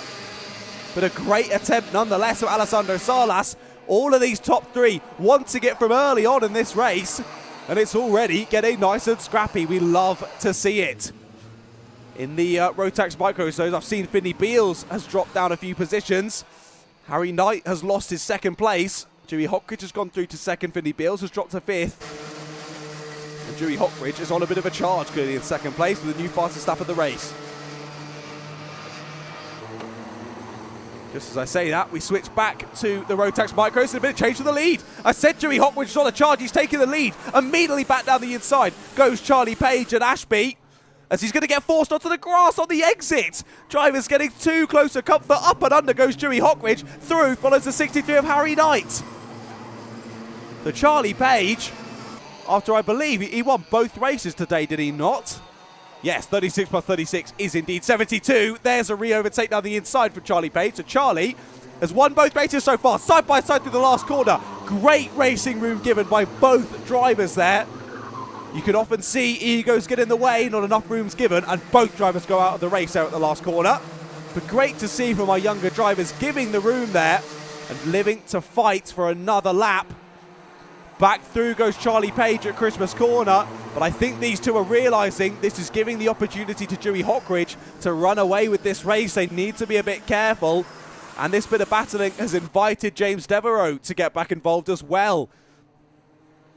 He's still sitting there in 4th place for the moment. Of course, Charlie Page, if I remember correctly, your championship leader in the Rotax Micros. Yeah, Charlie Page, championship leader at the moment, 255 points. Darin Dimitrov and James Devereaux, the closest challengers actually, 204 points and 203 points respectively in terms of championship tally. Dewey Hockridge, this is his best round all season. Dewey's been doing fantastically well, currently 8th in the championship on 194 points for the first 3 rounds. He now leads this final here. He's not won a race yet this season, has Dewey. Can he make it the first one of the year? Oh, that's a late move. Very late move. Contact, and round goes the leader in IAME Water Swift. Manages to catch the half spin, does Mason Hibbert, but I'm not sure what the stewards will think of that one. It was a very late move to the inside from the WM plate of Alessandro Salas. And his front nose cone goes into the side of Mason Hibbert, T-bones him slightly into the boot, and now it looks as though he might be left with a 2-way scrap for the lead of the race now. Salas still leading Algar. At the front of the field though at Rotax Micros, it's changed once again. Charlie Page back through on Dewey Hockridge. Charlie Page, unlike Dewey Hockridge, won every single race of round 3. He won Heat 1, he won Heat 2, and he won the final. He's looking to try and do that again here today. He's already won Heat 1 and Heat 2, and now he's back into the lead of the final. But Dewey Hockridge right behind him, trying to stop him from doing just that, and Dewey potentially on for his first race win this season at the Whilton Mill Kart Club.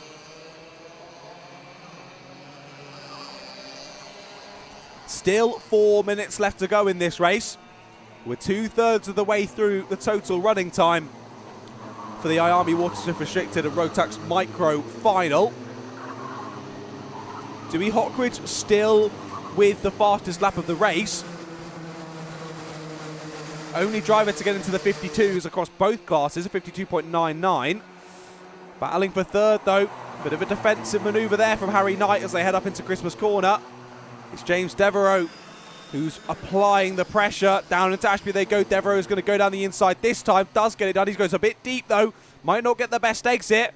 63 trying to hold it around the outside, forcing him to the apex curb. Trying to hold it around the outside. Great re-overtake there from the 63. Harry Knight, brilliant bit of racing between those two. Harry Knight manages to hold on to third place, but because of all that battling, look at the gap that's given to Page and Hockridge. Still just over 3 minutes left to go. And this will either allow, under investigation, the WM plate. So Alessandro Salas, that will be for that manoeuvre into the boot a few laps ago on Mason Hibbert. The WM plate of Alessandro Salas is under investigation. Now these ones I don't seem to get on my live timing. They only seem to come up on the gantry. So if I believe it's Dan who's at the last corner. If Dan can hear me on the PA, make sure you keep an eye on that digiflag for me, because I need to see whether the WM plate is actually given a penalty from that one. Under investigation at the moment. Thank you, Dan. We'll keep an eye on that digiflag throughout the rest of this 2.5 minute race. And we'll see whether anything comes of it. Here is said WM plate. Still has the number 12 Henry Algar pressuring him up through Christmas Corner. But you can see there Mason Hibbert slowly but surely trying to close them down once again. He took about 1/10.5 out of their lead on the last lap. And look at that in the Rotax Micros. James Devereaux now taking the fastest lap of the race. 52.96. So now two drivers find themselves in the 52s, James Devereaux and Dewey Hockridge. James is pressuring Harry Knight for third place, but here are those top two. Page still leading Hockridge for the moment. 1.5 minutes on the clock, of course, plus that all-important extra lap.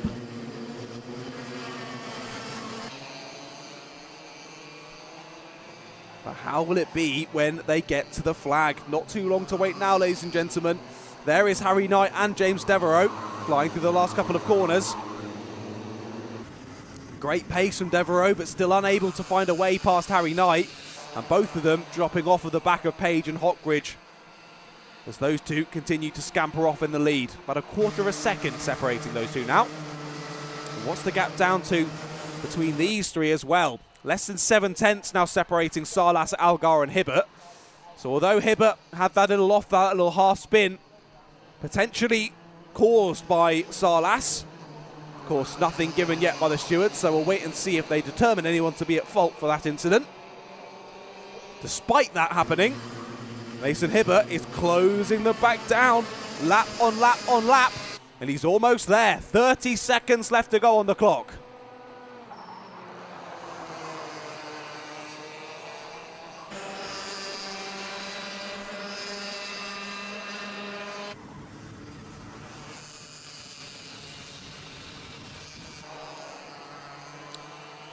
A little thought at a move there from the number 12. Not close enough though, it was Henry Algar to pressure Alessandro Salas at all. And through into the boot they come then. Of course the time is ticking to 0, but I do believe it's the Rotax Micros who will determine when we go on to the last lap. So on to the penultimate lap then, even though the timer is on 0 for the IAME Water Swift Restricted. But here come the Rotax Micros down into Sector 3. 46 still ahead of... No, the 46 now ahead of the 63. So Devereaux is through on Harry Knight for third place. There's the final lap board over the gantry. And Charlie Page has just been extending that lead at the front of the order. There was the possibility at a first race win this year for Dewey Hockridge. It looks as though he might just have to settle for second place. There's a few drivers coming through on the novice of Cody Vertigan, one of the IAME Water Swift restricted drivers, but good on Cody for getting out of the way there. Not getting involved in not only a different battle in a different part of the circuit, but also a completely different class. It wouldn't be looked down fondly upon by these drivers if he did get in the way there. But Charlie Page leads us through into sector number 3 then. Round number 3, he was perfect. Race 1 win, race 2 win, final win. At round 4, he's done it again. Heat 1 win, Heat 2 win, and the final win for Charlie Page. Celebrates across the line, and what a day it's been for the number 33. Dewey Hockridge attempting to get that lead, but late on, not able to do it, settles for second place, and James Devereaux, with the fastest lap, takes third place in the Rotax Micros. But we switch our attention to the right-hand side of your main shot there. Here come the IAME Water Swift restricted drivers. They're still super close. Mason Hibbert has got through on Henry Algar, but it might be a little bit too little too late to get through on Alessandro Salas. He thinks about it, takes all the curb he can on the inside, but it's not going to work, and it's going to be another win for the WM-plated driver of Alessandro Salas. Great bit of racing there across both categories. Hibbert has to settle for second place in class with Henry Algar. A good third place there on the podium for Henry Algar. Reggie Chandler, Harry Favel, Cody Vertigan round out the finishing drivers for the IAME Water Swift Restricted. And after the top 3 in Rotax Micros, Harry Knight was there in 4th place. A good race from Harry there. Vinny Beals in 5th with Darren Dimitrov, Tommy Climo, Dimitar Uzunov, Teddy Higgs and Roger Guckelnath, your top 10 in the Rotax Micros. Sadly, of course, we lost Ronnie Kempson on the first lap of that race. So as the drivers come through on their nose cone watch, doesn't look like anyone's got one. Looks as though our youngest drivers of the day have been the most respectful as usual. Well, I'm hearing through my ear where we missed the first couple of drivers coming through in the Rotax Micros, but there's a potential for some nose cone penalties in there. So head over to results.alphatiming.co.uk/WMKC for those full finalised results that will hopefully come out very soon. But provisionally, Charlie Page, Dewey Hockridge and James Devereaux, your top 3 in Rotax Micro, and your top 3 in IAME Water Swift Restricted, Alessandro Salas, Mason Hibbert and Henry Algar. Well, that's it for our first 12 minutes plus 1 lap final of the day. IAME Water Swift Restricted and Rotax Micros are done and dusted. We'll move on to the next final of the day. It's the IAME Water Swift Intermediates.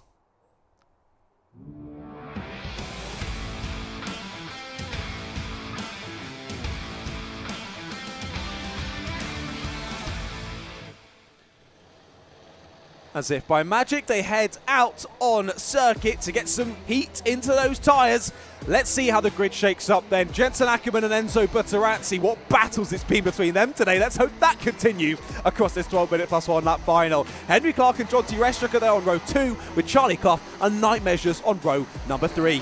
Row 4 has Zach Champley and Simeon Stone, with Ian Nayar and Joseph Davies rounding out the top 10. Milan Tomlinson and Alfie Taylor are on row number 6. With row 7 having Henry Johnson and Orion Meta, and it's Harry Davison who rounds out the 8-row grid, the 15-kart grid for this IAME Water Swift Intermediate Final. So as I mentioned, Jensen Ackerman, I believe, having a win from today. Enzo Butterazzi having a win from today as well. Those two lining up on the front row of the grid. Henry Clark has been pretty feisty there on row 2. So has Jonty Restrick. So has Night Measures and Charlie Clough. Zach Champley's been in with a shout on the WM plate. So many drivers at the sharp end of this field that we've seen there and thereabouts to win a race. I think this could be one of the most exciting races of the day. Let's wait and see if it shapes out into that. Are we going to be going round again, or is it first time of asking? It's first time of asking. 12 minutes are on the clock. We're underway and racing. Immediately taking the lead and off the circuit. The pole sitter is off the circuit. Driver in behind off as well. That was Enzo Butterazzi, from P2 on the grid. Off already. Moved to the inside. Henry Clark takes the lead of the race. Unbelievable start in the Water Swift. We're off. 3 drivers off, spinning in sympathy. Oh my goodness. Synchronized kart crashing. I didn't know that was on the bill for today. 3 drivers off up at Christmas Corner. We'll double check who they were as they come through to finish lap number 1. But I said this could be one of the most interesting races of the day. I didn't think it would be all happening on the first lap. But there is the 82. Henry Clark from 3rd place on the grid is in the lead of the race. And the top 2 already have a monstrous gap at the front of the field. So as they cross the line then, Henry Clark leads Jensen Ackerman. Charlie Clough, Zach Champney, Night Measures, Enzo Butterazzi, Ian Nair, Simeon Stone, Alfie Taylor and John T. Restrick are your top 10. The 3 involved in that incident were Millen Tomlinson, Joseph Davies and Orion Mehta. And it doesn't look as though those 3 have rejoined the circuit. I can't see their cards, so maybe they're taking a while to come through. Either that or they are out of this race. I'll double check that. Joseph Davies has just come through. Someone's getting a blue flag. That's the 57 of Orion Mehta, who's now found themselves slap bang in the middle of the leading battle. Orion needs to be a bit careful here. Orion's not getting out of the way, and the 51's getting held up here. That can move to the WM plate. That's a change of position. Zach Champney through on Charlie Clough, and Charlie Clough is going to be livid about that. See all the drivers' hand gestures saying, get out of the way, move out of the way, we're coming through. That was the 19 and the 20, all trying to get their way through. That's Night Measures and Enzo Butterazzi, who were gesticulating furiously at the back marker, trying to make sure that they didn't get held up as well. And to their credit, they didn't. So it seems as though that worked. Down the inside, though, there goes Enzo Butterazzi back through on Night Measures. Of course, Butterazzi started P2 on the grid for this one. Shuffled out onto the grass early on, but he's making good progress back into the top 5 already. Now has his sights set on Charlie Clough and Zach Champney, but Henry Clark has extended his lead over Jensen Ackerman by 1.3 seconds. Is that going to go up even more on this last lap of the race? Was 1.31, now 1.47. 1.5 seconds in the lead now, but Enzo Butterazzi takes the fastest lap of the race. The first driver into the 50s. 50.97 for Enzo Butterazzi. He's already right on the back of the 51 of Charlie Clough. And it looks as though that little bit of pod-to-pod scuffle through the first corner has lit a fire under Enzo Butterazzi as he sends yet another move down the inside, this time at Ashby Corner. See the very close there. Night Measures trying to slip through on Charlie Clough. He might try and do it again here down into the boot. Not quite close enough. I was just going to mention you can see the tyres ripping to shreds as they smash into the curbs. Opportunistic move there from Ian Nair. It doesn't work out. Loses both themselves and the 19 of Night Measures. A little bit of time there through Sector 3. You've got a plus 5 seconds. I believe it was the number 18 in my ear for Simeon Stone, who's got the plus 5 second penalty. So 8th place Simeon Stone, 5 second penalty for an incident earlier on in this race.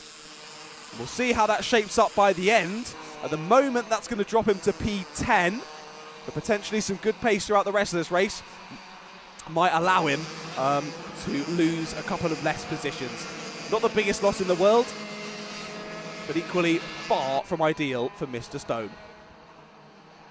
New fastest lap went the way of Henry Clark on the last lap. Henry Clark is absolutely flying. We've seen a win today from Jensen Ackerman and a win from Enzo Butterazzi, but Henry Clark, he was on my window of drivers. There you can see that penalty on the gantry for the number 18.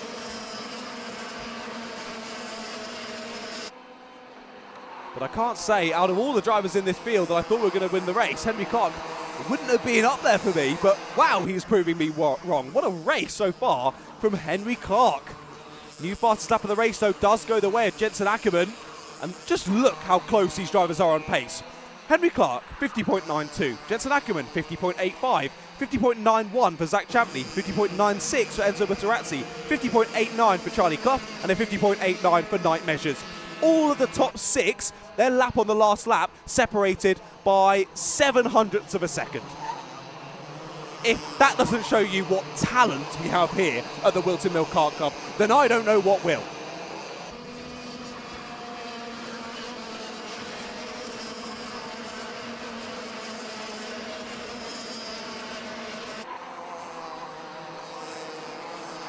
6.5 minutes still to go on the clock then.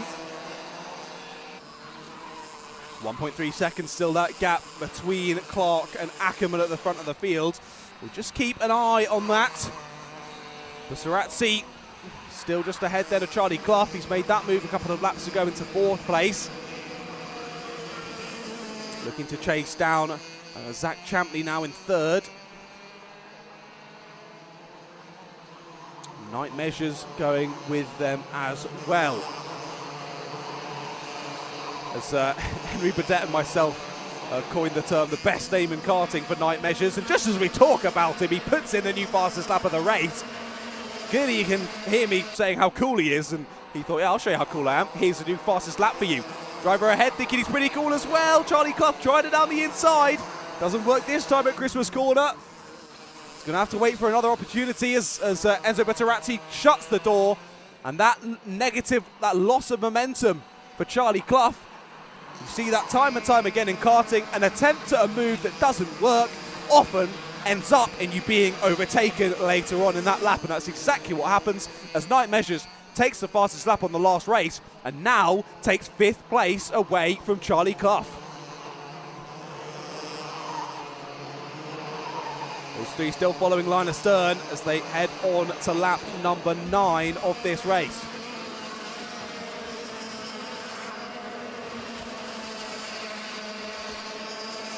Got to be careful here they don't get involved in each other's battles. Enzo Busarazzi might get done here by 2 drivers. Only one. Could be the defending there from Enzo Busarazzi. I thought that was a surefire double overtake. But no, Night Measures gets through into 4th place. But Busarazzi able to close the door. And Clough unable to follow through. But all these drivers lapping pretty quickly at the moment. Looks as though the gap between Clark and Ackerman at the front of the order has sort of stabilised a bit. I mean, on the last lap, the top 3 had almost identical times, so 50.86, 50.87 and 50.85. So not a huge amount changing in terms of the top 3. And then we're looking back to these 3 battling. And they're losing each other about between 2 and 4 tenths of a second a lap, battling like this. The gap now 4.2 between Clark in the lead and Measures here leading this pack.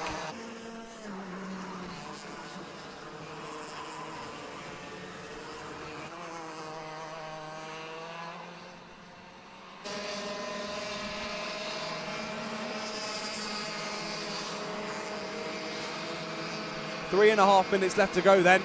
Still Busarazzi pressuring Measures here for 4th place. And here's a little battle going on behind them as well. That's Ian leading these 3, 7th, 8th and 9th. Of course, don't forget Simeon Stone has that 5-second penalty to be added on to the end of the race. But no matter that, Jonty Restrick has got through on track. The BMR driver through into 8th place, now pressuring for 7th as well on Ian Nayar as they headed up into Christmas Corner. And it looks like he's got the move done. So Jonty Restrick up into 7th place now out on circuit.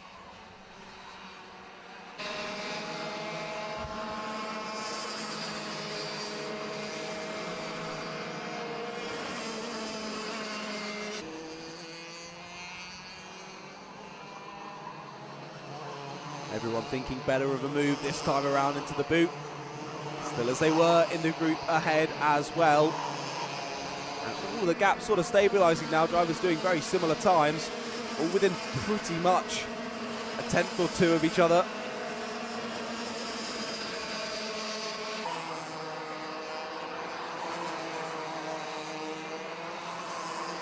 Yeah, all of the top 7 anyway within 2 tenths of each other. On their last lap around the circuit, which is fantastic to see the level of talent on show here in the Water Swift Intermediate Final. But it just means that no one's really able to catch anyone because they're all so fast.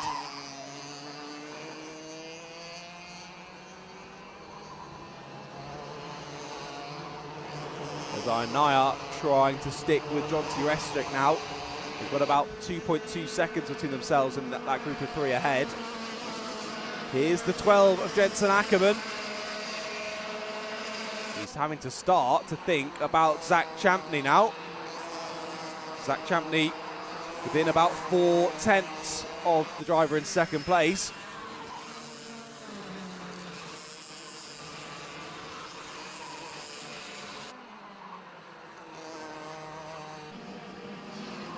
So I was correct. Heat 1 was won by Enzo Butterazzi, currently 5th place in this final.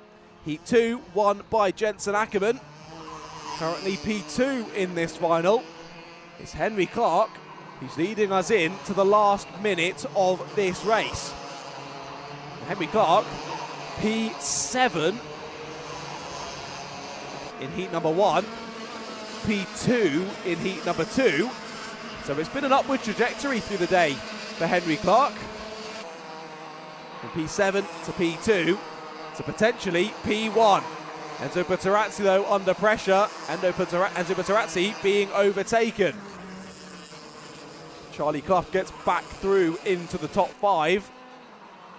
And Butterazzi, after getting shoveled onto the grass at the first corner of this race, he was battling through nicely initially, but now has sort of stabilised in this pack and doesn't seem to be moving any further. Getting into battles now with Measures and Clough.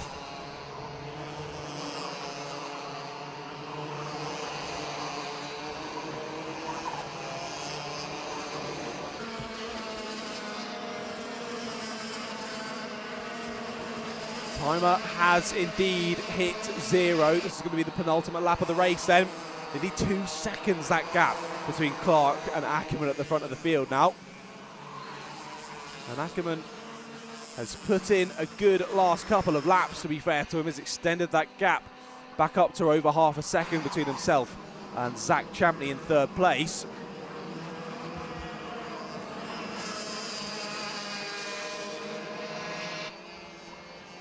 There is Night Measures in 4th.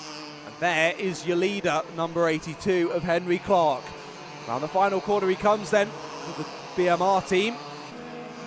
And leads us on to the last 1,128 metres of racing today for the IAME Water Swift Intermediates. Checks over the shoulder, not really any need to be honest, Henry. You've got such a huge gap, 1.8 seconds over Jensen Ackerman at the moment. And we say such a huge gap, it really only takes one mistake for that gap to immediately close. That's all some battling still going on the last lap. Back through goes Enzo Butterazzi on Charlie Clough. So a change for 5th place once again at the dying moments of this race. But Henry Clark, P7 in Heat 1, P2 in Heat 2.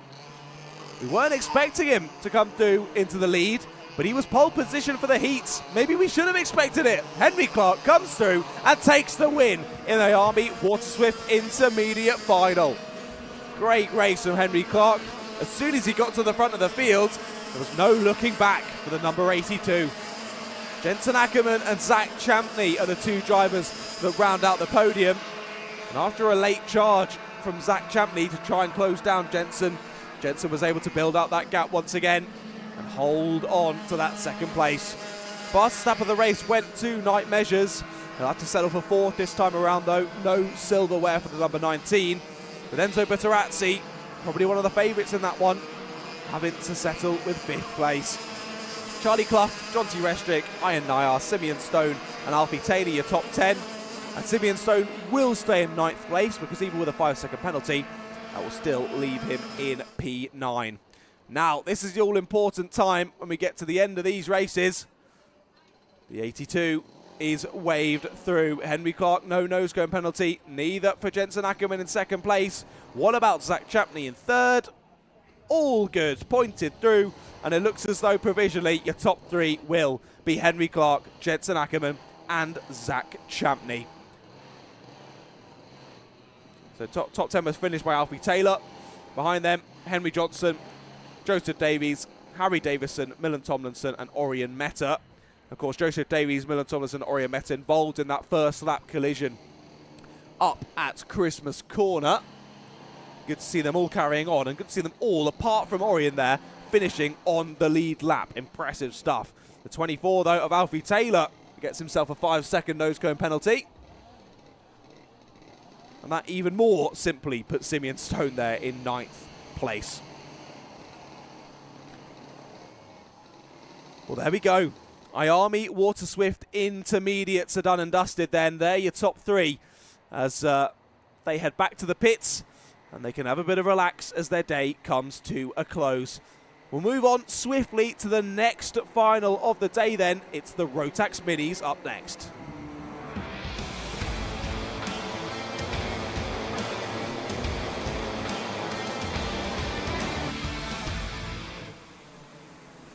Here we go then, Rotax Minis. Let's take a look at the grid. What a day it's been so far for Otis Cleary. What can he do from the sharp end of the field? Max Wheatley lines up alongside him with Finley Hines and Ilya Veliko on row 2, Cody Lepetrel and Akil Nangianon on row 3.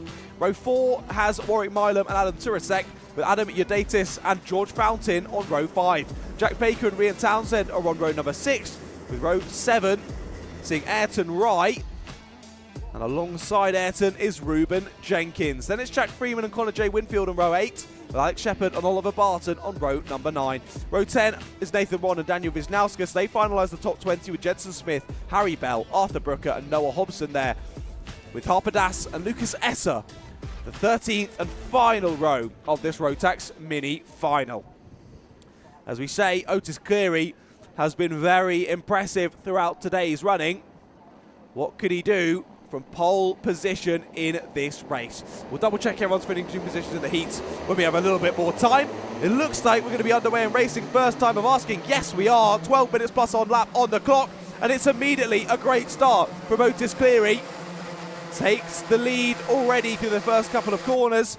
Drivers trying to follow with him as well. One of the Coles Racing drivers has slipped through. That'll be Finley Hines, who's got through into second place as we've got a spin up at Christmas Corner. Round goes the number 21 of Jensen Smith. That will drop him from 19th to 25th, sadly, on this opening lap of the race. Oh, a spin in the mid-pack. Got collected by 2, 3, 4 drivers. Big off in the middle of the pack there. One of the Sony drivers that was having the initial spin. I didn't see him get caught by anyone. I think it was potentially just a spin on their own. Drivers mostly doing well to avoid, a couple spinning in avoidance, and that causing a bit of a chain reaction there. At the end of that one, it is Otis Cleary in the lead of the race. Vinny Hines, Max Wheatley, Ilya Veliko, Cody Lepetrel, Akil Nangion, Adam Turasek, George Fountain, Ayrton Ryan, Connor J. Winfield. Now your top 10. Already defending though is Otis Cleary. That is huge for the rest of the race. We still have 12 minutes left to go then. Yellow flag goes back in, down at Ashby at least.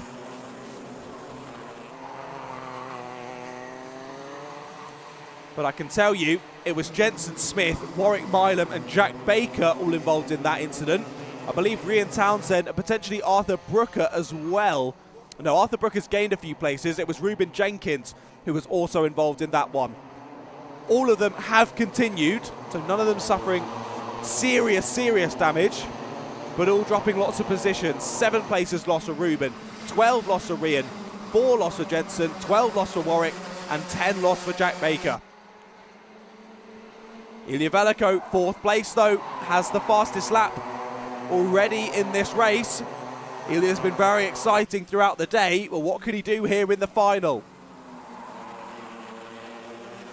His top 5 will be looking to break away now, and it is these top 5 are the drivers who I would have said have a real shot of taking the win here in this final. There's a move from Max Wheatley, trying it on Finley Hines. It's not going to work, and that's going to cause pandemonium in behind as the drivers try and make up the most that they can. Great opportunistic move from Ilya Veliko. He dives through into 3rd place then. As we mentioned in earlier races, attempts at moves that don't work often leads to you being overtaken, and that's exactly what's happened there to Max Wheatley. Despite getting an overtake done, Ilya Veliko gets a new fastest lap of the race. And now he is the driver looking to apply the pressure on to Finley Hines. He's still very much got Max Wheatley and Cody Lepetrel with him though. And Akil Nangion is looking to stick with them. There was a driver off there on the middle of the circuit, getting up and out of the kart, so potentially someone out of this race, and they are indeed. That's the 25 of Alex Shepard. From 17th place is looking to be parking the kart. Squeezes open the door there to Ilya Veliko. Up from 4th to 3rd, now up from 3rd to 2nd. And Veliko only has clear air between himself and the leader of Otis Cleary. Hey, I said about a kill in 6th place, trying to keep with them. A kill now sets the fastest lap. So don't count them out. We could see a 6-car battle for the lead still here, folks. And Adam Turasek, George Fountain, not that far behind either. Over 8 minutes still on the clock in this race. And Akil is now on the back of that top 5. So we do definitely have a 6-kart battle here for the lead of the race. It's whether after that scuffling in from 2nd place downwards, a little bit of a gap that Otis Cleary has been able to draw out, is he able to continue to press on ahead? Jack Baker, who went out on that last couple of laps, just sets the fastest lap of the race, 50.4. Impressive stuff from Jack, trying to fight back through the fields. That now goes back the way of Finley Hines, as Finley Hines all over the back of Ilya Veliko. Only a lap or two ago, the Veliko got through on Hines. And Hines now looking to repay the favour on lap number 6. Of course, both of them wanting to chase down Otis Cleary, though, on the Jack Dex racing kart.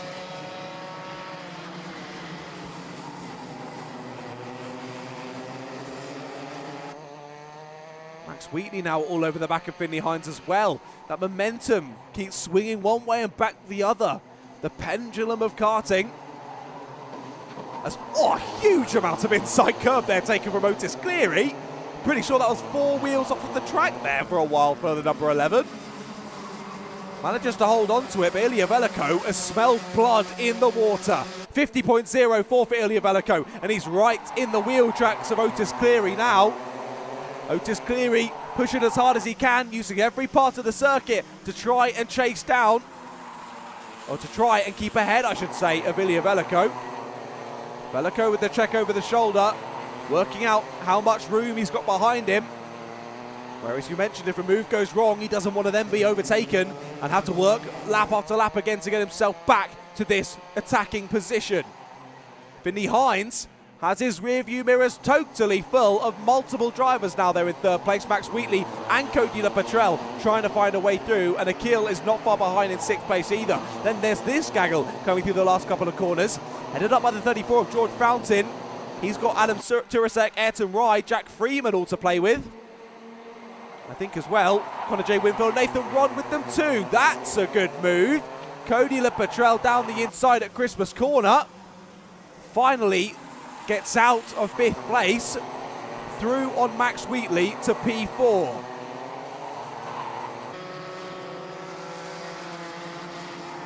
But despite Veliko setting multiple fastest laps in this race, unable to find a way past on Otis Cleary. Just hasn't been able to park his kart close enough yet to think about going for a move.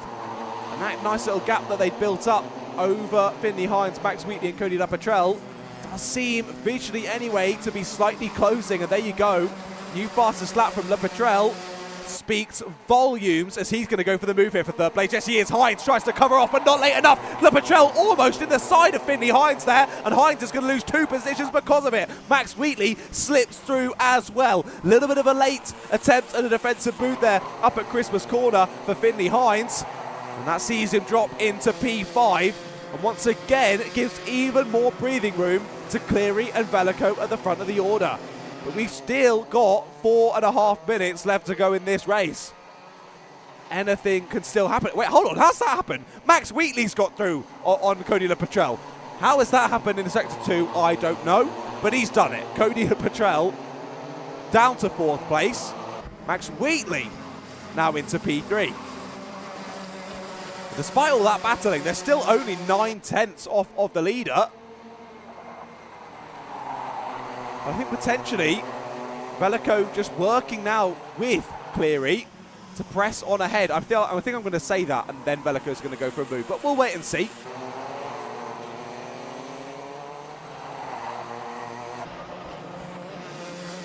Bit of a wide moment there for Cleary.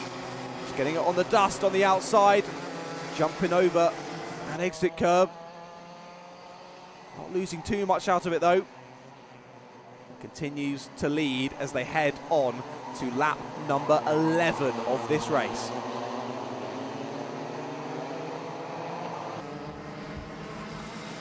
There you go, Cody LaPetrel, another fastest lap of the race. But once again, he's held up by someone. Last time it was Finley Hines, now it's Max Wheatley. Now goes down the inside of Max Wheatley at Christmas Corner. Max gesticulating that he wants to work together, but Cody not listening. Here could be the move for the lead though, almost. Ilya Veliko was looking for that. Placed his car as if he might go for a cheeky move to the apex there at Ashby. Thinks better of it though. He's still got 3 minutes plus 1 lap to play with here. But that 3 minutes will go like that. So he needs to try and plan ahead here. I often say, and I'm trying to train people for karting, that it is quite a lot like a game of chess. You want to be thinking, well, in chess you're thinking 3 or 4 moves ahead. In karting you're thinking 3 or 4 corners ahead, sometimes 3 or 4 laps ahead as to when you're going to go for a move. You're working out the whole race where the driver you're battling with is just a little bit weaker than you, and planning how you can set yourself up for that move earlier on in the race to make sure that you have the perfect opportunity when it presents itself.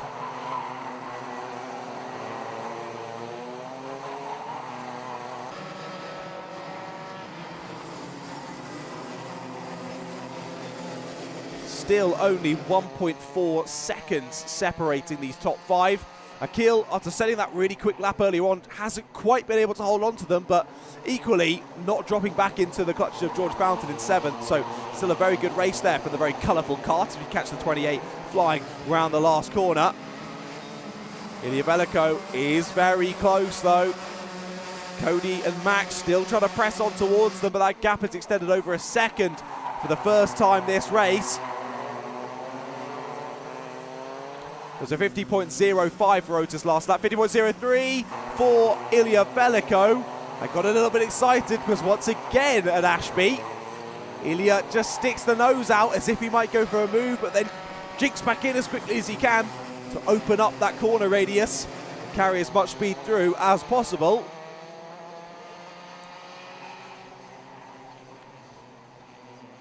One minute and 10 seconds on the clock then. Still the top 5 separated by 1.5 seconds.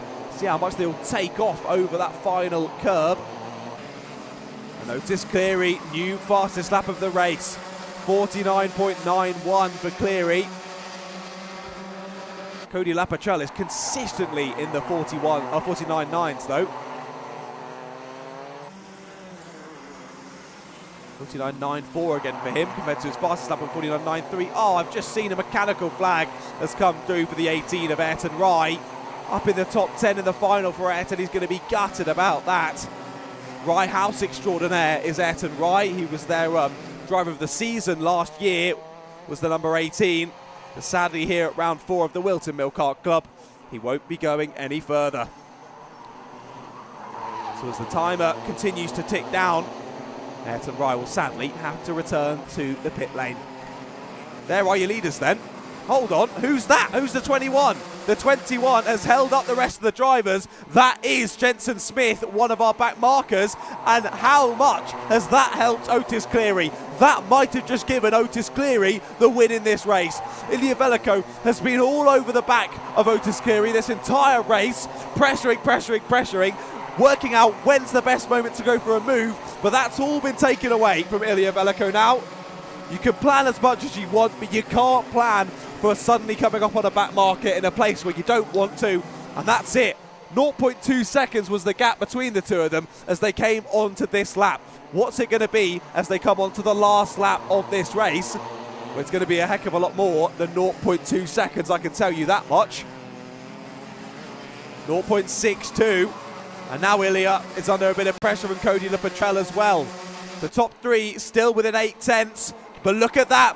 Veliko is not thinking about the win anymore. He knows he can't get it. He's defending from Cody LaPetrel, and that will be music to the ears of Otis Cleary. He keeps looking behind him. He knows there's a gap between himself and these two batting in behind. Cody's trying the up and under into Ogiers, but he's not got the switch back. He'll try it again on the exit of Ogiers. But again, not quite enough. Into the boot they come then. Big defensive move from Ilya Veliko. He's going to close the door on the exit. But Otis Cleary under pressure all race. But pressure makes diamonds. And Otis Cleary takes the win in the final here for Rotax Mini. Ilya Veliko settles for second place. And Cody LaPetrelle, great run through with the fastest lap of the race to take third place on the road. Max Wheatley and Finley Hines, the rest of your top 5. With Akil Nan Guillaume in 6th. Great race from them there on the 28. Jack Freeman, George Fountain, Adam Turasek, and Nathan Rond, your top 10. What a race then. Another fantastic final, this time in the Rotax Minis. And Otis Cleary takes maximum points provisionally and a trophy provisionally. We'll try and keep an eye on nose cone watch as they come into the pit lane, but I'll run you through the rest of your finishing order now. Connor J. Winfield was in 11th, with Lucas Esser behind, then Rian Townsend, Daniel Wisnauskas, Adam Yadatis, Ruben Jenkins, Warwick Milam, Harry Bell, Noah Hobson, Jack Baker, Arthur Brooker, Jensen Smith. As there is your leader, pointed through. Otis Cleary, no nose cone penalty for him. Nothing as well for Ilya Veliko. And all good for Cody LaPetrelle. So provisionally, that is your top 3. Of course, sadly, Ayrton Rai we saw get a mechanical flag with only about 2 laps to go. And Alex Shepard and Harper Das went out of the race on lap number 4. So 25 drivers started that race. 22 made it to the checkered flag. But I have a sneaking suspicion the happiest of those will be Mr. Otis Cleary. Well done, Otis, on that race win in the final. But Rotax Minis then done and dusted for the day. We'll move on to our next final, which is the Junior X30s.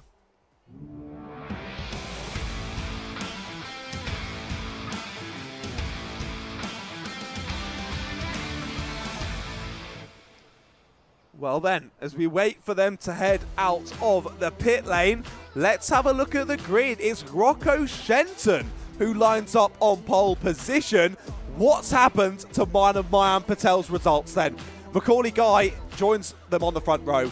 Mayan Patel, who provisionally had won both races so far today, lines up on 3rd place, so I'll have to double check the results from earlier on. Monty Bathwaite lines up on row 2 alongside Mayan, with Laith Khan and Jack Mowat there on row number 3. Row 4 has Joshua Byrne and Sebastian Dew, with Cameron Edmonds and Finley Allen rounding out the top 10. Dylan Masters and Max Cooper are there on row number 6. Row 7 then has Sasha Bagley and Charlie Blenkinsop, with Max Wright and Jacob Barples on row 8, Charlie Myers and Henry Ryan on row number 9. Row 10 has Noah Goodfellow and Charlie Philp, Valentino Corbeil-Anglaro and Isabel Banks on row 11, with Harry Khalil, Caden Barnett there on row 12, and finalising the grid of 25 drivers is Ellis Pullen Memin.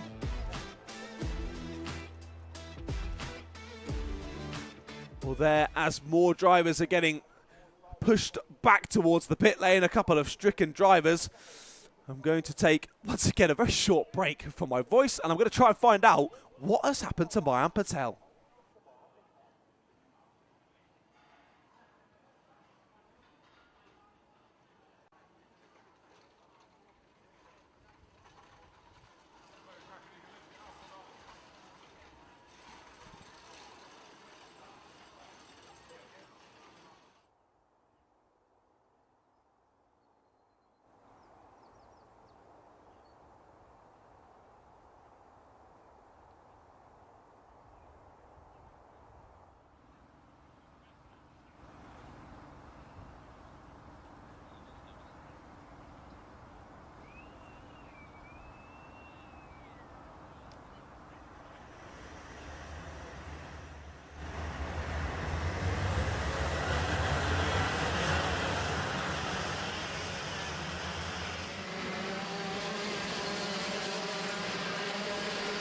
Drivers out on circuit, then we're almost ready to go for our next final of the day, the Junior X30s.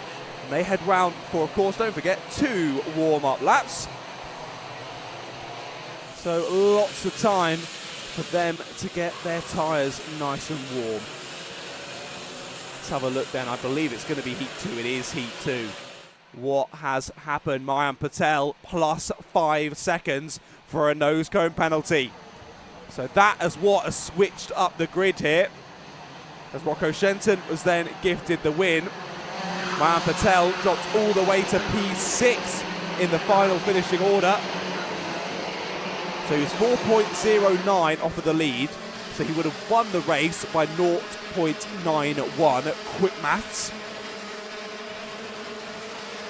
But with that 5-second penalty, drops him all the way to 6th place, and that's why he's starting on the second row of the grid for this one then. So Mayan Patel on the road, winning both races so far today. But he's going to have a bit of a tougher challenge at it, starting from row 2. And of course, some very quick drivers around him trying to stop him. Macaulay Guy gifted a front row start once again then. Macaulay's been incredibly impressive throughout today. Not only is he a lovely bloke, he's a very fast kart racer. And he also gave me some lovely Jersey fudge. Last time I was trying to remember if it was Jersey or Guernsey because I know he would have got very offended. Thank you for the fudge, Macaulay. Let's see what you can do out on circuit. Hopefully you haven't been eating too much of the fudge. He hasn't. He's already into 2nd place then. Through they go, up towards Christmas Corner.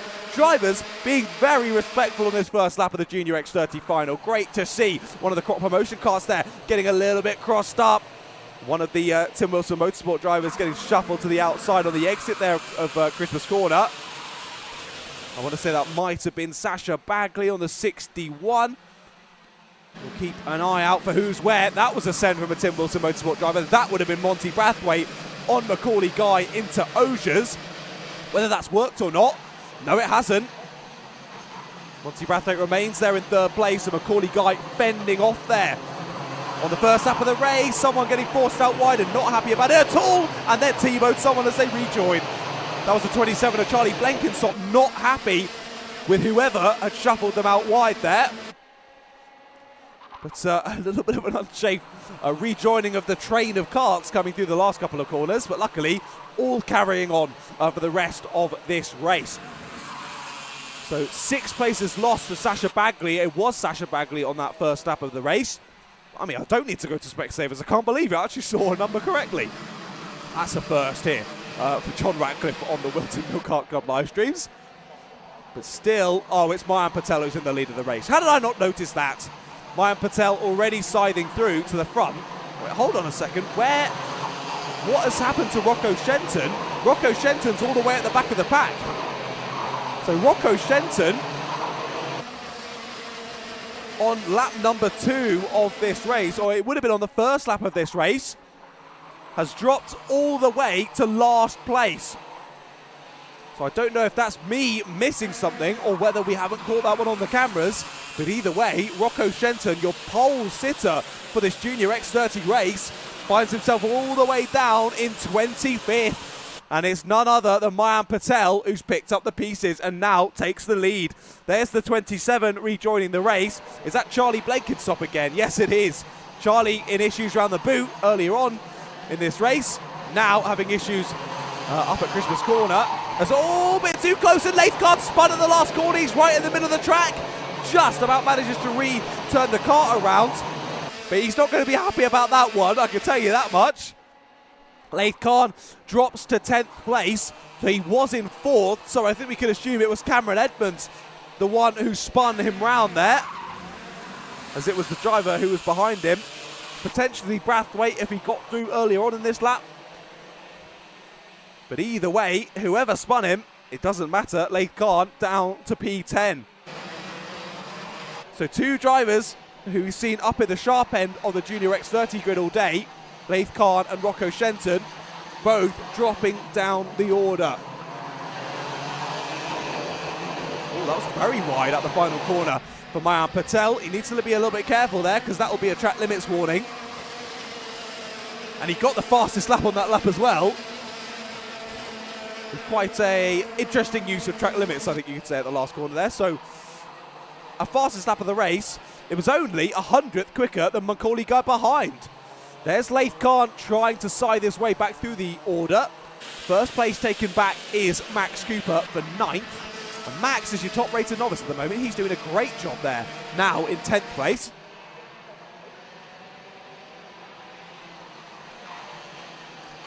Macaulay Guy seemingly The only driver who can bring the battle to Mayan Patel at the moment. Again, Patel very wide at the last corner. It should only be 2 wheels over that white line on the exit, I do believe. I think at the first corner exit it's okay now, but don't quote me on that. I'm not a steward. I'm just a silly little commentator.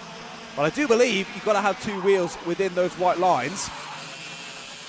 So we shall see whether that is a problem for Mayan Patel, or whether these exit curves you can run 4 wheels off and it's no issue from a steward's point of view. Not seen any track limits warnings come up on the timing screen as of yet, so I think we could assume all totally legal from Mayan Patel, but he is enjoying running very wide. Not quite as wide that time, but still wider than the Macaulay guy was. And very close on times between these top 3. Patel setting a 47.04, a 47.09 for Guy, and a 47.09 for Brathwaite as well.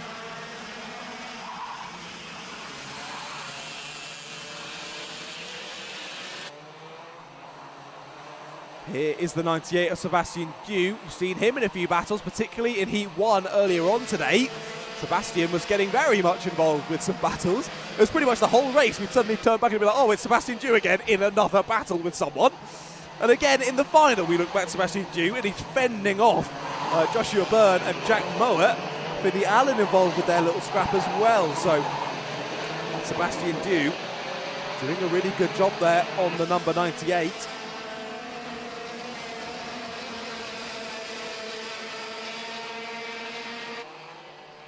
As Laith Khan, new fastest lap of the race. He was obviously shoved off earlier on.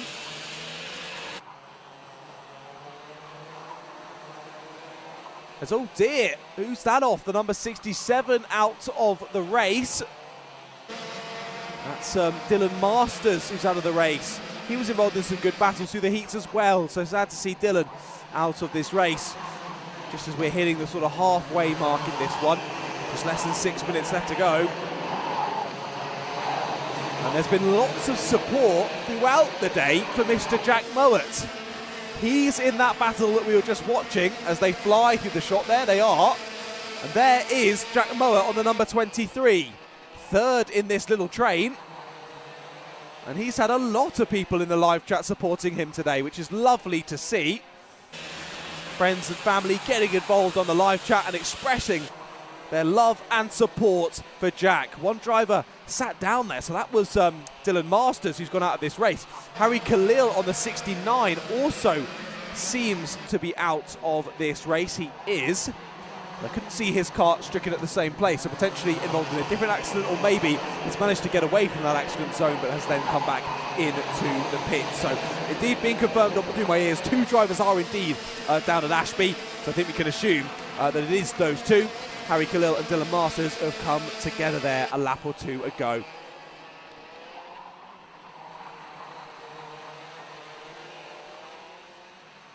Bobby in the live chat asking, is anyone else's screen blurry? I think you just need to change your settings, my friend.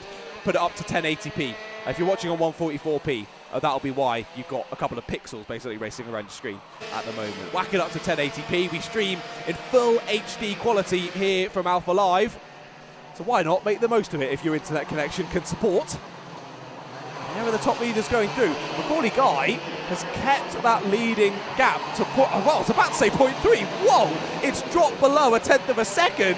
Hold your horses, ladies and gentlemen. Macaulay Guy, can we see him take a win here? Come on, Macaulay Guy. He's pressing on towards Mayan Patel. Will there be the opportunity of a move, though? Don't forget, Monty Brathwaite in behind is setting pretty much to identical times as these drivers ahead. He was actually a bit faster on the last couple of laps. So realistically, if Macaulay thinks about a move here, he's got to make sure it happens first time of asking, really, because something messes up, you lose each of you both time. Monty Brathwaite's going to be right on the scene, and he's going to be right involved with the battle as well.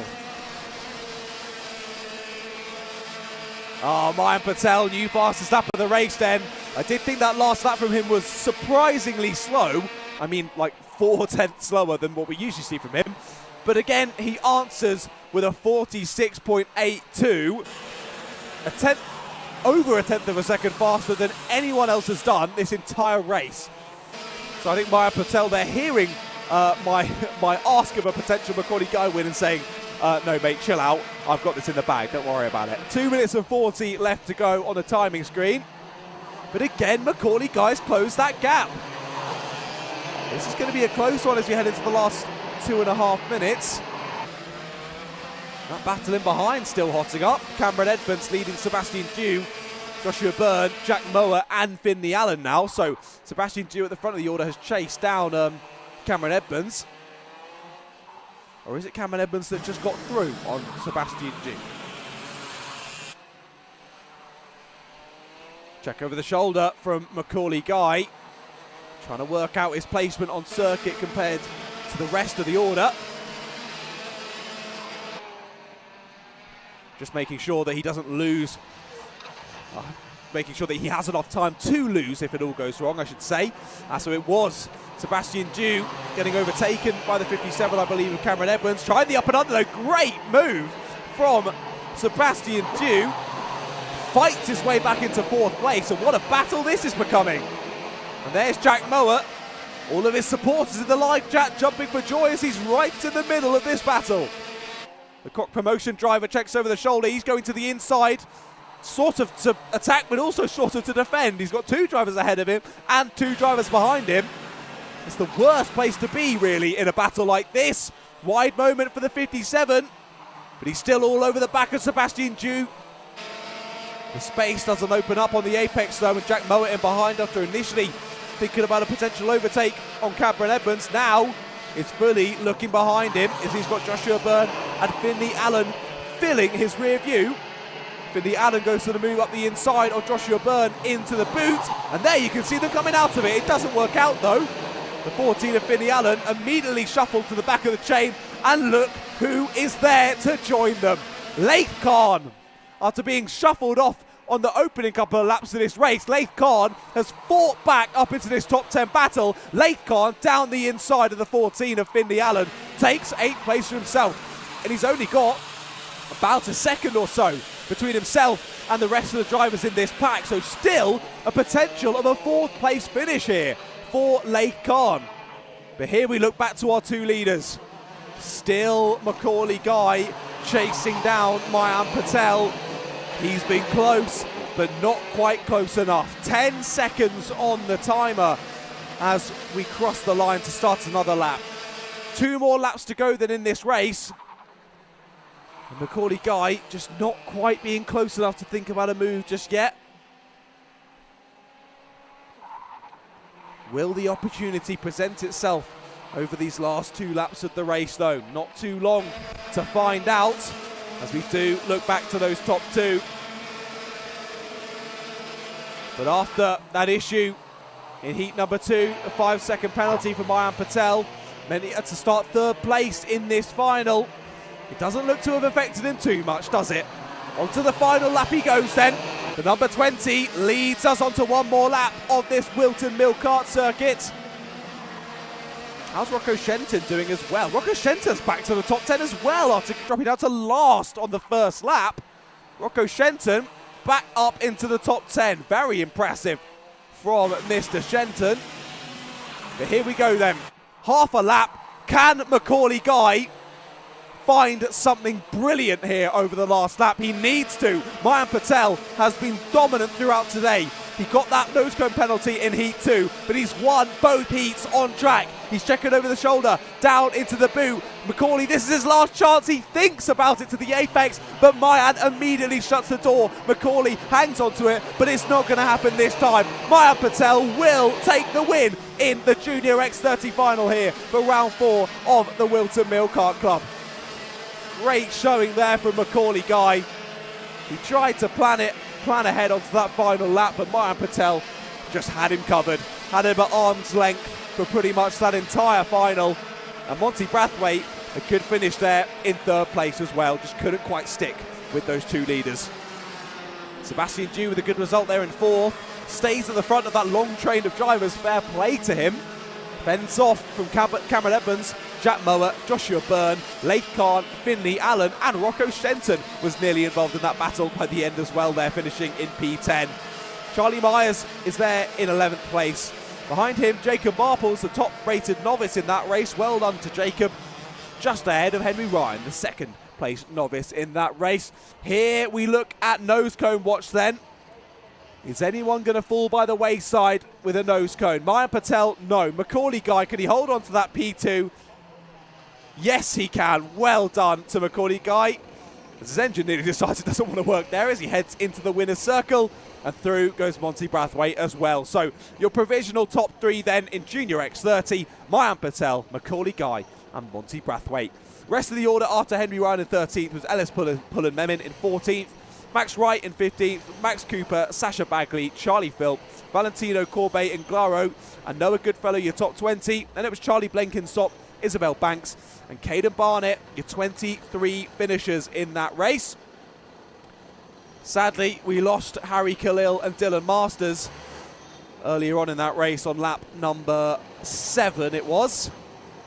Hopefully all drivers okay. I saw one sitting on the ground during that race. Hopefully that was just a relax and being frustrated with being out of the race already rather than being injured because of that accident. But we'll keep an eye out on what's going on there. Make sure you head over to results.alphatiming.co.uk/WMKC for the full finalised results. There's one driver with a nose cone penalty. Number 88 of Noah Goodfellow, sadly, will drop out of the top 20 with that one. But Junior X30 final done and dusted. How many finals have we got left? 3 finals yet to come, ladies and gentlemen. And we start off those 3 with the Senior X30s.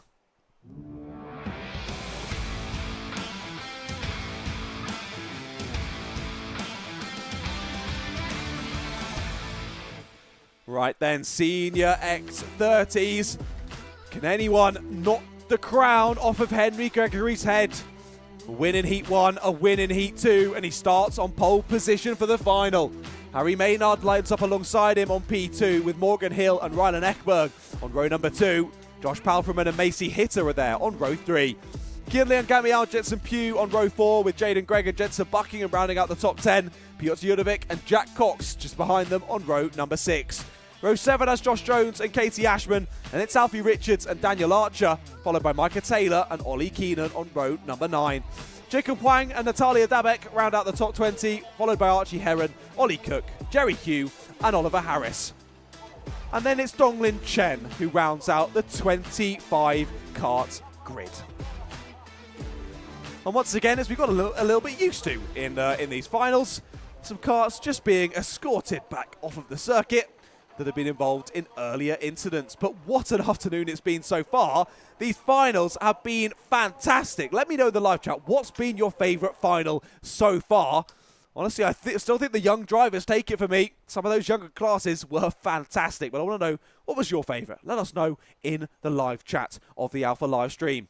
But the sun peeking its head out now this afternoon from the clouds. It's been a little bit cloudy throughout today, but some blue skies here to bless us with some sunshine. And I hope all these people out in the open air have applied their sun cream, because I know that I would be burning within about 25 seconds if I was outside.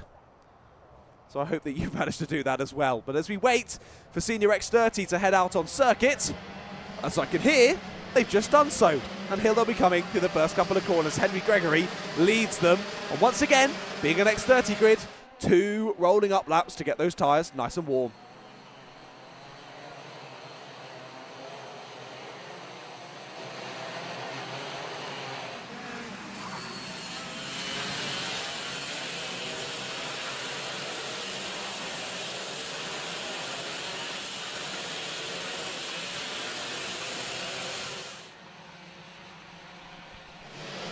Unstoppable is the word to use then for Henry Gregory so far today. Drivers have tried to knock him down, knock him out of first position. But no one really has had an answer to Henry Gregory's pace and consistency. Let's see if anyone can do so in the final. It has been close amongst the entire field though. One example being the second row of the grid. Morgan Hill and Rylan Ekberg both on identical points. And that decided by fastest lap time. And it was Morgan Hill who's done a slightly faster time than Rylan Ekberg, a tenth or so quicker.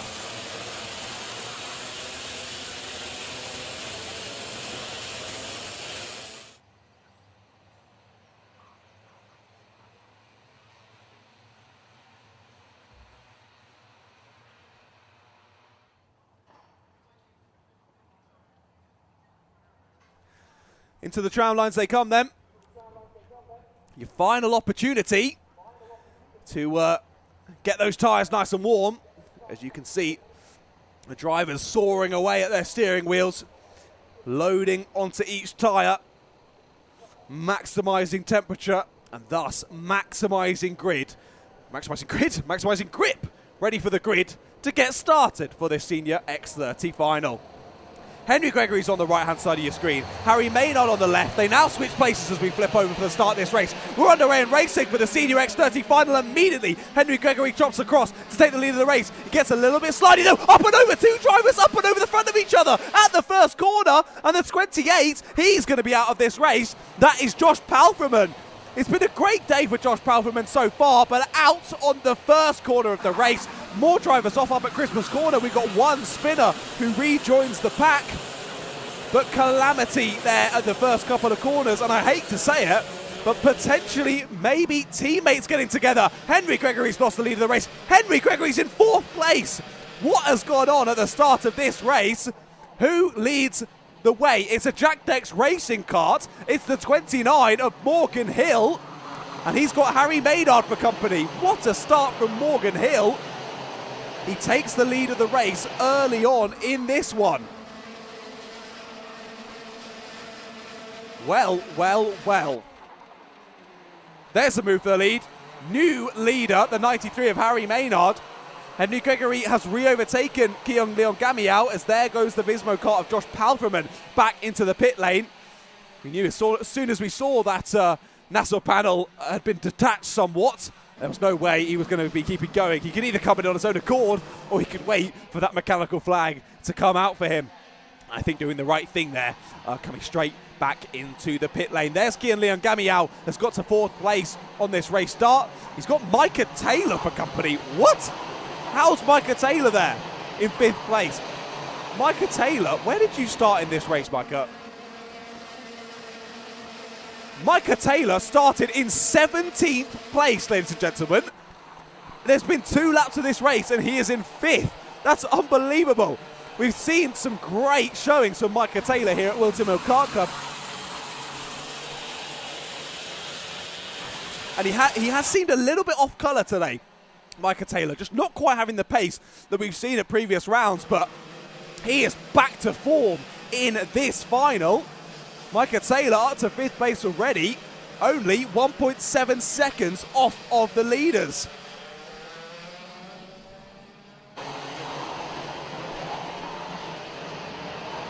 Through the last couple of corners they come then. It's Keong Leon Gamiao who takes the fastest lap.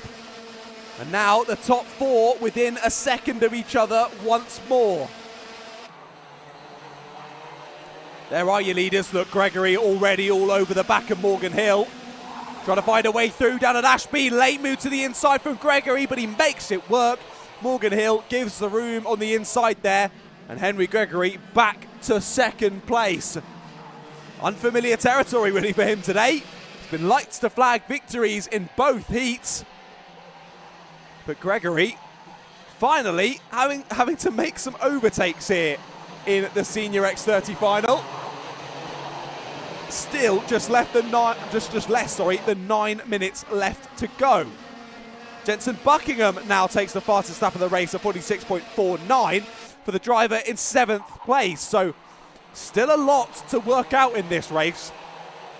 Still a lot of drivers very much in with a shout, with a very good result here in the Senior X30 final. The biggest gap really at the front of the order there is with Jaden Gregg coming through in 8th place. He's got about 2 seconds in between himself and Jensen Buckingham in 7th. But Jensen has just snatched that fastest lap of the race, and he's at the back of this entire pack, so we could see some interesting battling. just about to begin. Don't take your eyes off of your television sets, ladies and gentlemen. This could be quite a spicy one through the last 8 minutes. This is the pack just behind Jaden Gregg. There is Jaden Gregg, followed by a few more drivers. That's a good move. Is that Macy Hitter on the 53 coming through? No, it's Katie Ashman, of course. Katie Ashman making moves.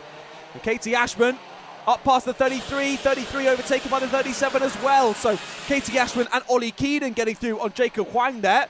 Jacob Huang demoted to 13th, I think now to 14th, as that is Macy Hitter on the 333 who's gone through, and now as well the 273 of Rylan Eckworth sweeping through. So Jacob Huang on one lap dropped from 11th to 15th, and that's that negative momentum we see far too often in karting. As I was just about to say, new fastest lap of the race for Henry Gregory. We should probably look back to the leaders. Here he goes then, up at Christmas corner, down the inside, and Vismo extraordinaire, Whilton Mill extraordinaire, Greg's extraordinaire? I don't know where I was going with that one. Henry Gregory's back in the lead of the race anyway.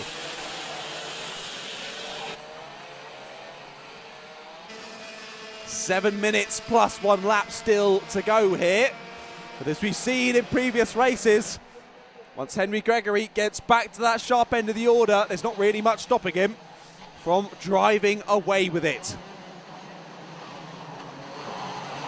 It is Henry who now has the fastest lap of the race.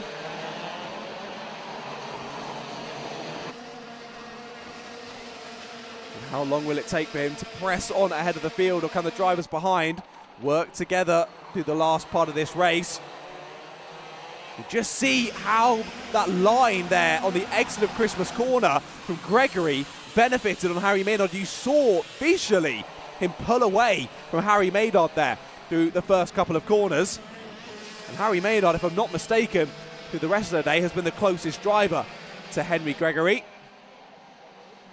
Let's get up their heat results while I've got a second. Indeed, yeah, it has been in both heats so far today. It's been Gregory P1 and Maynard in P2. Morgan Hill's got a P3 and a P4. Rylan Eckberg also with a P3 and a P4. And then a few other drivers, depending on which heat it was, getting involved as well. Oh, there was a cheeky move from one of the Jack Next Racing. Was it? Yeah, it was Jack Next Racing, sorry. Then a big slide for the 83 there. Alfie Richards, a Cock promotion.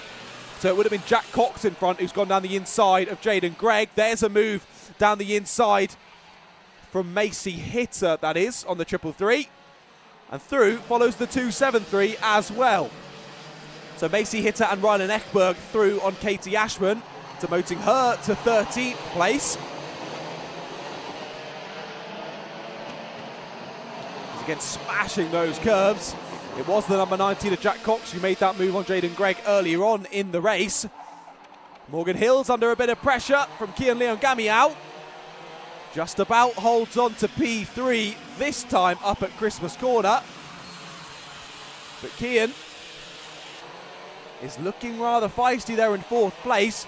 Does need to be mindful of Micah Taylor though in 5th as well. What a race it's been for Micah Taylor so far up in that P5 spot. He's got to P5 early on and he's very much stayed there. He's sticking with our top 5 group. And he's doing a good job of it, is Micah.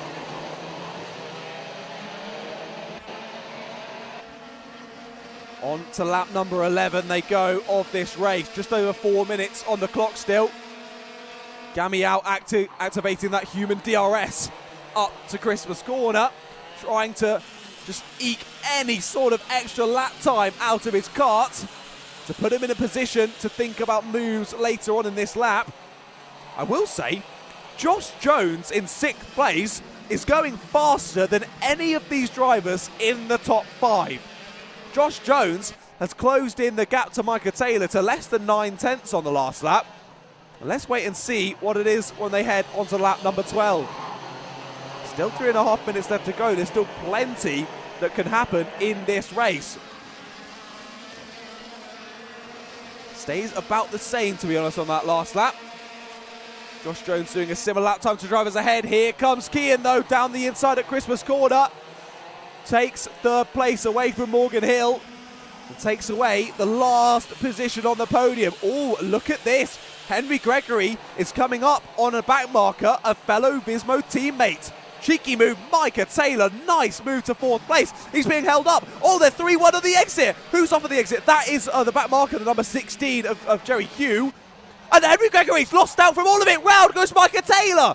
Micah Taylor gets spun down into the boot. It's all kicked off here on lap number 12. Henry Gregory has lost the lead of the race there. Harry Maynard's gone through, Morgan Hill's gone through, and so has Kian Leon Gamiao. So Morgan Hill, the biggest winner from that then. He dropped to 5th place, and now he's shot back up to 2nd. Micah Taylor got spun there down at the boot. He's dropped to 7th place. And he's now about 4 seconds off of this leading battle. But Harry Maynard has been re-gifted the lead of the race here. We just cut away to watching that battle for 4th, which was great to watch. The drivers going off left, right and centre, but we missed how that happened. I said as the drivers were coming up to Jerry Hugh, who's 2 laps down at the moment, this could be a challenge. Vismo on Vismo teammates here, one leading the race, one at the back, and clearly something has happened that's caused Jerry Hugh to go off the track and for Henry Gregory to lose 3 positions.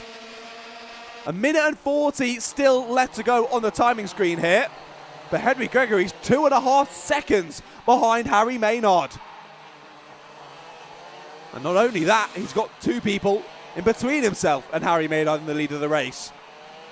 This could all end not as Henry Gregory was planning here. Disaster for the Vismo team at the end of the Senior X30 final. Jerry Hugh has come in the pits. He's retired from the race. So has Alfie Richards as well on this lap. The number 83 has dropped out of this race.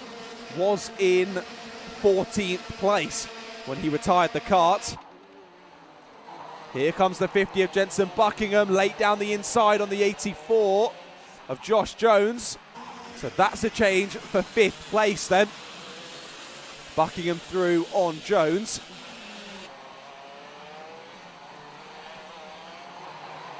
And Gregory, still the fastest driver out on circuit. He's got through in Sector 2 on Kian Leon Gamiao. So Henry Gregory gets back up into 3rd place. There's still going to be time on the clock when Harry Maynard comes under the gantry. So we'll have 2 more laps of this Senior X30 final. I think it's a bit too much to ask here from Henry Gregory. Still 2 seconds between himself and Harry Maynard. He'll need to stick some NOS onto that number 77 car if he wants any chance of catching Harry Maynard in the lead of this race here. But it's all gone wrong in the dying moments of the race here for the 77 of Henry Gregory. I say that, he's still in the podium positions. I mean, it hasn't gone that badly wrong, but still, he won Heat 1, he won Heat 2. He looked to be on for the win in the final. All he had to do was get it through to the checkered flag, but he didn't bank on a rogue back marker, let alone his teammate, getting in the way. Last lap board is out. Harry Maynard will see it first, and Morgan Hill and Henry Gregory are not catching nearly fast enough. There they are, heading up to Christmas Corner. Harry Maynard not even in the shot. He's a good 1.5 seconds clear of these lot. It's been a good late charge from Jensen Buckingham, and he's now looking at the rear bumper of Kian Leon Gamiao. Gamiao checking over the shoulder, trying to work out how much of a gap he's got as they head into the second part of this final lap. But Harry Maynard, P2 in heat number 1. P2 in heat number 2. He just couldn't quite get past Henry Gregory. Well, he's only gone and done it in the final. 60 points for Harry Maynard and the win in the Senior X30 final. And he's absolutely ecstatic about that, and as he should be. Morgan Hill and Henry Gregory finalise your top 3. A good race from Morgan Hill there, had a fantastic start and battled through really nicely in that one as well. Kian Leon Gamiao and Jensen Buckingham finalise your top 5, with Josh Jones, Micah Taylor, Jack Cox, Jaden Gregg and Macy Hitter there in the top 10. Good race through from Micah Taylor. What could have been for Micah Taylor? He was involved in that lead battle that just got spun midway through the race there. managed to get back to 7th place, so fair play to Micah, but could have been so much more. But still a great race nonetheless. Outside of the top 10 were Rylan Ekberg, Katie Ashman, Ollie Keenan, Jensen Pugh, they're your top 14. Behind them, Daniel Archer, Oliver Harris, Natalia Dabek, Jacob Wang, Ollie Cook, Piotr Judovic, and Donglin Chen, last of your finishers. Behind them and out of the race were Alfie Richards, Jerry Hugh, and Josh Palfreman. Here's nose cone check though, ladies and gentlemen. It was fine for Morgan Hill, fine for Harry Maynard. What about Henry Gregory though? This isn't Henry Gregory, that is the 48 of Micah Taylor. He's totally fine in 7th place. Henry Gregory is using manpower rather than horsepower to get down to the weighing scales and all of the checks. He's going to be gutted about that one because it could have so easily been a win. He's totally fine though. No nose cone for Henry. Still a 3rd place that he should be happy with, but not the win he was hoping for. What a race that was in the senior X30s. There's someone with a nose cone penalty. Jensen Buckingham was flying through in the last part of that race, but sadly has got a nose cone penalty for his troubles. That'll be 5 seconds added on, and the final results. Senior X30 final done and dusted then. We've got 2 more finals to come. They're both Rotaxes, but we'll first kick it off with the juniors.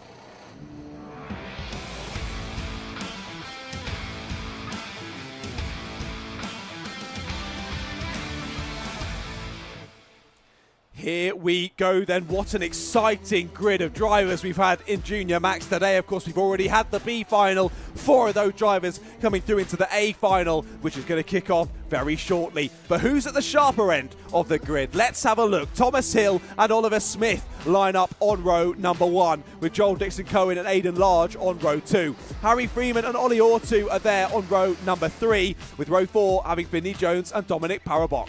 Harry Holland and Logan Lauder are there rounding out the top 10, with Lucy Wielden and Daniel Gurney on row 6. Row 7 has Harry Russell and Ben Morgan, Sonny Morgan and Harrison Bishop on row number 8. Jack Baker and Dexter Collins are on row number 9, with row 10 finalising the top 20, with Alfie Thompson and Jonas Januzauskas. Matthew So and Jensen Powers are there on row 11, with Callum Sims and Samir Poole on row number 12. And row 13, Jensen Hinchcliffe and Oliver Meek.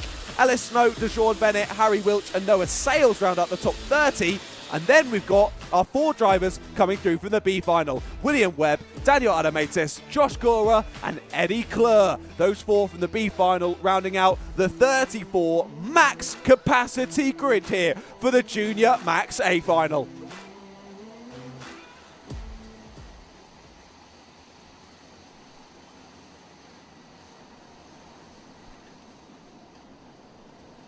Here we go then, towards the line. The Junior Max A final. Can we get it underway first time of asking?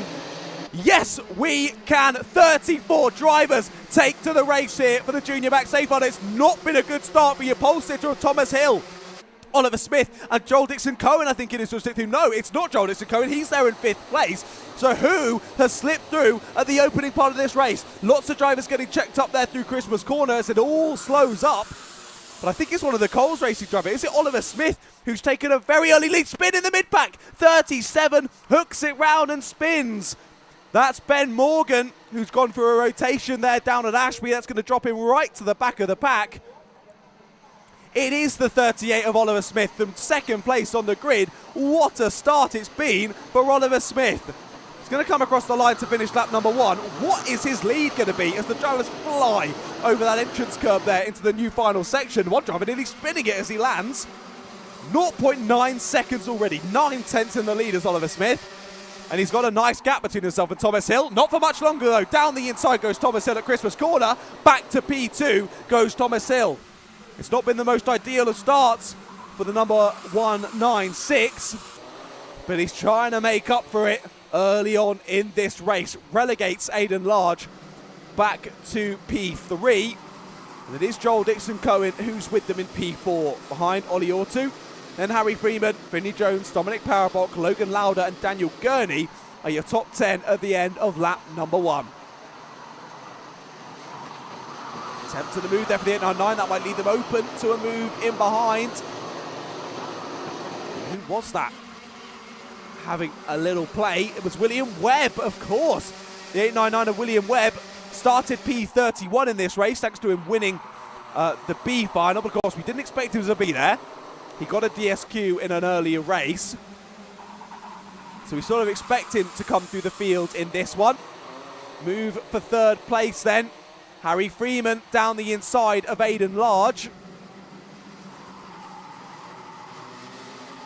Multiple race winners already today in this field. And there's a move for the lead. Thomas Hill down the inside into the boot, and Thomas Hill takes the lead of the race here.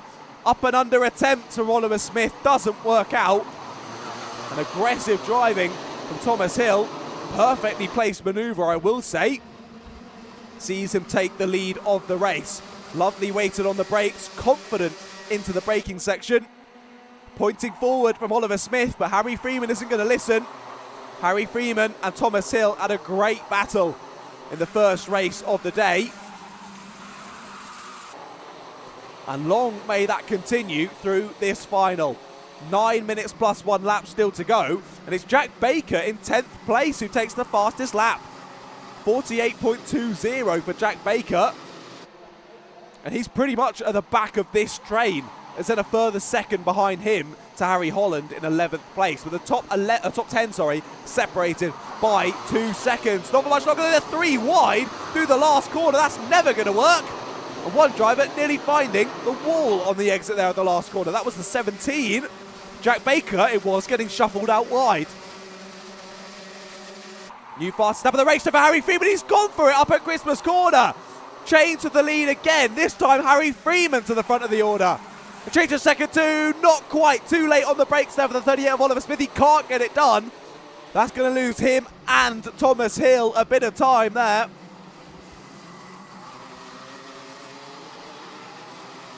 And that just gives the teeniest bit of breathing room to Harry Freeman as he finds himself in the lead of the race for the first time in the final. Oh, all getting very close. One driver off. Broken front left wheel for the 33. He kicks it in anger. Hold on, that might have worked. That might have actually worked for Logan Lauder. It looked like it was coming off the rim. He gave it a kick and it almost looked like it rejoined onto the rim. Let's wait and see if he's carrying on in this race. That would be unbelievable if that is the fix off the wheel. Change to 4th place though. 87 that is, who's gone through. Hold on, that's not 4th place, sorry. That's in this secondary pack. Alfie Thompson through on 7th place, I think, on Finley Jones. He's now got the 167 of Joel Dixon Cohen ahead, so yeah, that is correct. Thomas Hill still motoring on here. I think best bet, really, with still over 7 minutes to go, is for Freeman and Hill to work together and try and ditch Oliver Smith. And they don't need to worry about this group. This group are keeping to themselves. They're battling, they're having fun. Alfie Thompson, new fastest lap and makes up 2 places. How is Alfie Thompson in that gaggle of karts setting the fastest lap of the race? That's insane. Fair play to Alfie Thompson. Still a yellow flag up at Christmas corner then, as that's why 2 drivers off on the exit. Who's not come round to finish the last lap? That's Samir Paul and Noah Sales, who are off on the exit there of the little kink as they head down towards Ashby. Looks as though they're trying to push the karts back towards the track. There's a move for the lead. Back down the inside goes Harry Freeman. So Thomas Hill must have re-overtaken in the mid part of that lap. Retook the lead of the race from Harry Freeman. But Freeman immediately back down the inside into the boot. Freeman back to the lead of the race. Well, I said they should probably just work together, press on ahead and ditch Oliver Smith. They're not going to do that. Which, in my racing mindset, is very silly. In my commentary mindset, is fantastic. I love it. Keep battling like this. Brilliant. William Webb sets the fastest lap of the race. We've seen him battling up at the sharp end earlier on in the heats. Of course, starting from 31st, you're never going to have an easy job getting to the front of the order.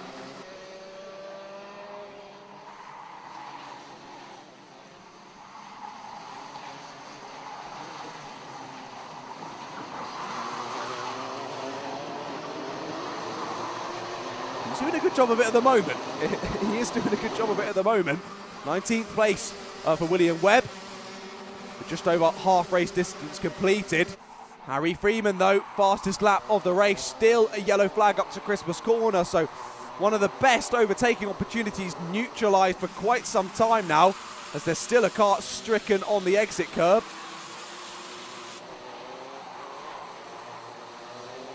So with 5 minutes left to go.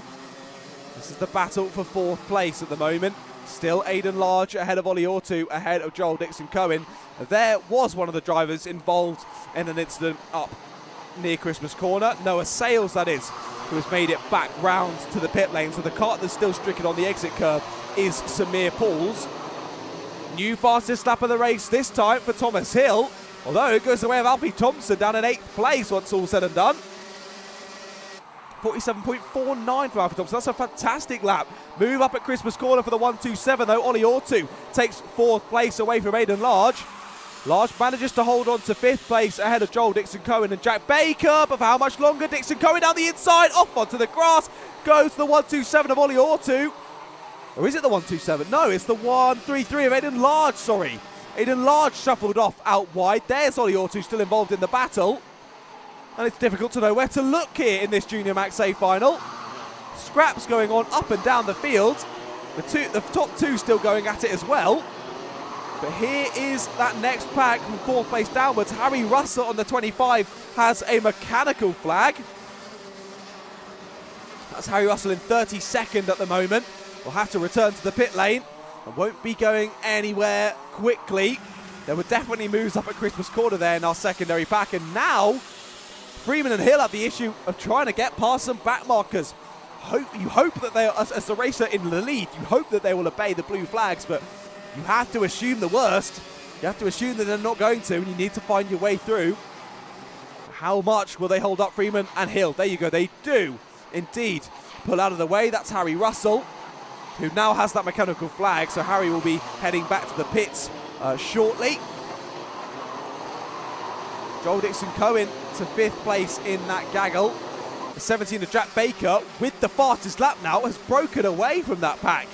47.37 for Jack Baker. He's been flying in this Junior Max A final.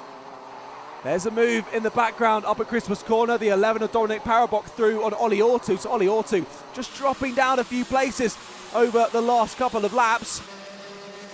So Jack Baker, where did Jack start in this race? Jack Baker started P17 in this race.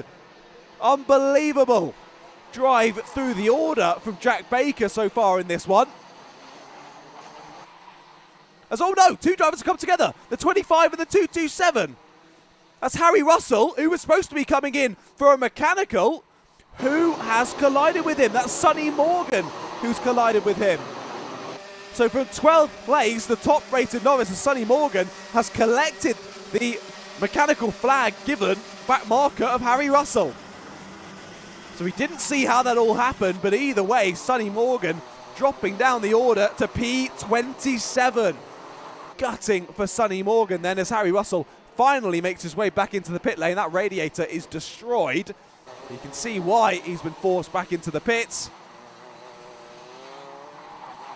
But far from ideal for Sonny Morgan. They're going to be seething, I can imagine, by the end of the race there. But we didn't see how the issue occurred.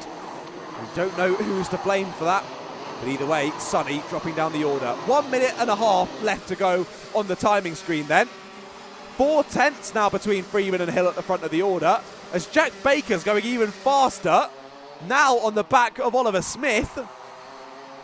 And there's the gaggle in behind them as well. Thompson leading Dixon-Cohen and Jones.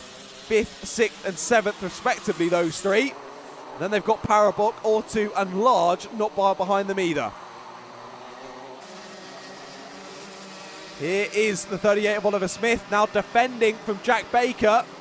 Jack Baker's been absolutely flying here today. He's been flying in the final, sends the dummy to the inside. Great move from the number 17 of Jack Baker. Finds his way up into P3. He is so deserving of a podium finish here today in the final. What a race so far for Jack Baker. He's been absolutely flying. But he's still got 4 seconds between himself and Harry Freeman in the lead of the race. I think 3rd is going to be the lofty heights for him today in this final. Sonny Morgan trying to charge back, taking away a place with Dexter Collins. Sean Bennett and Daniel Animatus through on Jonas Janazauskas. 22nd, 23rd, 24th now respectively for those three. With 10 seconds on the clock, when are Harry Freeman and Thomas Hill going to see the last lap ball? Will it be this time? Will it be next time? I think they're just about going to go through. It's going to be really close. No, they do see the last lap board this time around. But Harry Freeman has been slowly but surely extending that gap at the front of the order. It's now up to 7/10 as they head on to the last lap. So barring a mistake here on the last 1,128 metres of this Whilton Mill Kart circuit for Harry Freeman, he looks to have this one relatively in the bag. But he had to fight back through with Harry Freeman. So did Thomas Hill, to be fair. It hasn't been an easy race for either of them. They've shown us a great battle already earlier on in the first heat of the day. It was an absolute ding-dong battle. I think that time went the way of Thomas Hill. This time, in the all-important final, it goes the way of Harry Freeman, and he takes maximum points from the Junior Max A final here at round 4 of the Whilton Mill Kart Club. Thomas Hill has to settle for second this time around, and Jack Baker, standing ovation for Jack Baker, 17th to 3rd in the final. What a race for the number 17. Oliver Smith and Alfie Thompson round out the top 5. Alfie Thompson snatching the fastest lap at the dyno. It's their fair play, 47.21.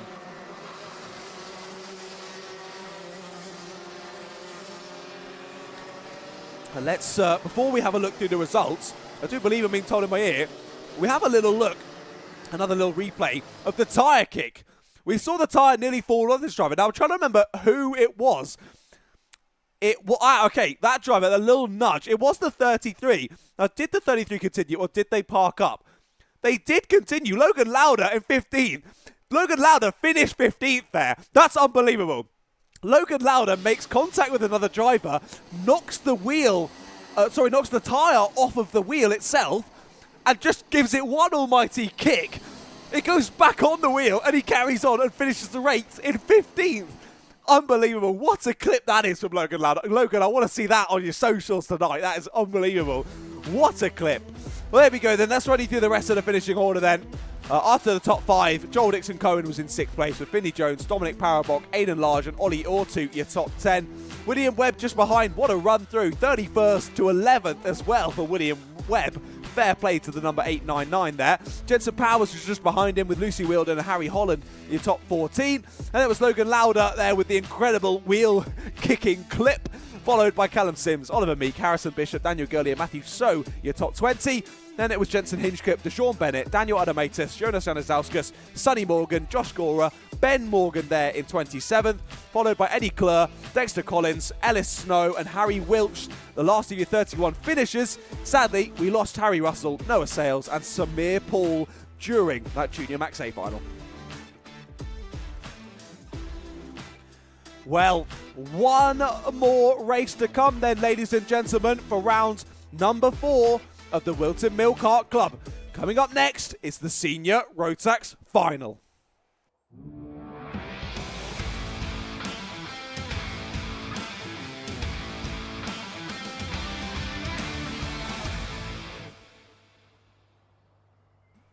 "31 drivers will take to the tarmac for this Senior Rotax Final, but only one can take the winner's trophy home with them. Who will it be? Will it be Spencer Brom from pole position? Another driver, just like in the Senior X30s, having a perfect day. But we saw that perfect day didn't translate for Henry Gregory. Let's see if Spencer Brom has a little bit more luck. Zaki Hussain is the first of the drivers to try and stop him from getting that perfect day. He lines up alongside Spencer on the front row. Charlie Webb and Lewis Wild are behind on row 2, with Ross Tyler and Samuel Cook on row number 3. Row 4 has Dylan Norris and Ronnie Bradley, with George Hart and Jack Spencer rounding out the top 10. Mitchell Mulvey and Ben Ballou there on row 6. Fair play to Ben Ballou getting a P12 start from this when he started last in every heat. Vinny Hayes and Mac McFarquhar are there on row 7. Lord Farquhar, what can he do from 14th place? Will Forber, Stefan Kashmashik, Oliver Johnson and Adrian Nagwa are behind them. And then rounding out the top 20 are Dalton Norris and Liam Thomas. Then it's Ryan Hedge, William Young, Ollie Owen and Asa Pinder there on row 11 and row 12. Then row 13 has Bryce Madison and Molly Griffiths, Matt Davey, Jack Wilsh, JJ Hyde and Freddie Ingram round out the top 30. And Philip Tatum rounds out the 31 kart grid. Now, Freddie Ingram, very much one to watch. I don't think Freddie has seen a checkered flag yet today, sadly for him. I think he went out of both heats due to issues or due to incidents. So Freddie Ingram, kart number 69. Nice, Freddie, nice. He's one to watch from the back row of the grid. 30th place for Freddie. What can he do from there? Right, Spencer Brahm on the CRG car. Alongside him is Zaki Hussein. Into the tram lines we go. We're underway and racing for the last race of the day here at round 4 of the Whilton Mill Kart Club. Drivers dicing through the first couple of corners and contact and into the barriers. Hard impact and into the barriers there for the drivers in the mid-pack. 3 drivers off and 1 driver on the air kart chassis will be going no further. I think his number had been rubbed off on the side as well. Couldn't quite tell you who that was, but we'll see when they come across the start line to finish lap 1 who is out of this race and who were the other 2 losing a lot of time. It's Forber who's out of this race. He looks to be all okay, which is the main thing. But Will Forber from 16th there, big clattering into the barriers on the exit of the first couple of corners. Never a nice place to be, particularly on lap number 1.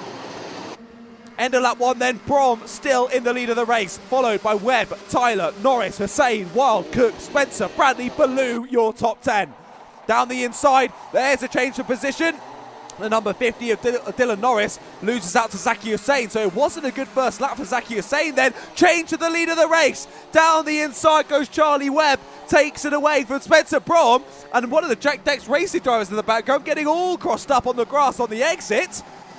Manages to rejoin, but far from ideal.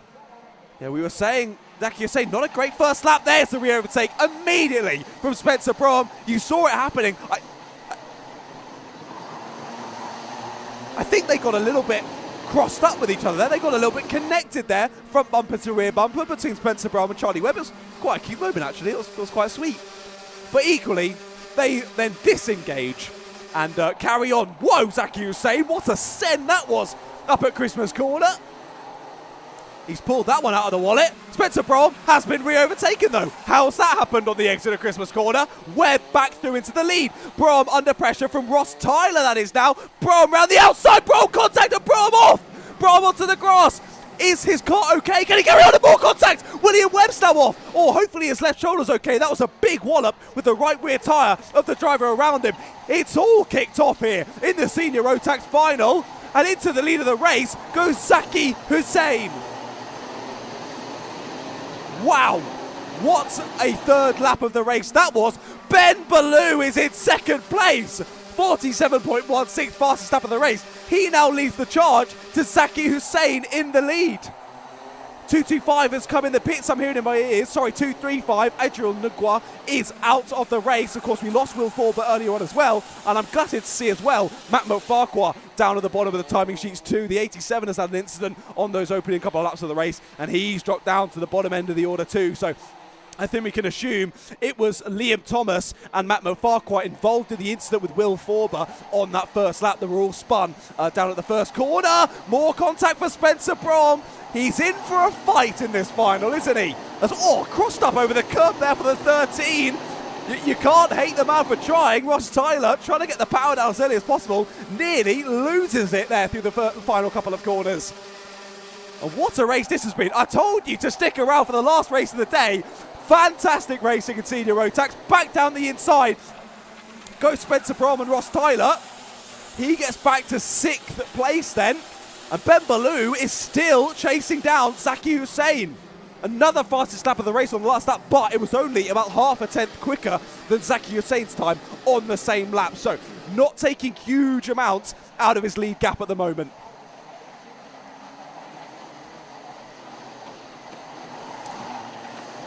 And Spencer Brahm with a few drivers. Oh, spin! A spin for the Lando Norris kart.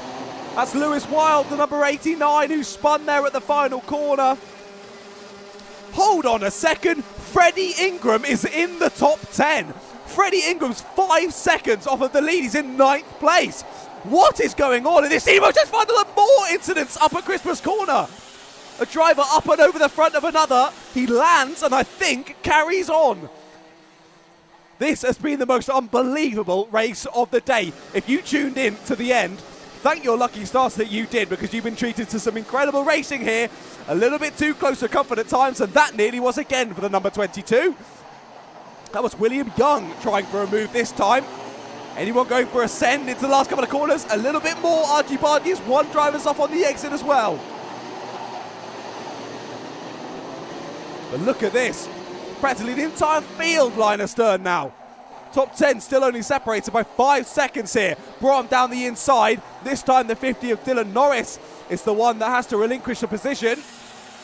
So Brougham up to 4th place. Liam Thomas has come in the pits. It seems as though JJ Hind is out as well. Yellow flags in sector 2 as we've got a driver stricken on the edge of the circuit. And that's the 18, so that is JJ Hind out of this race. But it has all kicked off. We're nearly halfway into this race already. 6.5 minutes left to go. And it's still Freddie Ingram with the fastest lap of the race. He's up to 8th place now, past Stefan Kashmashik. Demotes him to P9. Zaki Hussain has done a fantastic job at the front of the field. He's extended that gap to Ben Ballou to nearly 1.5 seconds now. And Ben Ballou has Charlie Webb for company as well. And those two battling is only going to benefit Zaki Hussain. There's the damage on the 373. That's not going any further there for Ollie Owen. He retires from this race as well. And there's the number 18 in also. So that was JJ Hunt. He's got it restarted, but he's had to take it straight back to the pit lane. Spencer Brougham, after clearing that traffic, look at him darting towards the leaders. He's got about a 10th off of Zaki Hussain's gap, but he's quickly closing in on Charlie Webb and Ben Ballou. Charlie Webb's got through on Ben Ballou at the last part of that lap as well, so all still changing. Late move to the inside there for the Jax Racing kart. That of Ross Tyler. He makes the move stick on Samuel Cook. And it was Mr. Freddie Ellingham in behind. It's Freddie Ellingham down the inside. It's Freddie Ellingham up to 7th place now. So Samuel Cook losing 2 positions in the same number of corners there on his Fernando Alonso kart. Less than 5 minutes left to go on the clock then, ladies and gentlemen, and still the top 10 separated by only 5 seconds despite the chaos we've had in this race. There's the 27 parked up beside the road. And so that is, who is that? Is that Oliver Johnson? Yeah, Oliver Johnson's out of this race, and so, seemingly, is George Hart. No, so George Hart has finally come through. George Hart in 23rd, Lewis Wilde in 24th, but Oliver Johnson parked up at the entrance to Oblivion and Crook. A very odd place to have it parked up due to an incident, so more than likely a mechanical issue for Oliver Johnson. But that means 6 drivers already out of this race. Cheeky move to the inside, you saw that one coming from Freddie Ingram. Steals away the place this time from Ross Tyler. So Freddie Ellingham now up into P6. Don't forget, ladies and gentlemen, Freddie started in 30th place in this race. And he's up to P6 already, following through, trying to anyway. It's Ross Tyler, room given, wheels rubbing, not able to find a way through this time on Dylan Norris. He's going to have a second chance down at Ashby, but Dylan covers that one off. He's going to go wide on the exit though. It'll be a good exit for the drivers behind, but once again, Tyler has to think about Cook and Kashmashik and Mulvey in behind now. Trying to force the door open is the 13 of Ross Tyler. He's getting very frustrated here, stuck behind Dylan Norris. Tries to go to the outside into the boot. Norris is going to go deep. He's going to try the up and under. The door's just about open. They make contact. More contact. And round, almost round there for Tyler. How are they both facing in the same direction after that? But either way, Ross Tyler's made the position. Just over 3 minutes there, you could see Will Forber standing at the first corner watching this all unfold. He wishes he was involved. Oh, round goes to 50. And drivers all off in avoidance. Round goes Dylan Norris. Samuel Cook collects him and carries on. We've got Spinners off as well. The 121's now pulling to the pits. The Ronnie Bradley's out of this race. It looks like Asa Pinder might also be out of this race as well. Absolute chaos in this last race of the day. Here's Spencer Brougham and the 37 of Ben Ballou. So Spencer Brougham back into the top 3 then, as we head into the last couple of minutes of racing. And Spencer Braun, 2.5 seconds off of the leader, 1.3 off of Charlie Webb. Come on, boys, hold out for 2 more minutes. What a race this is. Freddie Ingram still with the fastest lap of the race. Freddie Ingram still in P5, pressing on towards those leaders. Here is the 55 of Mitchell Mulvey. As all dear, we've got a line loose. One of the tubes connecting parts of the engine is very loose on the number 17 of Dalton Norris. And you'll see it as we go around that corner. There you go. However, I've called that before and not seen mechanicals for it, so he might be okay. There's the 66. That was, of course, Samuel Cook. He was involved in that lead battle until the number 50 had a spin and he collected Dylan Norris. Into the pits he goes, clearly with some mechanical issues. But really, if you can just stay in this race and keep on the black stuff, you could be on for a really, really good result here. There is your leader, Zaki Hussein. We haven't spoken about him, it feels like, in about 3 years. But he is now coming up on some back markers as well. Just to add some more craziness into the mix. You didn't think we have enough? Well, here's some more for you. Zaki Hussein coming up onto the back of Asa Pinder. So Asa Pinder, I think, is still in this race. Or is it Bryce Madison he's coming up onto the back of? That will determine whether Asa is still in this race or not. Driver has moved out of the way. Very good to see there. It was the 74 of Asa Pinder. So Asa is still in this race. Just a lap down now. And look at the crowds out at the Whilton Mill Clubhouse. They've held out for this last race of the day. And of course they did. It's Senior Rotax. We always get great racing in Senior Rotax, but this has been a cut above the rest. Charlie Webb has closed the gap ever so slightly to Zaki Hussein in the lead as they pass the back markers there. That lead gap back to less than a second now. Here is Charlie Webb. So what could Charlie Webb do? I'm impressed because we saw Charlie Webb in that incident earlier on where he got properly smacked on the left shoulder by another car going up and over the back of his car and hitting him in the shoulder with the right rear tyre. Firstly, I'm surprised he's all okay from that. And secondly, I'm surprised his cart's all okay from that. But either way, he's pressing on. He's closed the gap by another 10th and a half. 10 seconds left to go on the clock. Charlie Webb is smelling blood in the water at the moment. But is it too little, too late? There's the back marker just moving over away from these drivers at the sharp end of the field. That was Ben Ballou getting through. Freddie Ingram was the next one up to get through as well. Clock has hit 0 then, ladies and gentlemen. Next time around, Zaki Hussein will be the first driver to see the last lap board of the last race of the day here at round 4 of the Whilton Mill Kart Club. What a treat it's been. Zaki Hussein rounds the final corner. 1,128 metres to go for Zaki Hussein to hold on to this lead. But again, Charlie Webb closes the gap by another 2 or 3 tenths of a second. He sets the fastest lap of the race. He can't do anything more here to chase down Zaki Hussein. He needs Hussein to make a mistake over this last lap. But can Zaki Hussein hold his nerve? We said in earlier races, pressure makes diamonds. But can Zaki Hussein hold on to it? Half a lap to go. He checks over the shoulder. He knows he doesn't need to defend. And what a win this could be for Zaki Hussein. Spencer Braun has been unstoppable, but in a crazy, frenetic final in Senior Rotax, it's going to be the 113 of Zaki Hussein who takes the win. Unbelievable race in Senior Rotax. Charlie Webb gets second place. Spencer Braun has to settle for third. Ben Ballou, great race to fourth place. And Freddie Ingram from last to fifth place. Unbelievable. What a race there. I'm very glad it's the end of the day because my voice cannot take any more of that craziness. Thank you to the Senior Rotax drivers there. You all deserve a round of applause. What racing that was to cap off another fantastic day here at the Whilton Mill Kart Club. Ross Tyler finishes in P6 with Jack Spencer P7. Then Finley Hayes in P8, Mitchell Mulvey and Dalton Norris round out the top 10. This is important as well. Behind the finishing result, we check for nose cones. William Young in 11th place with Jack Wilch 12th, Stefan Kashmashik in 13th, and Dylan Norris in 14th. Top 2 look to have been sent through. Where's Spencer Braun? There he is. So top 3 all sent through provisionally. Hussein, Webb, Broham, your top 3. 15th downwards was Ryan Hedge. Oh, the 74 does have one. Who is that? That's Asa Pinder, sorry, in 22nd place. Behind Ryan Hedge was Lewis Wild, George Hart, Mahmoud Farquhar, Matt Davey, Molly Griffiths, and Bryce Madison. Only 21 of the 31 karts on the grid for that race made it to the checkered flag.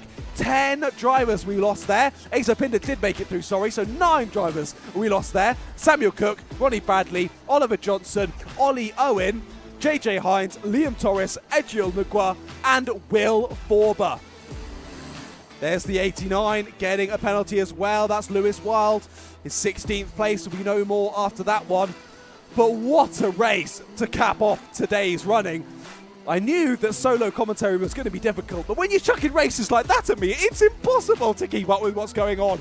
But wow, I've had such a good time. If you enjoyed my commentary, make sure you go and drop me a follow at Ratters Media on Instagram and TikTok. I would really, really appreciate it. But what a day of racing it's been.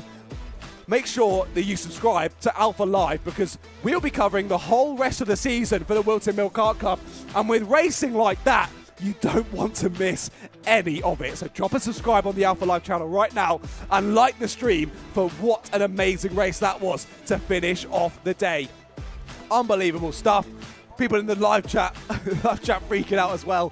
What a race it was. Thank you all for joining us for today's action here at Whilton Mill. A big shout out to all of the Alpha Live team as usual, my producer and everyone out on the camera points as well. All have done an incredible job to bring this all together and bring you the footage here from today's racing action of round 4 of the Whilton Mill Kart Club. Same goes to everyone working behind the scenes, everyone out on their post as well, out on circuit, all of the medical staff as well, everyone in scrutineering, everyone that makes this event possible. A big thank you to all of you, and we'll see you very soon for round 5. Don't miss that. You want to subscribe to the channel, you don't want to miss any of it. But from myself, John Ratcliffe, from everyone here at Alpha Live, thank you very much for watching, and we'll see you very soon.